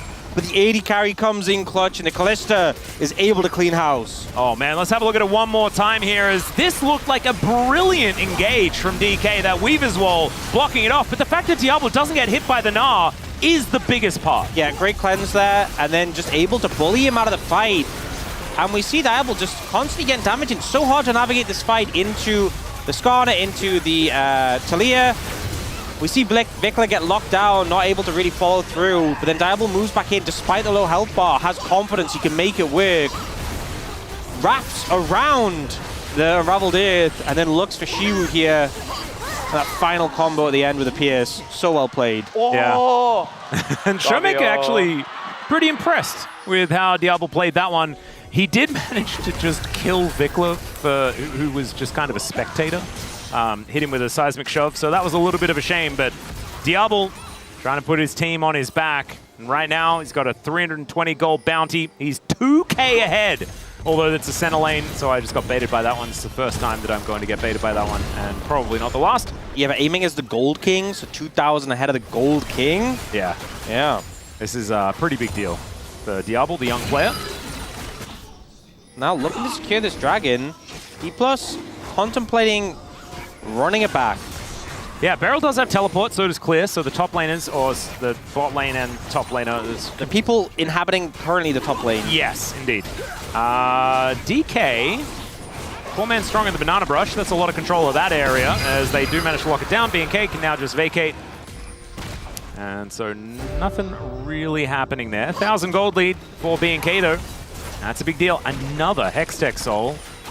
Cloud into Hextech.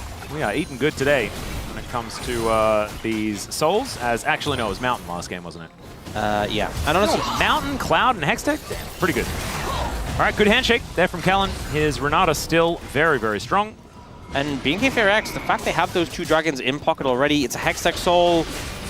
They're feeling really a lot more comfortable after that fight win.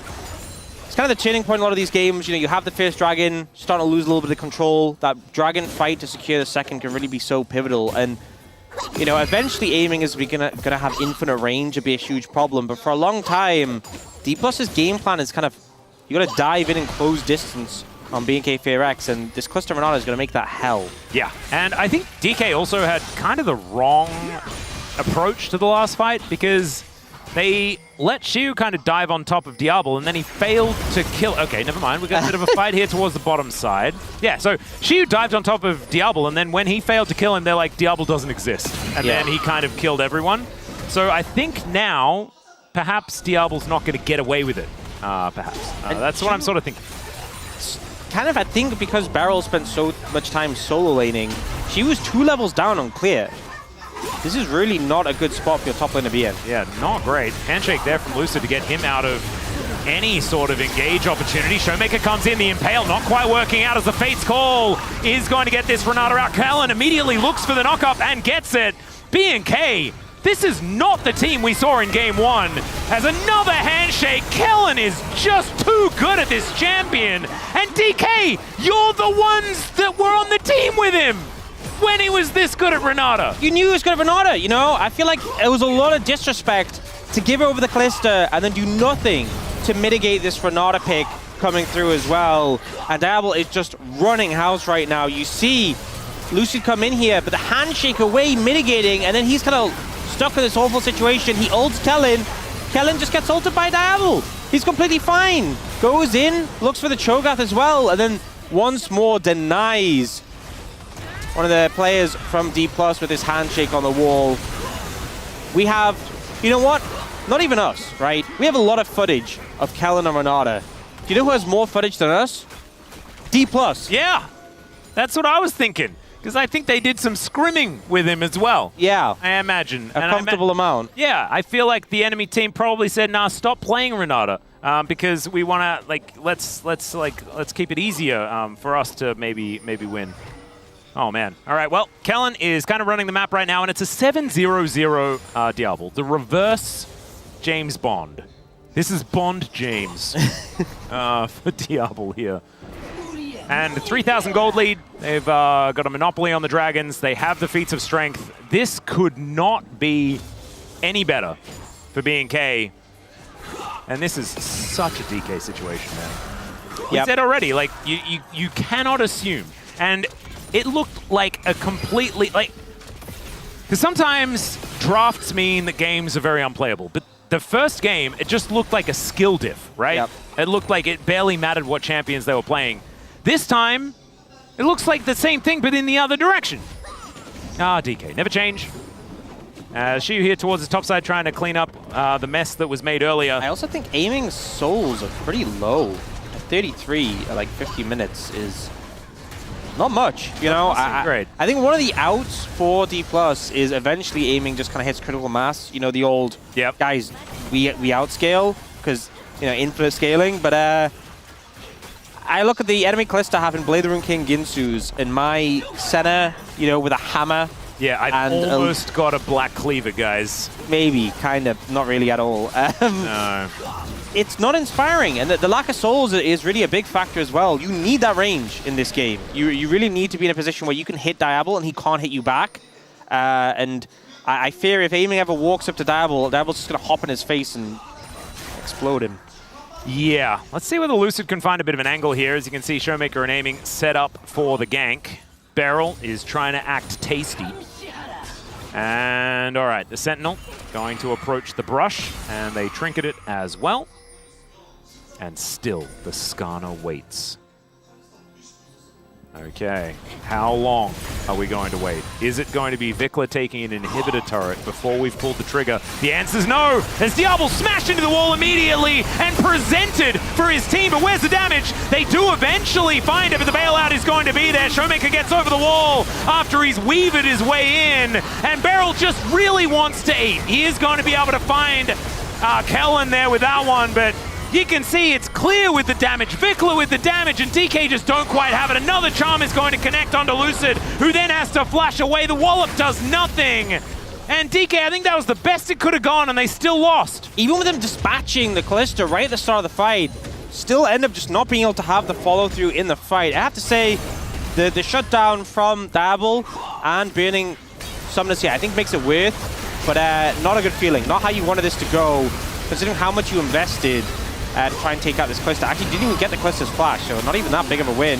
Showmaker flashes over here, and it's just kind of locked in with Vikla, does try to find Kellen, but it's just no real follow-through in this fight. This is the sort of situation where having like an Ari or Viego, who after that initial kill gets resets, it would be fantastic, but there's just nothing there. Like, you got that one kill, okay.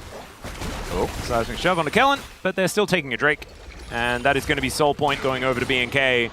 Yeah, I think honestly, you know, I thought Diablo uses Flash. The fact he hasn't, the fact his cleanse is back up, and everyone has summoners apart from Kellen, who you can just Kalista ult anyway. Really looking rough right now for BNK FearX. Sorry, for D+ playing into BNK FearX, because if you try and engage a fight, that summoner advantage is going to make it so hard. Oh yeah. You see the gold lead kind of plateauing just a little, but I feel like that is not going to remain that way for much longer. And DK, they're on the clock. 4.5 minutes until Soul Point number 1. And DK has to win that fight. I mean, if you give Hextech Soul over to BNK, I think it is game over from there. Hextech Ruin a Soul would be, yeah. We're kind of nuts. Bottom lane as well is where Otacon is, so it's going to be a lot going on down there. That Black Cleaver we were talking about is finally completed. Woo.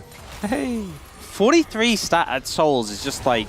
Yeah, he's got like 10 souls since we had the conversation. It feels like 7 minutes ago. Suboptimal, you could say. Yeah. You know, Beryl hasn't had the best game on this Cho'Gath, but aiming not looking too comfortable on the center. It might have been that perhaps they hadn't put that much time into this. Perhaps. Yeah, Vikla is continuing to struggle here into Showmaker, but the 1v1 just isn't relevant anymore. The team fights have certainly been so much better for BNK. As aiming, Bloom becomes lightning, and Raptor not going to go much further. Didn't have full information as to what was going on here, as Otacon is going to spawn. And Beryl may be dead. Handshake comes through. They're going to focus on the turret first. Good knock up there as he dash cannons his way back. And Diablo still just dancing after the and then finds the pierce. Gorgeously played from the young 80 carry for BNK. And this guy, he really wants this to be a 3-game series. He's looking brilliant. This is what was promised from this young player when he joined, but didn't really see it from them. Nope. Until here in this game today. I think it just kind of shows why Diablo was pretty praised playing in challenges and what he can do when he's given the tools. Just that final pierce really threaded the needle so beautifully. And the confidence walking up here. I think Beryl, a little bit too much confidence. Yeah. But Diable the perfect amount. Gorgeously done. And they'll be able to take an inner turret off the back end of that one. That is going to increase that gold lead to just under 5,000. And Clear, he's, in the meantime, also becoming a huge problem. And look, I know you can't completely trust gold leads when it's like a Calista against a Senna, but yeah, when Diable has a 5,000 gold lead over aiming and Beryl has a 1,000 gold lead over Kellen, it feels like a misbalance. It feels like there is a 4,000 gold gap. Yeah, you know, I don't want to point your fingers, but it feels like someone's been... You can point your own fingers. Someone's been cooking the books a little bit. Someone's been... there's some missing funds allocated somewhere. The Gold King has been robbed. Let's just say that. And there was a lot in there to be robbed, as Lucid going to get pushed back into B&K, and he's being thrown around like a ragdoll. Picks up an Ari on his way through there. Has Flash, but I don't think he really has much of an opportunity to use it. And there's some bounty gold going over to DK. I think it's a check out game number 3 to see whether we can win that one instead type angle for DK, because this one's feeling done and dusted. Absolutely. Lucid's just trying to walk up to see if he can get a look in and can't even get close. A minute till that Hextech Soul seems very unlikely he's going to be able to contest that. And with the Ruinous buff as well, that's just a game ender. She was trying to push in the side lane. Yeah. He is killing minions. Oh, might go for the Grump. Hey, there's also a blue buff here. Doesn't massive advantage. I think if they secure the blue buff, I'd feel a lot more optimistic about the state of the game. I don't think it'll change much, in my opinion. Does get a crab. Oh, Scuttle Crab? Hey, Cosmic Drive is done for Beryl.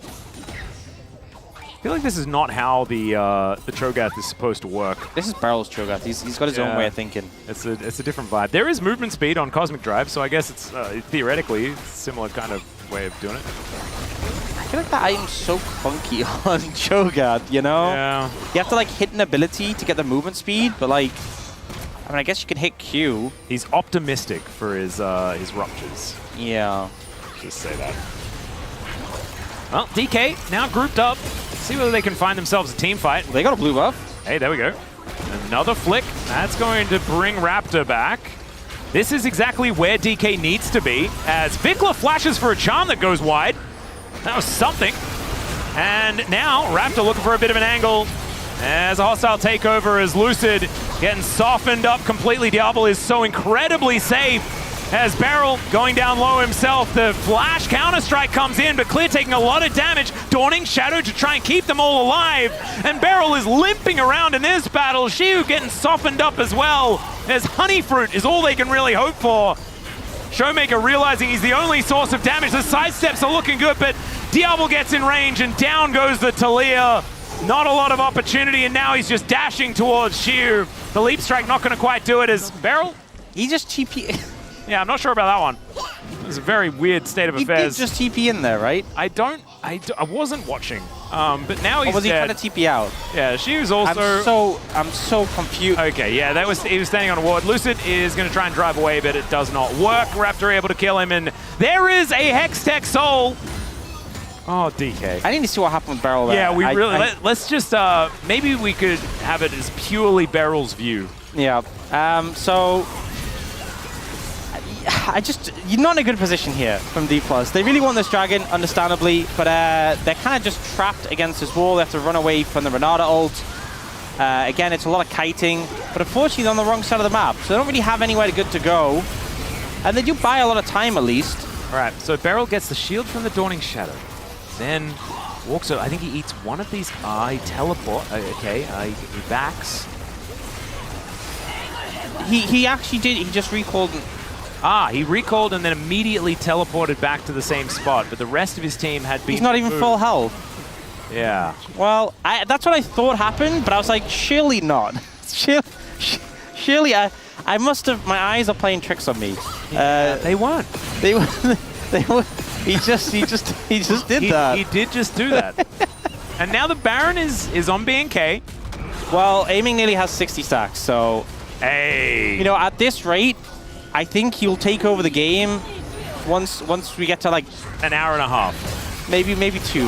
All right. Maybe 2 hours. Well, they just have to stay in the game for 2 hours. Yeah. That's the other option is quickly lose and then use 26 minutes in order to win with a better draft. As the charm comes in, Beryl dies unceremoniously as Diablo is just dancing around everyone. She tries to dive in, but immediately gets CC'd. That is a triple kill. Diablo's looking for more. That's the quadra. And the young prodigy from B&K standing up saying, you put some respect on my name, DK.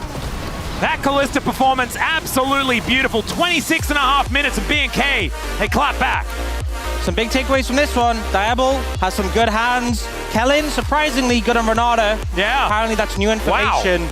And D+, stick to champions you can play. Yeah. Generally, and I'm looking specifically at the bot lane because they looked a little bit lost. They did. I think there were some certainly some errors that went around elsewhere at the same time. I think Clear also had a fantastic game. Shiu looking a little bit muted.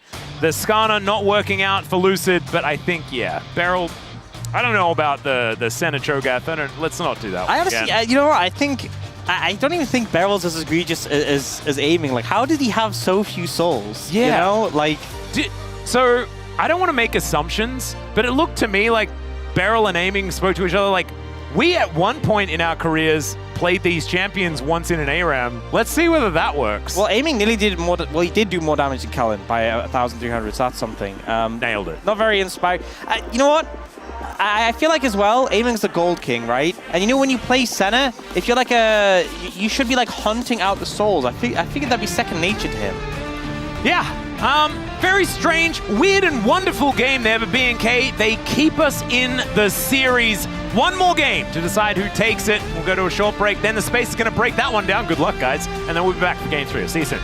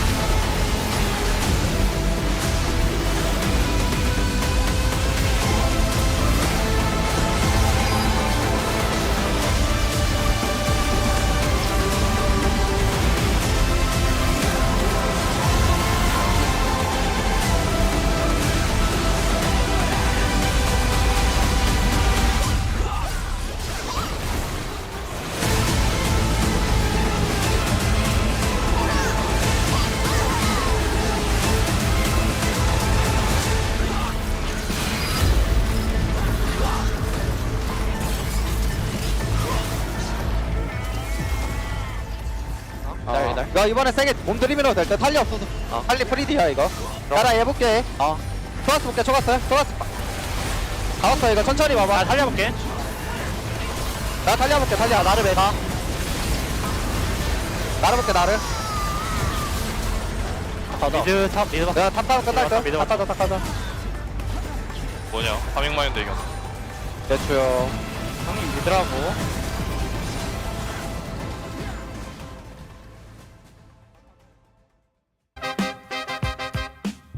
Was there ever any doubt? It was cute you thought there was a chance. We toppled the blue wall, and it wasn't even close. So we are officially the first stand champions.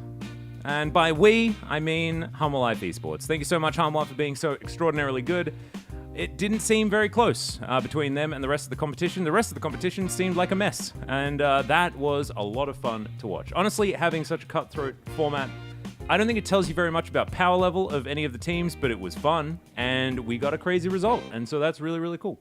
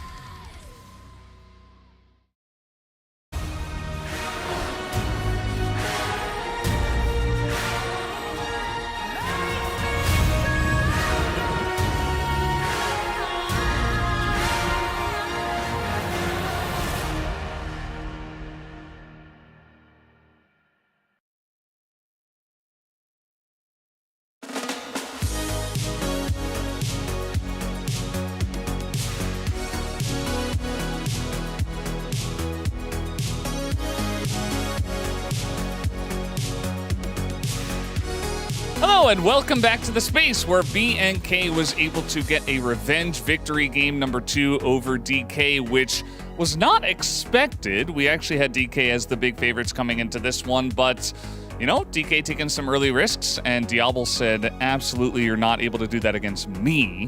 Yeah, you ever just accidentally a whole LCK game? Diablo just accidentally a whole LCK game. Yeah. It was crazy. He was in a skirmish. They left Callista up. He got it, and I don't know. He was moving. He was doing some kiting. He came back in. He just accidentally a whole LCK game. He just accidentally a whole upset, man. Yeah, I mean, it was crazy. Yeah, I mean that's the reason why you normally close out the Kalista, right? I mean, Kalista was just so strong with the Renata, and I just don't see the reason why they really wanted to just play Senna and Cho'Gath into it. I mean, it looked fine in the early game, but it ended up pretty bad. I didn't really like BNK's draft, even though D+'s draft is kind of a meme, because there isn't a ton of synergy here. Obviously, you have the winning bottom lane, which, you know, you could have known, you could have tried to protect it and lead towards that if they didn't go for the Cho'Gath, but it was a little tricky there. So I'll give them some credit for that, because you didn't know necessarily that was going to get flexed, but it ended up flexing into a good thing for you. But then the Jax into the Gnar, I know some players have said that they think that's favorable for the Jax, but most would disagree.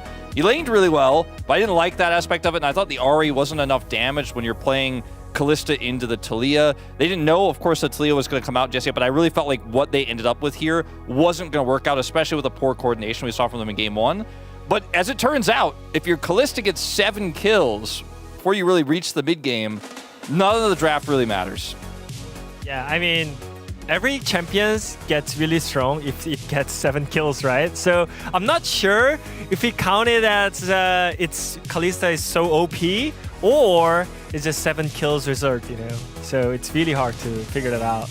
Yeah, I mean, Kalista's quite strong. She does get banned a lot on the red side, and especially with Renata Glass. If you get 7 kills, which 4 of them did happen here, which, you know, this is, I think, what Wolf said meant when he said, you know, they accidentally an entire LCK game. Yeah, there's not really a verb for it, so I just kind of skipped it, you know? Yeah. He played this really well. Like, his positioning is good. He's able to escape the rock skier that Showmaker sets up. Gets stunned anyways, but doesn't matter, because guess what? He's Callista. Everyone's health bars are low in this wild skirmish. Raptor's ult isn't the best, but he's ready to clean up house. Yeah, I mean, that Zinzao ulti in the late timing was on point. I think that was the timing that he was actually soaking a lot of damage from the Taliyah. So that's why they could make the space for the Kalista. So I think it was really clean play by Raptor as well. I think that, like, obviously, this is the type of scenario that if you disrespect your opponents, you play fast and loose, you don't play to your win cons too well as D+ here, there is an opening for a player like Diablo, has the skills, has the talent to actually outplay you there and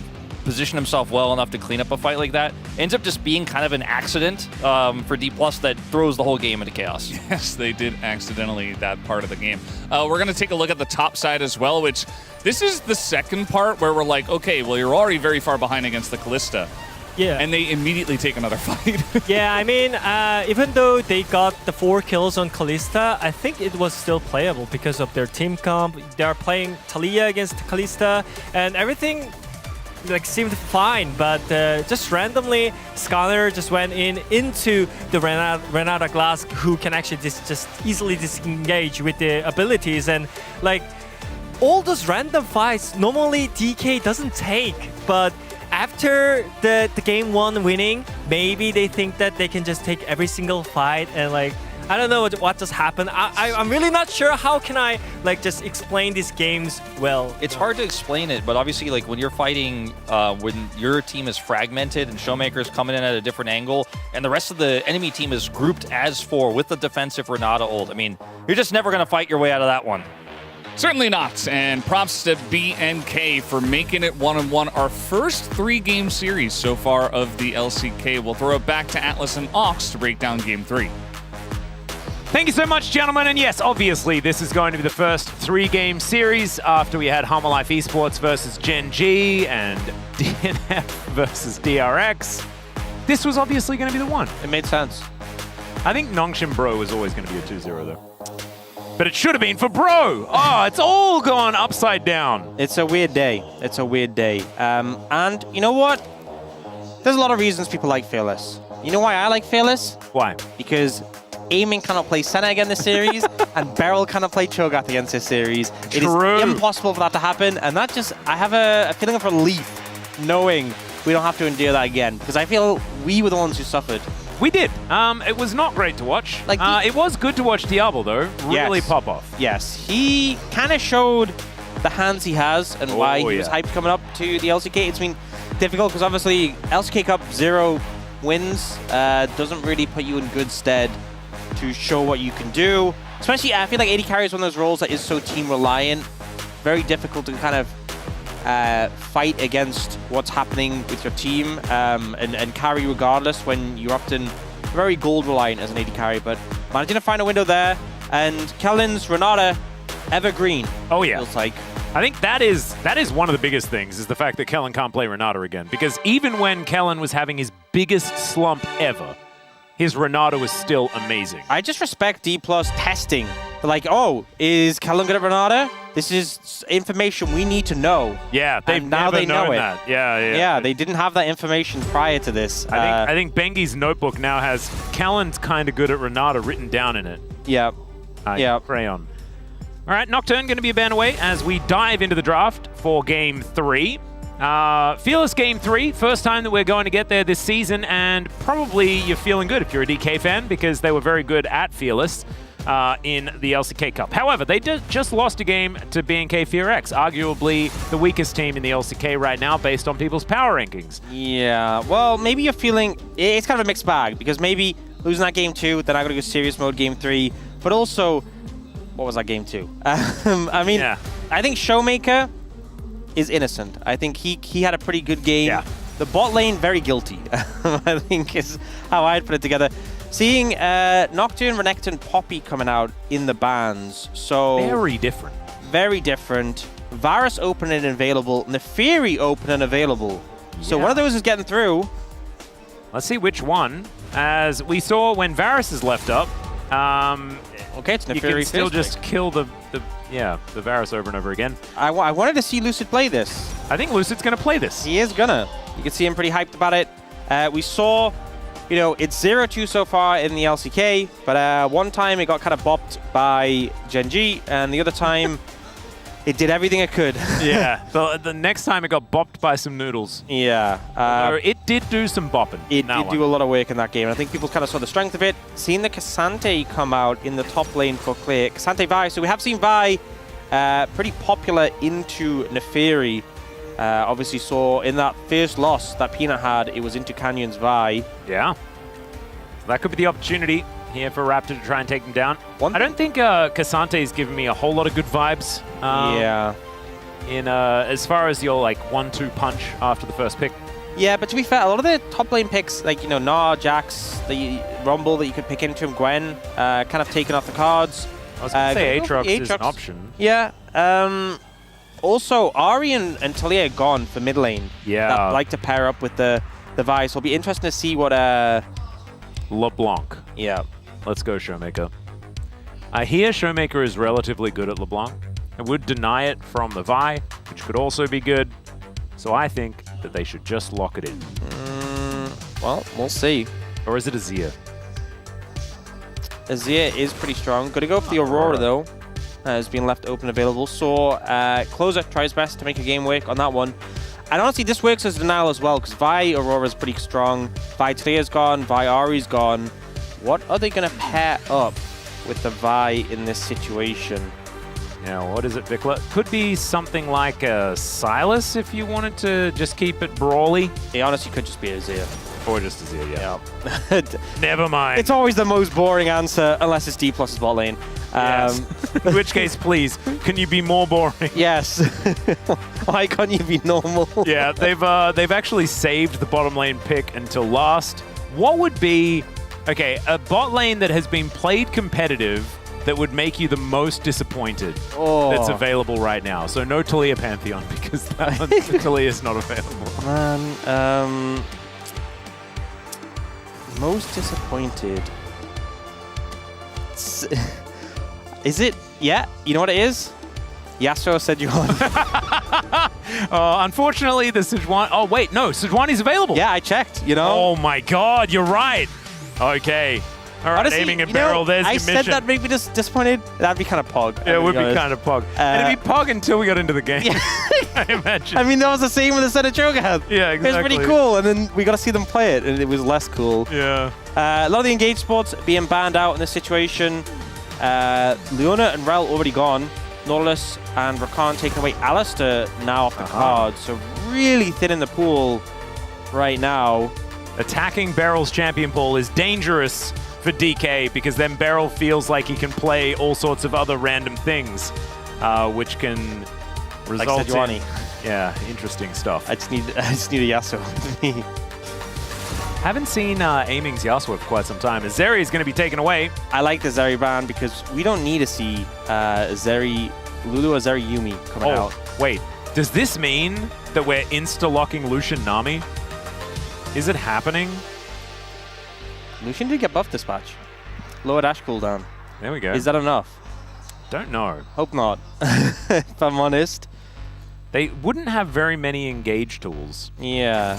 Well, they have. Okay, that's an engage tool. Oh, and now as well, I mean, they banned all the engage support. This is an interesting one because if they go engage supports, like if they went Nautilus, who's obviously banned now, but if he wasn't, you could just pick Braum into it, right? But engage Braum. They banned all the engage champions, so the Braum kind of pick not really as present here. And now D+, a lot of the strong lane and AD carries taken off the cards that we see. You know, MF gone, Calista gone, Varus, Ashe denied, so... Oh, Kai'Sa is up. They are going to go aiming, obviously, a fantastic Kai'Sa, but not so fun into the Ashe. And also, you typically pair Kai'Sa with an engaged support. Is it going to be like a Shen? Gragas! That is an engaged support. That is. That'll kind of work, I guess. I think you could just go Braum here, honestly. Oh yeah, Braum into the cask is pretty high value. Yeah, they did this change ages ago. But it used to be when Gragas threw the cask, it exploded on your wall, and it knocked Braum back, and anyone in front of the wall got knocked forwards. They changed it, so now when you throw the cask at the wall... It just eats it. It just disappears. And, I remember playing that matchup after the change, and it freaked me out. I was like, where'd it go? Yeah. It just vanished. This cask of ale just disappeared. Gragas was distressed, obviously. Basically, Braum learned how to drink way faster. Yeah, very efficient. He just slurps it. Siphoned a bit off to the Poros, which was a whole incident. But yeah, I mean, I think ultimately the mid jungle of D+ is terrifying. But I think the bot lane matchup is good for BNK FearX. I think clear on Cassandra is fine. I think it's a strong 5v5 for BNK FearX. It's just really, this Neferi is dangerous to deal with, and Lucid definitely feels like the sort of player can go to town with this. Yeah, I think it's going to need to be a little bit of early game prowess here from DK, though. Definitely feels better than having Senna Cho'Gath on the map. So that is a positive. And we have a gentleman in the military service right now. Don't necessarily know what his what was written down just yet, because it was very small. Yeah. That was why. Yeah, you would have been able to read it. I would have been otherwise, if it was larger. Like these signs, you can read because they're larger. Yeah, but I didn't because I was talking to you. Yeah, of course. It was just an example. Yeah. If people want their signs read by you specifically, they need to write it that sort of size. Yeah, and in English. All right, as you can see here, we've got some pretty standard composition coming out of B&K. DK a little bit more experimenting, especially with that Gragas support. We'll see what Beryl's going to be able to do with it. That is indeed Vi from Arcane, and we are indeed into Game 3 for the first time. LCK 2025. I am ready. I'm ready to see who's going to be able to come out on top, whether B&K can do it. Find the upset against DK.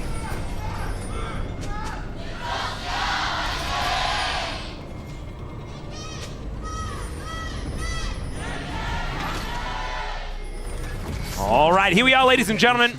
On to the Rift. 3 Poros for Braum and 3 Doggos for Lucid. That's pretty cool. Is it 3? Right now it's looking like... Yeah, it is. Is it 2? Or is it just include? Yeah, I'm including Fury so that we can have the same amount of animals. Yeah, that makes sense. Keeping parity. That's how I'm doing it. Oh man, we Gragas Esquire as well as Gentleman Cho'Gath. Okay. Beryl is running it down respectfully. Yeah, I think I have a theory. Okay. I think Beryl just likes those skins. Oh, me too, though. I am like Cho'Gath, Gragas.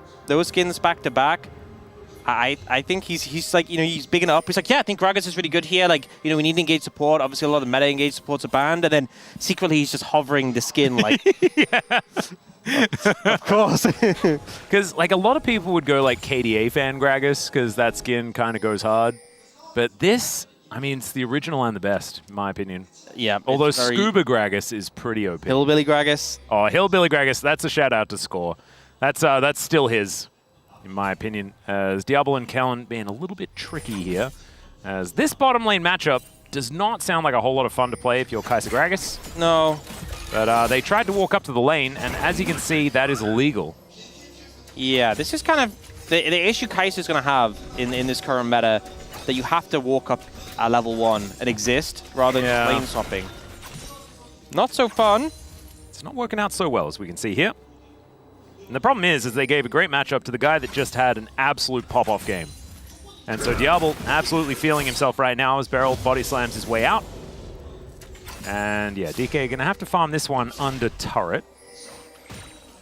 This is the lane where DK fans should be feeling pretty happy. Vickler is, even in the game that they won, not been feeling too good about the laning phase. And so this is certainly a point of control, and especially with the setup, Lucid wanting to get around the map and find some kills early. It's an opportunity here as we get a slight zoom in onto aiming. It's missing so much of this CS. Yeah, Kellen even walked forwards and blocked him from killing a minion at the tower, so the tower killed it instead. They are fully trying to twist a knife in the situation. Yeah. Despite that, though, as you see, he did it again, but despite that, he's not actually that far behind in the farm. In fact, if he gets this last minion, they're even. He's actually up in gold. Sometimes... That's just Gold King, baby. Sometimes in bot lane, you try a little bit too hard to play the denial game, and you're a little bit less focused on the me gets CS game. Well, I mean, Kellen can focus on the denial game. Diablo needs to last hit the minions. Yeah. Did just miss one there? 2. I don't think he even got the other one. Oh, he didn't actually. Yeah, bit sad. Still, Cannon gets picked up by aiming, and he's happy about that one. Raptor will be able to take this one down as Lucid not finding the first dagger, not finding the second dagger. Dancing shoes on here for Raptor. And with that, Lucid's just going to disengage and go for the top side scuttle instead of trying to fight a Vi over his bot side scuttle. Looks to be the answer. Does mean that the bottom lane kind of left out to dry a little bit. Vickler not going to be hit by that one. So Showmaker still trying to put on as much pressure as he can, but Conquering Sands working out here. Showmaker. Oh, got the zoom. There's the flash. My God. Okay. Flash for flash in the mid lane already. Yep. Putting the fear of God into him right there. Good directions from Vickler. Doesn't want to get solo killed again, so able to dodge away. And now, once more, pressure going down onto D+. Body slam from Beryl will avoid him getting stunned. But not having a fun time. Yeah. Honestly, could be worse. Especially given the fact that, yeah, aiming is still even with more He's actually minions. going to be ahead, yeah. Yeah. It's very weird. Don't quite know how this is working. Aiming has done a deal with the devil or something like that. I will get more minions. It's a Gold King passive. He just gains CS every 10 seconds. He's basically Twisted Fate every game. Yeah. Or something. Well, Chiyu and Clear just pressing buttons at one another. We've seen this matchup before. Scramble is completed though, as Clear had teleported back a little bit earlier. Showmaker just walking up to Vickler. Finding a few opportunities here to get some of these trades. This is where he's found a lot of his success on Aurora. It's just being able to force your lane opponent to be at very low health most of the game. Hasn't been hitting many of the combos though. Vickler actually, I think, playing a bit better. Even though you can see in the farm, it is still Showmaker having a good time. Kellen's going to turn up and gank his former mid laner. No flash available because, of course, he used it earlier. And there is the Sand Soldier. There is first blood going over to Vickler. Great moves there by Kellen, finding an opportunity to roam from base and just punish his Showmaker for his over-aggression. I think you can kind of see that, the way he was permanently forcing these trades on a Vickler. A little bit disrespectful, and it's immediately punished. Now Lucid gonna find a ward, but nothing else. Yeah. And the Dragon going on over as well, so B&K utilizing the advantage, turning it into an objective, and maybe they can get over towards these grubs. But it does look like DK, with moving their bottom lane up early, will be able to secure the grubs. So not going to be a response there. Should just be a trade. Drake for grubs, but the first blood going over to Vikla, such a big deal because he has really been struggling so far in this series, and getting this Azir online could be really, really big for B&K moving forward in this game. 가볼게. Kellen, if B&K win this, is the player of the match. 평터. I still think Diablo is 나이스. in strong contention for the Calista game. Aha. There we go. That's actually a really good point. But I think the bot laners are definitely fighting over that spot if wait, Fearex come through. You remember like that topside sequence in game 2 as well? Like that was good. all Kellen. But the Calista play, yeah, no, I think was pretty clean. Diablo was definitely good. If Diablo does do like anything at all this game, he's probably going to get It's one of those two, for Yeah. sure. And it would be a crazy scenario when Neferi goes 0-3, and just I don't even think it's even remotely Neferi's fault if Neferi loses this game. Or the other two games. I kind of blame Peanut for the first game. Yeah, I think that was definitely a Peanut situation. Yeah. He is not as good when he hasn't had a few games on stage on the champion. Shyvana vibes? Yeah, a bit of the Shyvana vibes, bit of the Zyra vibes, things like that. Yeah. This is where we need to see Lucid show us, you know, how this Neferi is supposed to work. As top lane is in some lane. Yeah, does he have the dog in him? That is a very good point. Is he a big dog? Big dog. Big dog. Well, aiming and barrel will be able to get another crash.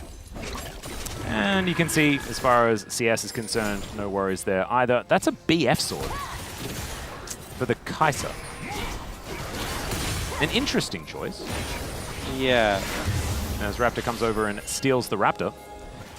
Just like doing that. It feels like a really long time ago that we were talking about not saying the word rap anymore. Yeah, has it been long enough? Are we allowed? Yeah, I think we're allowed to. Okay. Lucid, can you smite this one? The answer is yes. It helps when your opponent does not have his.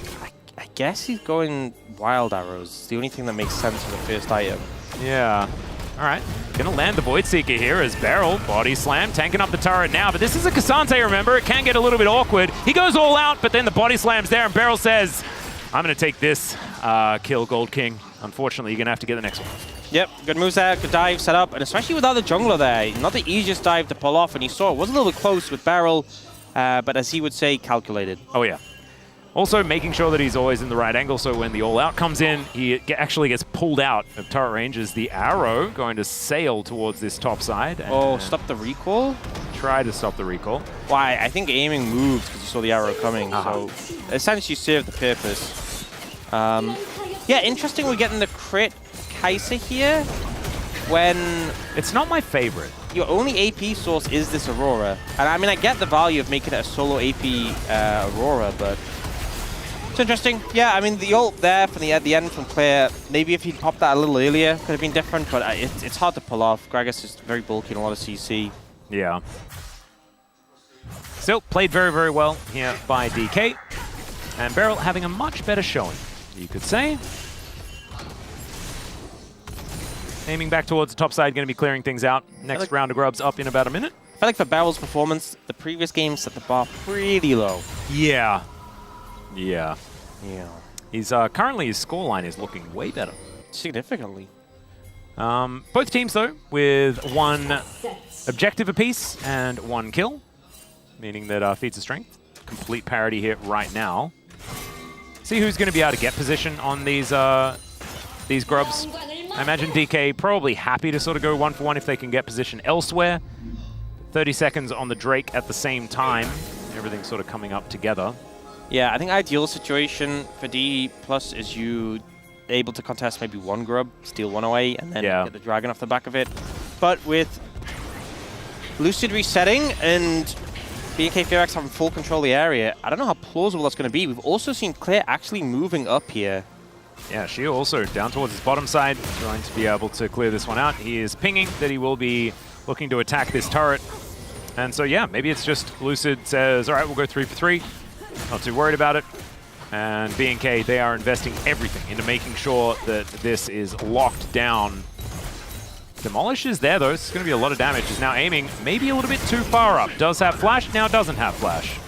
Yep, good moves there by Kellen, capitalizing on the slow from the Ashe.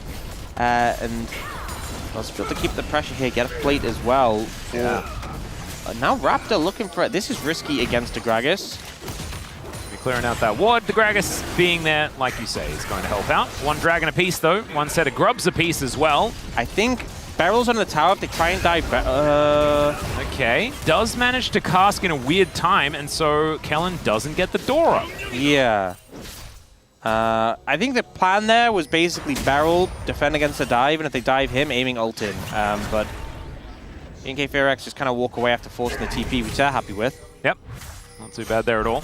Showmaker moving towards the top side, and then back towards mid. Shiyu and Clear doing battle once more. And man, this is a much slower game. I feel like, you know, Bengi was like, enough of the funny business, guys. Let's play some cool, calculated League of Legends. And that's what we're getting here. Yuntal's now done for aiming, like you were talking about. Definitely a lot more of that crit style. Building now into a little bit more attack speed. We'll see where the build does go. Still likely a Rage Blade to be put together. I don't know. I think if you've gotten Yuntal, you kind of have to fully commit to crit. Like, I feel like you need like a crit attack speed item second, like a PD or something. Let's see what aiming is going to go for. Doesn't look like Infinity Edge. I think you get that third. Well, Vikla is looking for a bit of an angle, and Showmaker says, nah. So he'll just be able to go into stealth and be absolutely fine. Lucid looking to see whether he can take his blue buff, and it looks like he should be able to. Barrel coming around, and that is going to be Lucid securing it. Barrel going to slow down Raptor as he makes his way out, but Vikla there as well. Time? Barrel just stole blue. Oh, Showmaker. They were both he was just standing in it. He just... Sometimes, you know... like, how do you know that Showmaker wasn't like, you should take it? No, because Showmaker was also standing in it. definitely wanted it. But I guess he didn't want it as much as Barrel did. I think that's what's clear. I think Barrel just said, how much of a gold lead do you have? And he says, I have a 500 gold lead, so I think I deserve this. Yeah. Not that they can actually see, but that's fine. Is it fine for Barrel? I mean, to be fair, I don't think Showmaker's that worried. But I've seen people tilt over less in solo queue games. Yeah, true. Thankfully, this isn't a solo queue game, and Showmaker has a lot of experience with Barrel, so he knows. Yeah. Is now Clear in a little bit of trouble, perhaps, as Shiyu is really showing sort of the mid-game dominance of this Aatrox. Pushing this wave up. Let's see how much damage to this turret he can get done here with the cannon available. Lucid moving over as well. More plates as they do fall down. One was picked up just prior to that. And so could actually be this first turret feat of strength to go over to DK. And yeah, they're going to tank this one up, wait for the minions to come on over, and that is first turret blood going over to DK. And they've moved into like a 2,000 gold lead kind of out of nowhere, largely from just farming better, being in better positions around the map. And the turret helps, but just definitely building it up, you know, not as fast and loose as the previous game. Yeah. And by farming better, I mean Shiyu's farming better. Yeah. Which is something. He does have a pretty sizable lead over Clear right now, mostly on the back of that farm. So, kind of scary to see an Aatrox getting fed in this manner. It doesn't. I feel like it doesn't mean that much. We haven't we've had a lot of Gwens and Rumbles and things like this where if they fall behind, they feel kind of useless. I guess with just a true tank, you can still kind of do your job even if you are falling a little bit behind. I mean, Clear's still gonna be relevant, but it's just the Aatrox.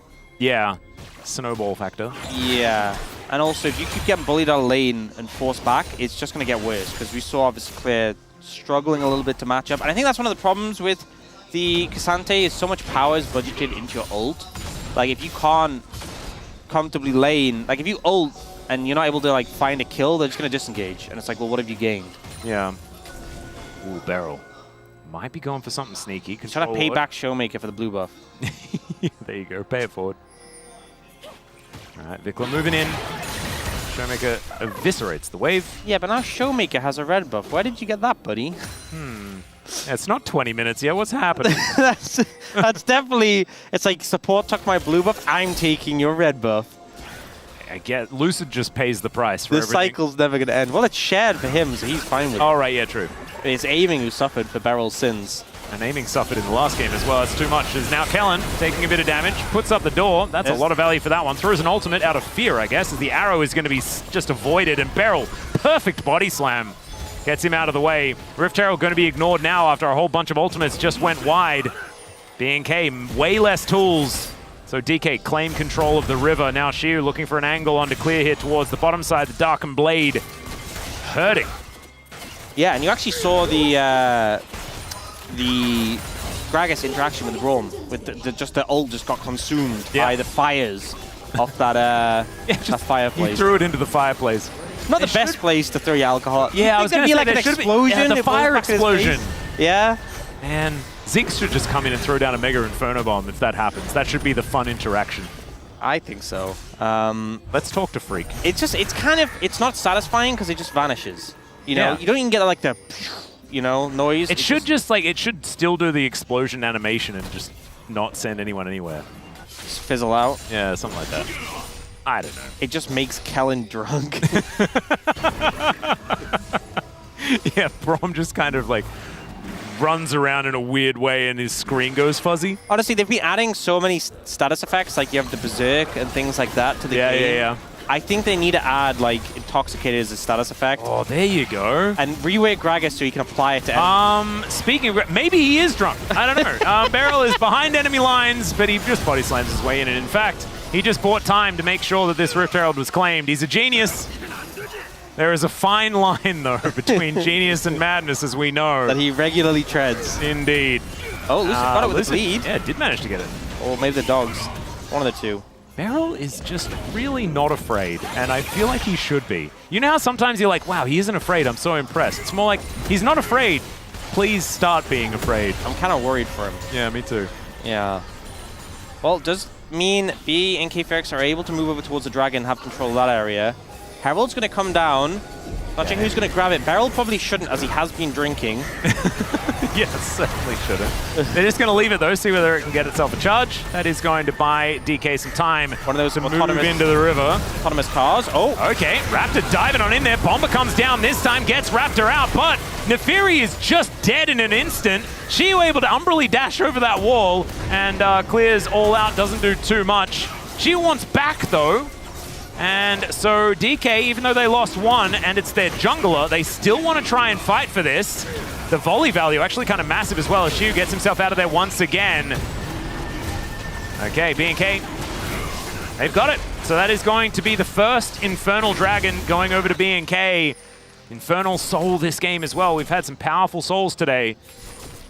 Just what a beautiful wraparound there from Raptor. Or an ace around, as it were. Yes. He really spherically moved around, catch out Lucid, and just the CC layering, man, he couldn't press his buttons. You can't use that untargetability to dip away. Great work there from the Vi, and it secures him that dragon and keeps the gold lead pretty close. Yeah, we're seeing that it's exactly what you were talking about, right? The Vi picked into the Nefiri so often, seeing that value demonstrated. Yeah, and aiming going for the Infinity Edge second. So it is the Infinity Edge, okay. Yeah. It is a build. It is. I don't know whether I like it, but sometimes you just want to build different items. Aiming is a player that has built some odd items before. I mean, I think this build is fine on a champion that isn't called Kai'Sa. Yeah. But it's a good Caitlyn build. Maybe it was like, Caitlyn got nerfed, but maybe I can just still do the build. I'll just do a different champion. Kai'Sa. Yeah, Kleisland. I don't know about that one. Okay, Clear coming on over to seeing whether he can grab this turret.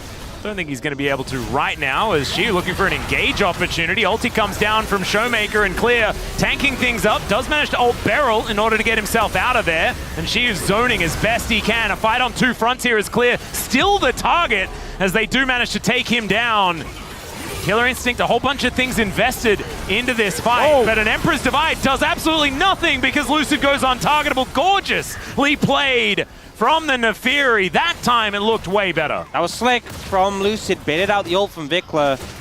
Not really going to amount to much if I'm going to be honest, but it did look cool. Yeah, sometimes you're fighting over an objective that doesn't really exist yet. Yeah, good angle found here. Showmaker setting the ult up, the slow comes in, and it gets a little bit scrappy over here, but Beryl obviously not the ideal target to ult, which kind of just a getaway attempt from Clear, but that ult in return from the Gragas splits him from his team. The chase down is pretty huge from DK, so if they do manage to separate someone from the pack, they really can just destroy them pretty quickly. Yeah. Whereas Lucid, it's hard to separate Lucid from his pack because they follow him everywhere. Yeah, and then he can make more pack by pressing R. Yeah. They just missed a cannon. Yeah, that was a -1 in chat. -1 in chat, everyone, please. That's unfortunate but necessary. As Lucid and Raptor just throwing buttons around. Voracious Arakan up and available. Hasn't been started just yet, but it looks like B&K does have positional advantage and vision control. It is a pretty voracious game. Indeed. Well, aiming. No Infinity Edge just yet, so I think he's sitting on a whole bunch of money. Hasn't actually backed since that last fight. As Lucid wanting to clear this one out, might be able to do so, but Raptor dives in. Cease and Desist is available, so he's going to be able to lock him down for so long. Lucid going untargetable, gets himself a shield as well with his Eclipse, and Vikla, he comes on over, going to utilize his Sand Soldiers to take down the Nefiri. And a teleport in from Xiu is odd. They're still looking for the angle as Xiu finds a double knockup with the Q. Diablo in so much trouble. Barrier nowhere near enough, but Beryl is dead as well. Xiu with the World Ender. I just don't know whether it's going to be enough because there's 4 members of B&K in the area. They have to try and get themselves out. Showmaker, a fair bit of damage. The all-out actually gets Xiu out. And look, I'm not sure about this one. DK or B&K. Showmaker, get out. He is going to be able to get out of there. Burning, but not quite enough. And somehow, that is not a complete catastrophe for either side. Very chaotic fight in a situation, and Lucid does something that, honestly, this is Beryl's job to dive for a control ward. Yeah. Does get saved by his support, only to run into Vikla, who just walks down and picks up a freebie. And this ensuing fight, I actually kind of feel bad for Clear here, because you can see what he's looking for when he joins a little bit later. Shiva finds a great angle to dabble, completely blows him up. Easy as that. But Clear is trying to catch Shiwu out and stacks up his Q3, and he actually gets the knockback, but Raptor interrupts it, so then he can only ult him away. Yeah. So he obviously wanted to flip him over and ult him towards his team, and I think they would have been able to kill him with that. But unfortunately aren't able to find any more. Little bit of anti-synergy there. Yeah, the unfortunate anti-synergy timing situation. So we'll take some of the onus off Clear there and try and make sure that we don't Vault Breaker when we're trying to move things the other direction. Still, it's fine. B&K trading up in that scenario. It's about an 800 gold lead here for DK. So basically nothing. They do have feats of strength after picking up their 3rd kill earlier on. And B&K, this is Soul Point. Xiu with a deep flank. Oh yeah. As we can see. And B&K actually has absolutely no idea.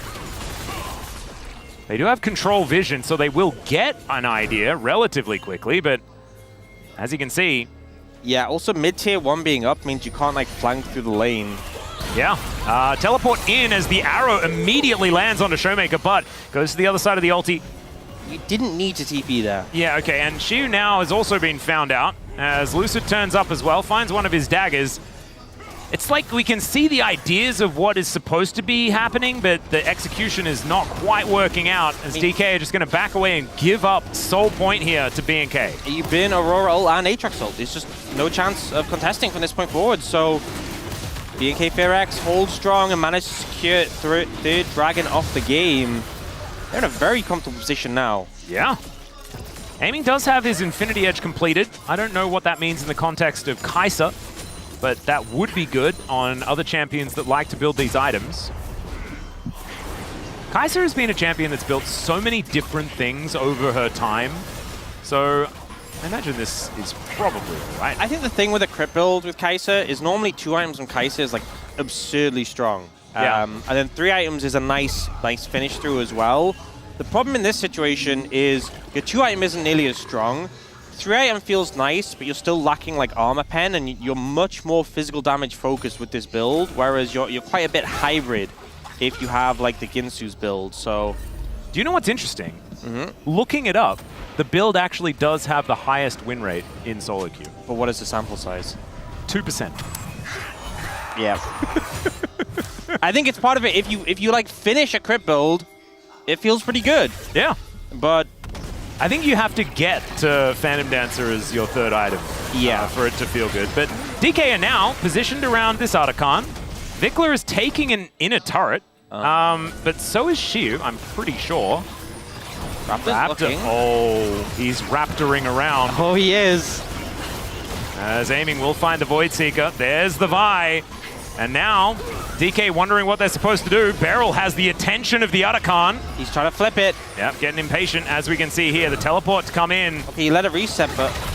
Okay, cease and desist. Going to connect onto Showmaker. He tries to avoid a bunch of the damage, but it does not work. And Clear is going to completely mistime his W. There's Shiu, able to get himself out. But now, it is BNK's turn to start off this Otacon.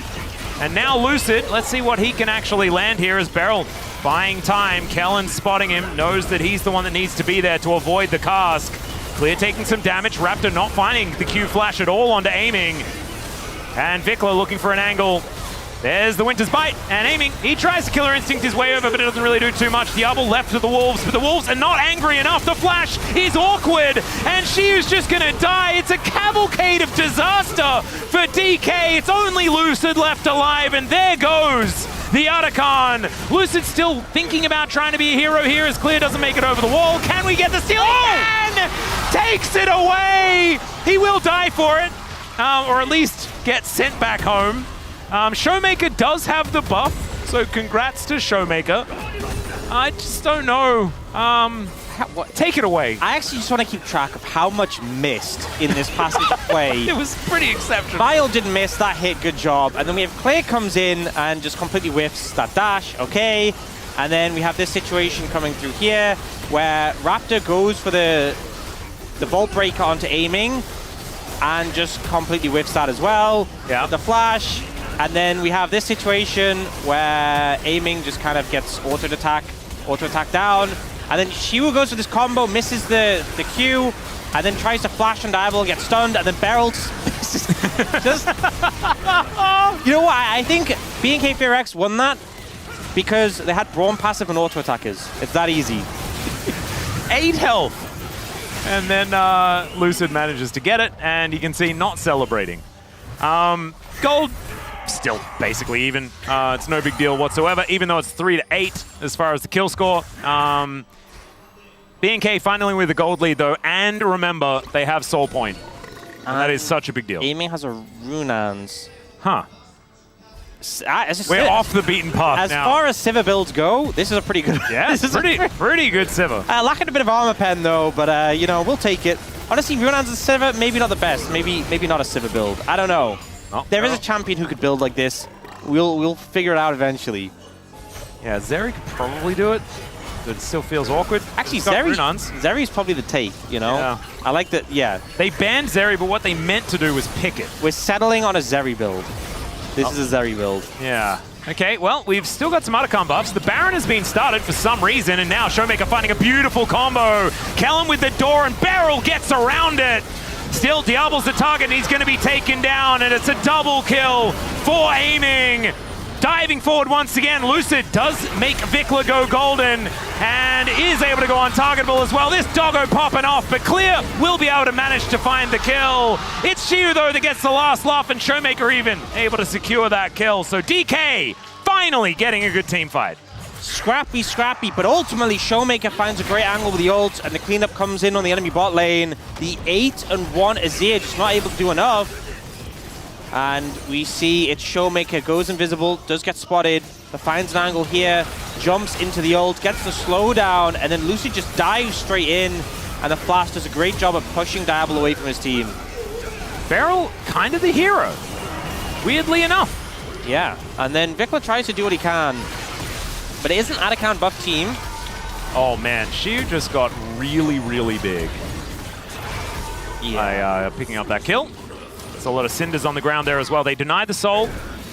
DK still a ways to go as far as that is concerned. That's their second dragon of the game. Gonna need to stay frosty in 4.5 minutes. This game it couldn't be more even right now. outside of that extra dragon that B&K have for themselves. As Arrow going to land onto Beryl. Nicely tanked. Yeah. Beryl's like, you're welcome, Lucid. And Lucid's like, what? Or maybe Beryl was actually looking elsewhere. It looked like he didn't notice that he was stunned at all. He was busy drinking, as Gragas does. Indeed. Gragas Esquire, he drinks responsibly, as we know. He is a gentleman. Yep. And that's why he tanked the arrow. He didn't want Diablo to feel bad for missing it. Yeah. And Rabadon's nearly there for Showmaker, but not quite finished. All right, Clear in a bit of trouble here, trying to get himself out. Does do so. Dashes over to Diablo. Interesting you have the Spirit Visage from Clear when this is like a full AD Kai'Sa. It's only Showmaker who's got AP, and he's not really targeting you, so I'm not sure if finishing the Spirit Visage was that essential. Yeah, I don't actually really like Spirit Visage that much on Cassante regardless. He's going to be tagged by that Void Seeker, though, as Lucid diving on in, looking to try and clear out some vision once again. The true wraparound from DK continuing. As remember, this turret in the mid lane is very low. Lucid tried to pick up the whole wave, but there are still minions that do make it over. So you're going to have to go through that base gate to try and defend, but this inhibitor turret is just dead. Just a little bit of mismanagement when it comes to the lanes. Yeah, now Vikla will be able to take this inhibitor. Like, that is just, it's just done. He is the strongest person on the Rift right now. He is very close to his 4th item power spike, but he is a big problem. And it kind of feels like B&K FairX, the solution to beating them is kill everyone else and then deal with Vikla, as he has that Zhonya's as well, but he is... Ooh, Door actually on cooldown for a moment. Beryl thinking about an angle. You can see he wants it. There's the body slam flash, as Vikla is going to get the fat man out of there, as Arrow going to connect onto Xiu, but Kellen misses his ult completely. B&K getting aggressive, not really finding the buttons. Still, Xiu going to have to go back, does have teleport in order to get himself back into this fight with full health. I feel like Beryl did most of the combo, but he just kind of, there was something missing, maybe like an ultimate ability. So maybe hesitated and like, do I want to knock this Azir into my team? Maybe not. Yeah, perhaps not. Finds the cast now, though, as Aiming gets hit by that cease and desist. Lucid dives towards Raptor as well, but you can see the Kai'Sa already eliminated. His bottom lane duo also taking down the flash forward from Xiu, but unable to take down Diablo. In goes Lucid, though. They get rid of the Ashe, and Xiu is just staying alive. My God! His health bar just went back to full from 0. This Aatrox is monstrous right now in this game, and as it gets clumped up together, Lucid and Xiu are just running rampant. They cleared out the AD carry from the side of D+. They thought it'd be enough, and they just didn't have the follow-through in that fight. We'll see a replay here. Aiming, I think at this moment was wishing he had a Zhonya's, perhaps a different build could have let him to have that, but he is not to question it. And then here, Raptor gets super low and Showmaker chases him down, but Xiu is so bulky that 1,300 heal from an auto, 600, 345. Look at this, he's 300, just 300. Oh my God. Yep, how many autos would Diablo have to put into him to mitigate just the heals he's getting? It's absurd. That was disgusting. And now 4-1-4 on this Aatrox. One of those kills being the 1,000 gold shutdown onto Vikla is such a big deal from that fight prior. You said it when it happened. A big one for Xiu, and now his healing is absurd. 2 tankety cut through, and they are struggling. I mean, the Azir does now have the Rabadons. I bet they were wishing they had that in the last fight. I would agree. Aiming hasn't bought another item in a while. I'm looking forward to when he's going to get his 4th. This it feels like a choose-your-own-adventure type situation. It just feels like he's just playing a crit AD carry. Yeah, I guess. Well, he now does have his Lord Doms, who will be able to kill clear. B&K, I mean, there's no inhibitor in mid lane, so it's kind of awkward. I don't think the other Kai'Sa build really struggles to kill tanks, though. Yeah. Yeah, the Zhonya's also would have been. You know what? Hype is watching this right now, and he's like, "You could have built Zhonya's. I didn't have that option." Well, we're taking some damage there, as you can see, from Showmaker. Some poke is flying in. Xiu over this wall. They know that he's a raid boss. My God, his health bar is just way too large for someone with mainly damage items. I think only Vikla can actually shred him, and even then, I don't think it's quick. So, I'm worried. I'm worried for B&K FairX. They're on the precipice of something. Well, Beryl looking for a flank angle. Finds the cask onto Vikla. Just trying to get him drunk. Yeah. And it maybe worked because Vikler is now diving in on top of Beryl. It is going to be the Dragon secured by the Neferi, but they take down Beryl immediately. Clear gets himself out of there, dives on top of Aiming, but Aiming wins that one. Shiu in the fight once again, stays alive. And yeah, I think DK may have hit critical mass. Triple kill here. It's a full house. Aiming's full of Showmakers, and they should be able to just push up, take down a whole bunch of this base. Yeah, Super Minions in their base, but I don't think they're too bothered about those right now. So much focus put onto this Aatrox, and it just meant the rest of the team were able to run rampant. A 5,200 gold lead for just the Aatrox, when this game was even about 10 minutes ago. Yeah. This should just be the end of it, though, as DK, I mean, they had to work for it. This was not the series I was expecting. I kind of thought this was going to be a blowout. DK, so much stronger in the LCK Cup. At least B&K, they made them work for it. Game number 2, they slaughtered them. And this game was close until it wasn't. DK closed it out in the end, but it was grueling. Absolutely was. And now, I have a difficult task ahead of me. Yeah, where? Is it just Shiu? What happened in game 1 again? He played Rumble. Oh, yeah. He was fine. I think... It was Showmaker until it was that Aatrox. I think I'm probably just going to Shiu it. I think I'm going... I don't have a vote, but I would vote for this. You know, it's difficult. It's difficult, and I need to make an answer, so I'm thinking... One thing we do know is Chronicler would vote for Lucid. Yeah. Does that help you? Oh, the crowd is voting for Shiu right now. Yeah. Yeah. I mean, it was a pretty big Game 3 performance. D+ King. I actually love that. I'm doing it. I'm committing to my vote. Oh, Beryl. I've done my best. I've done my job. Beryl had some... The Gragas had some weird moments, you know? Yeah. And Cho'Gath had some weird moments as well. You can't never change Beryl. This is just who he is. Aiming with the more stranger build than I've seen, and it's not even that it's strange. Like, I think that if you're in a position where you desperately need AD, 100%. Totally fine. But they weren't. Yeah. So just do the one that works good. Yeah, I think you had plenty of AD damage in your composition. It'd be good to have any excuse to build an Hourglass, and Aiming made it impossible to build an Hourglass. If your top side, for some sick reason, was like, Gwen, Zyra, Azir, then I get it. I don't know. I don't get why your top side is that, but I get going the AD build. But yeah, it just We did have Gwen Maokai earlier today. That has happened. We did. But yeah, it just felt like it was one of these situations where Azonia's would have gone nicely for the moments they ulted you. This was that moment where a lot of skill shots whiffed. I don't really watch this again. I think they were calibrating, is what I would the thing I will say here. Raptor, I like this attempt if it hit, but it didn't. So, close. Unfortunately, you don't really get an award for close. And then Vikler, I think Vikler obviously got very fed in this game, was cleaned up all the kills, but kind of his decision-making in the last fight, I presume we'll get to see this in these highlights, was a bit...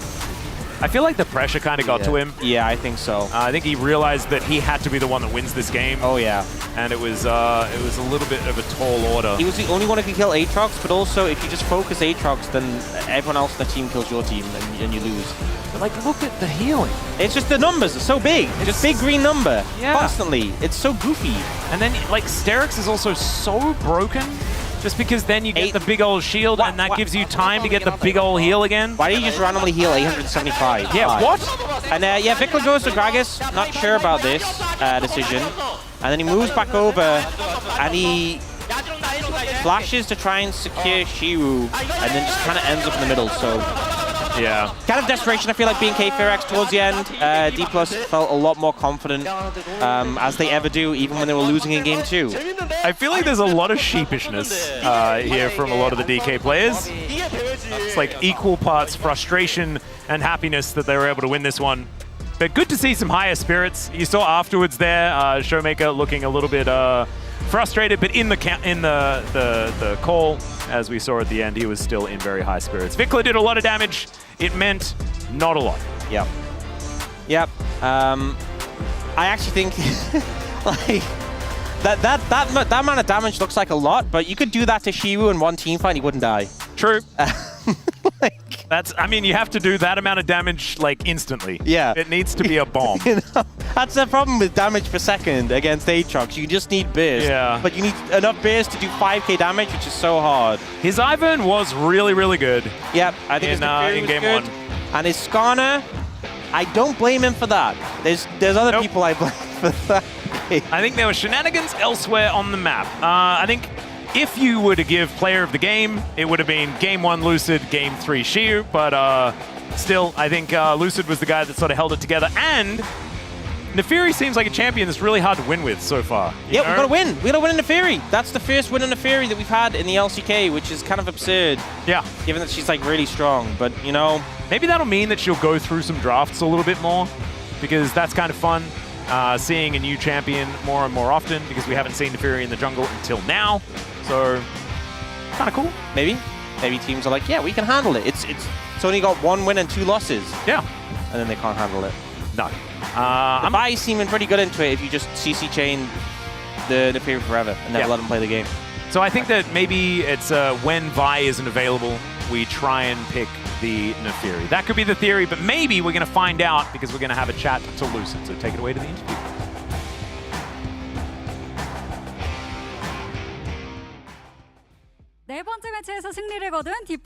Thank you very much, guys. This is Dear for the POM interview translation, joined by Lucid on the side of D+ Kia. Congratulations! D+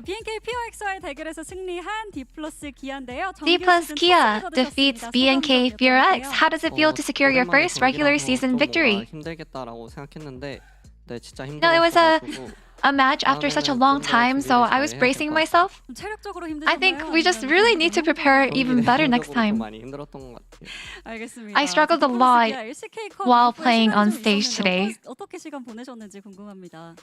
How did you spend your time between and up until the LCK Cup?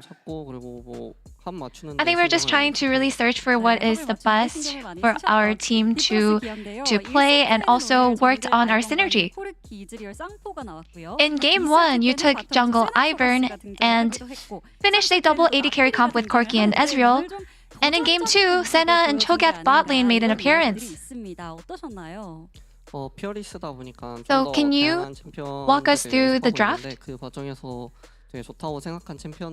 in the process of finding the right champions for each of the players, we were actually able to find out that I'm able to play Nefiri. And yeah, in game, you picked Nefiri, which had 0 wins until today. And as you marked the first victory with Nefiri, how do you rate her? I think she can definitely take an advantage while trading and snowball off of that. And I don't think we were able to trade very often in today's case, so I think that's what made the game a lot more difficult. And in game 3, you were in a pinch where your team got wiped while trying to take Otacon. So what were you thinking in that moment?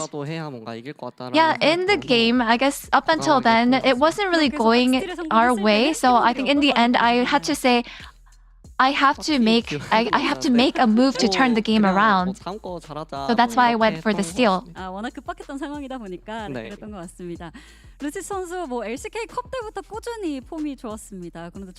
And Lucid, you have been showing up such a strong performance since the LCK Cup. So what kind of performance do you want to show? Yeah, I do believe that I showed up pretty well in the LCK Cup.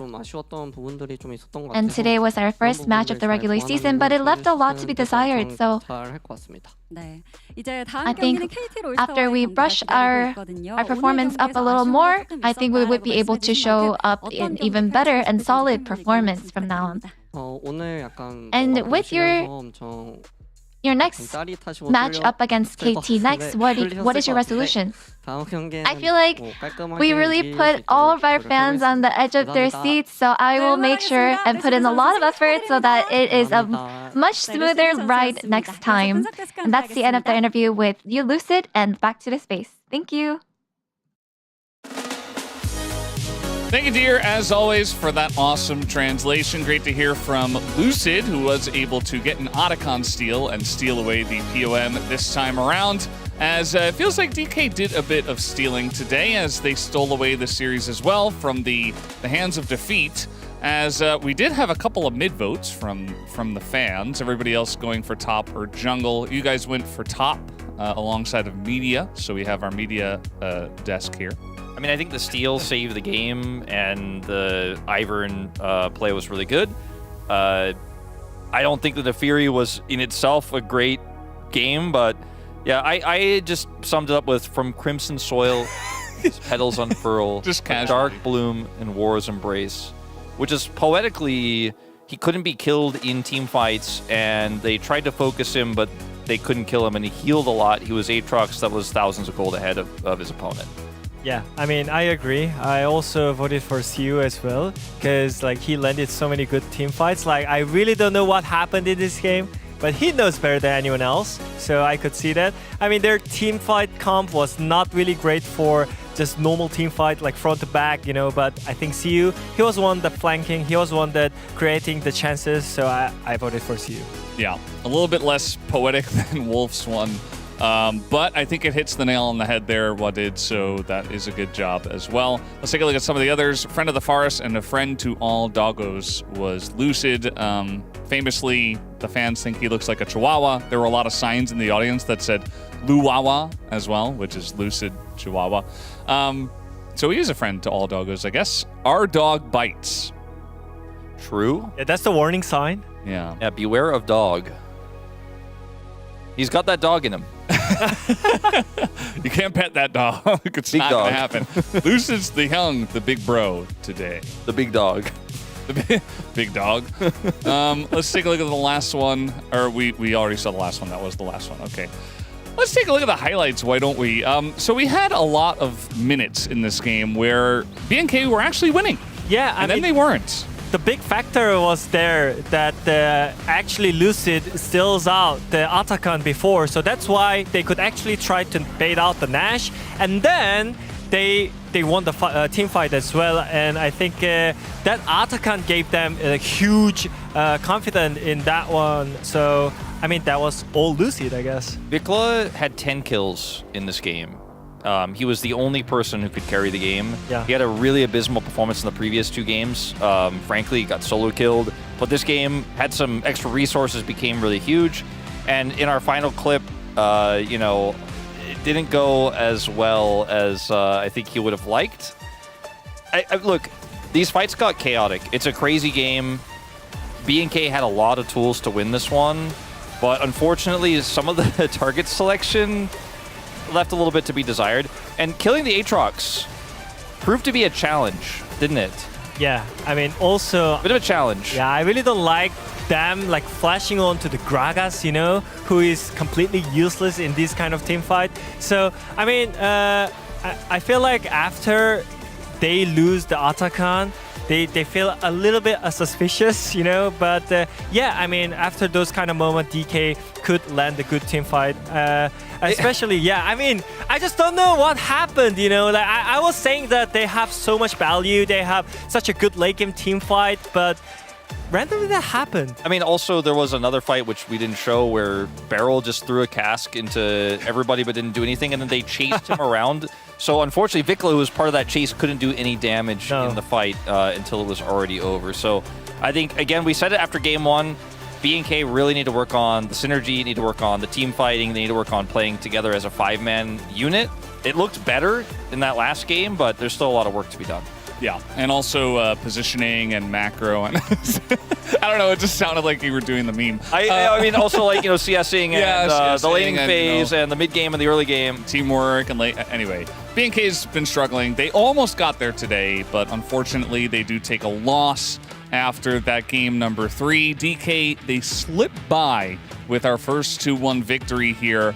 DK, not the best look, but we've had a lot of our top teams sometimes not have great looks and bounce back. I don't think this means that DK isn't good this season, but it just means that they need to play a little bit more seriously when it comes down to first picking Cho'Gath and all that good stuff. Yeah, to be fair, they're challenging a lot of new picks like Nafri and Cho'Gath, Senna, and all those kind of trying out is working out for the earlier season, because you gotta try out, right? And then you can figure out what's good or what's bad. So I think it's fair enough, but we definitely want to see more cleaner games from DK side.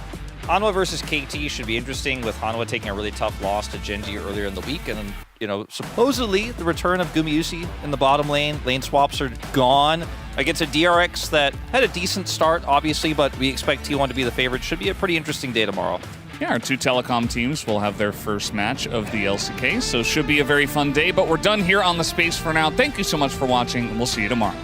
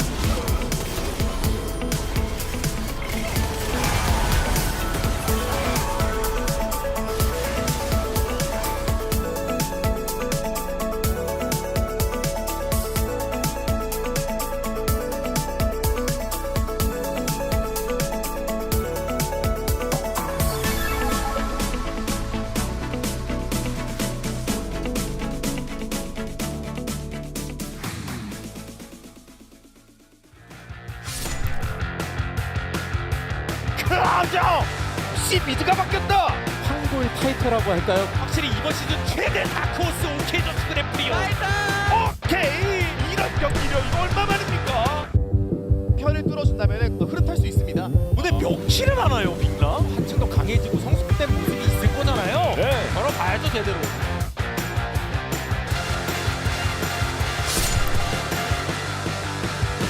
Doesn't kill me, makes me stronger.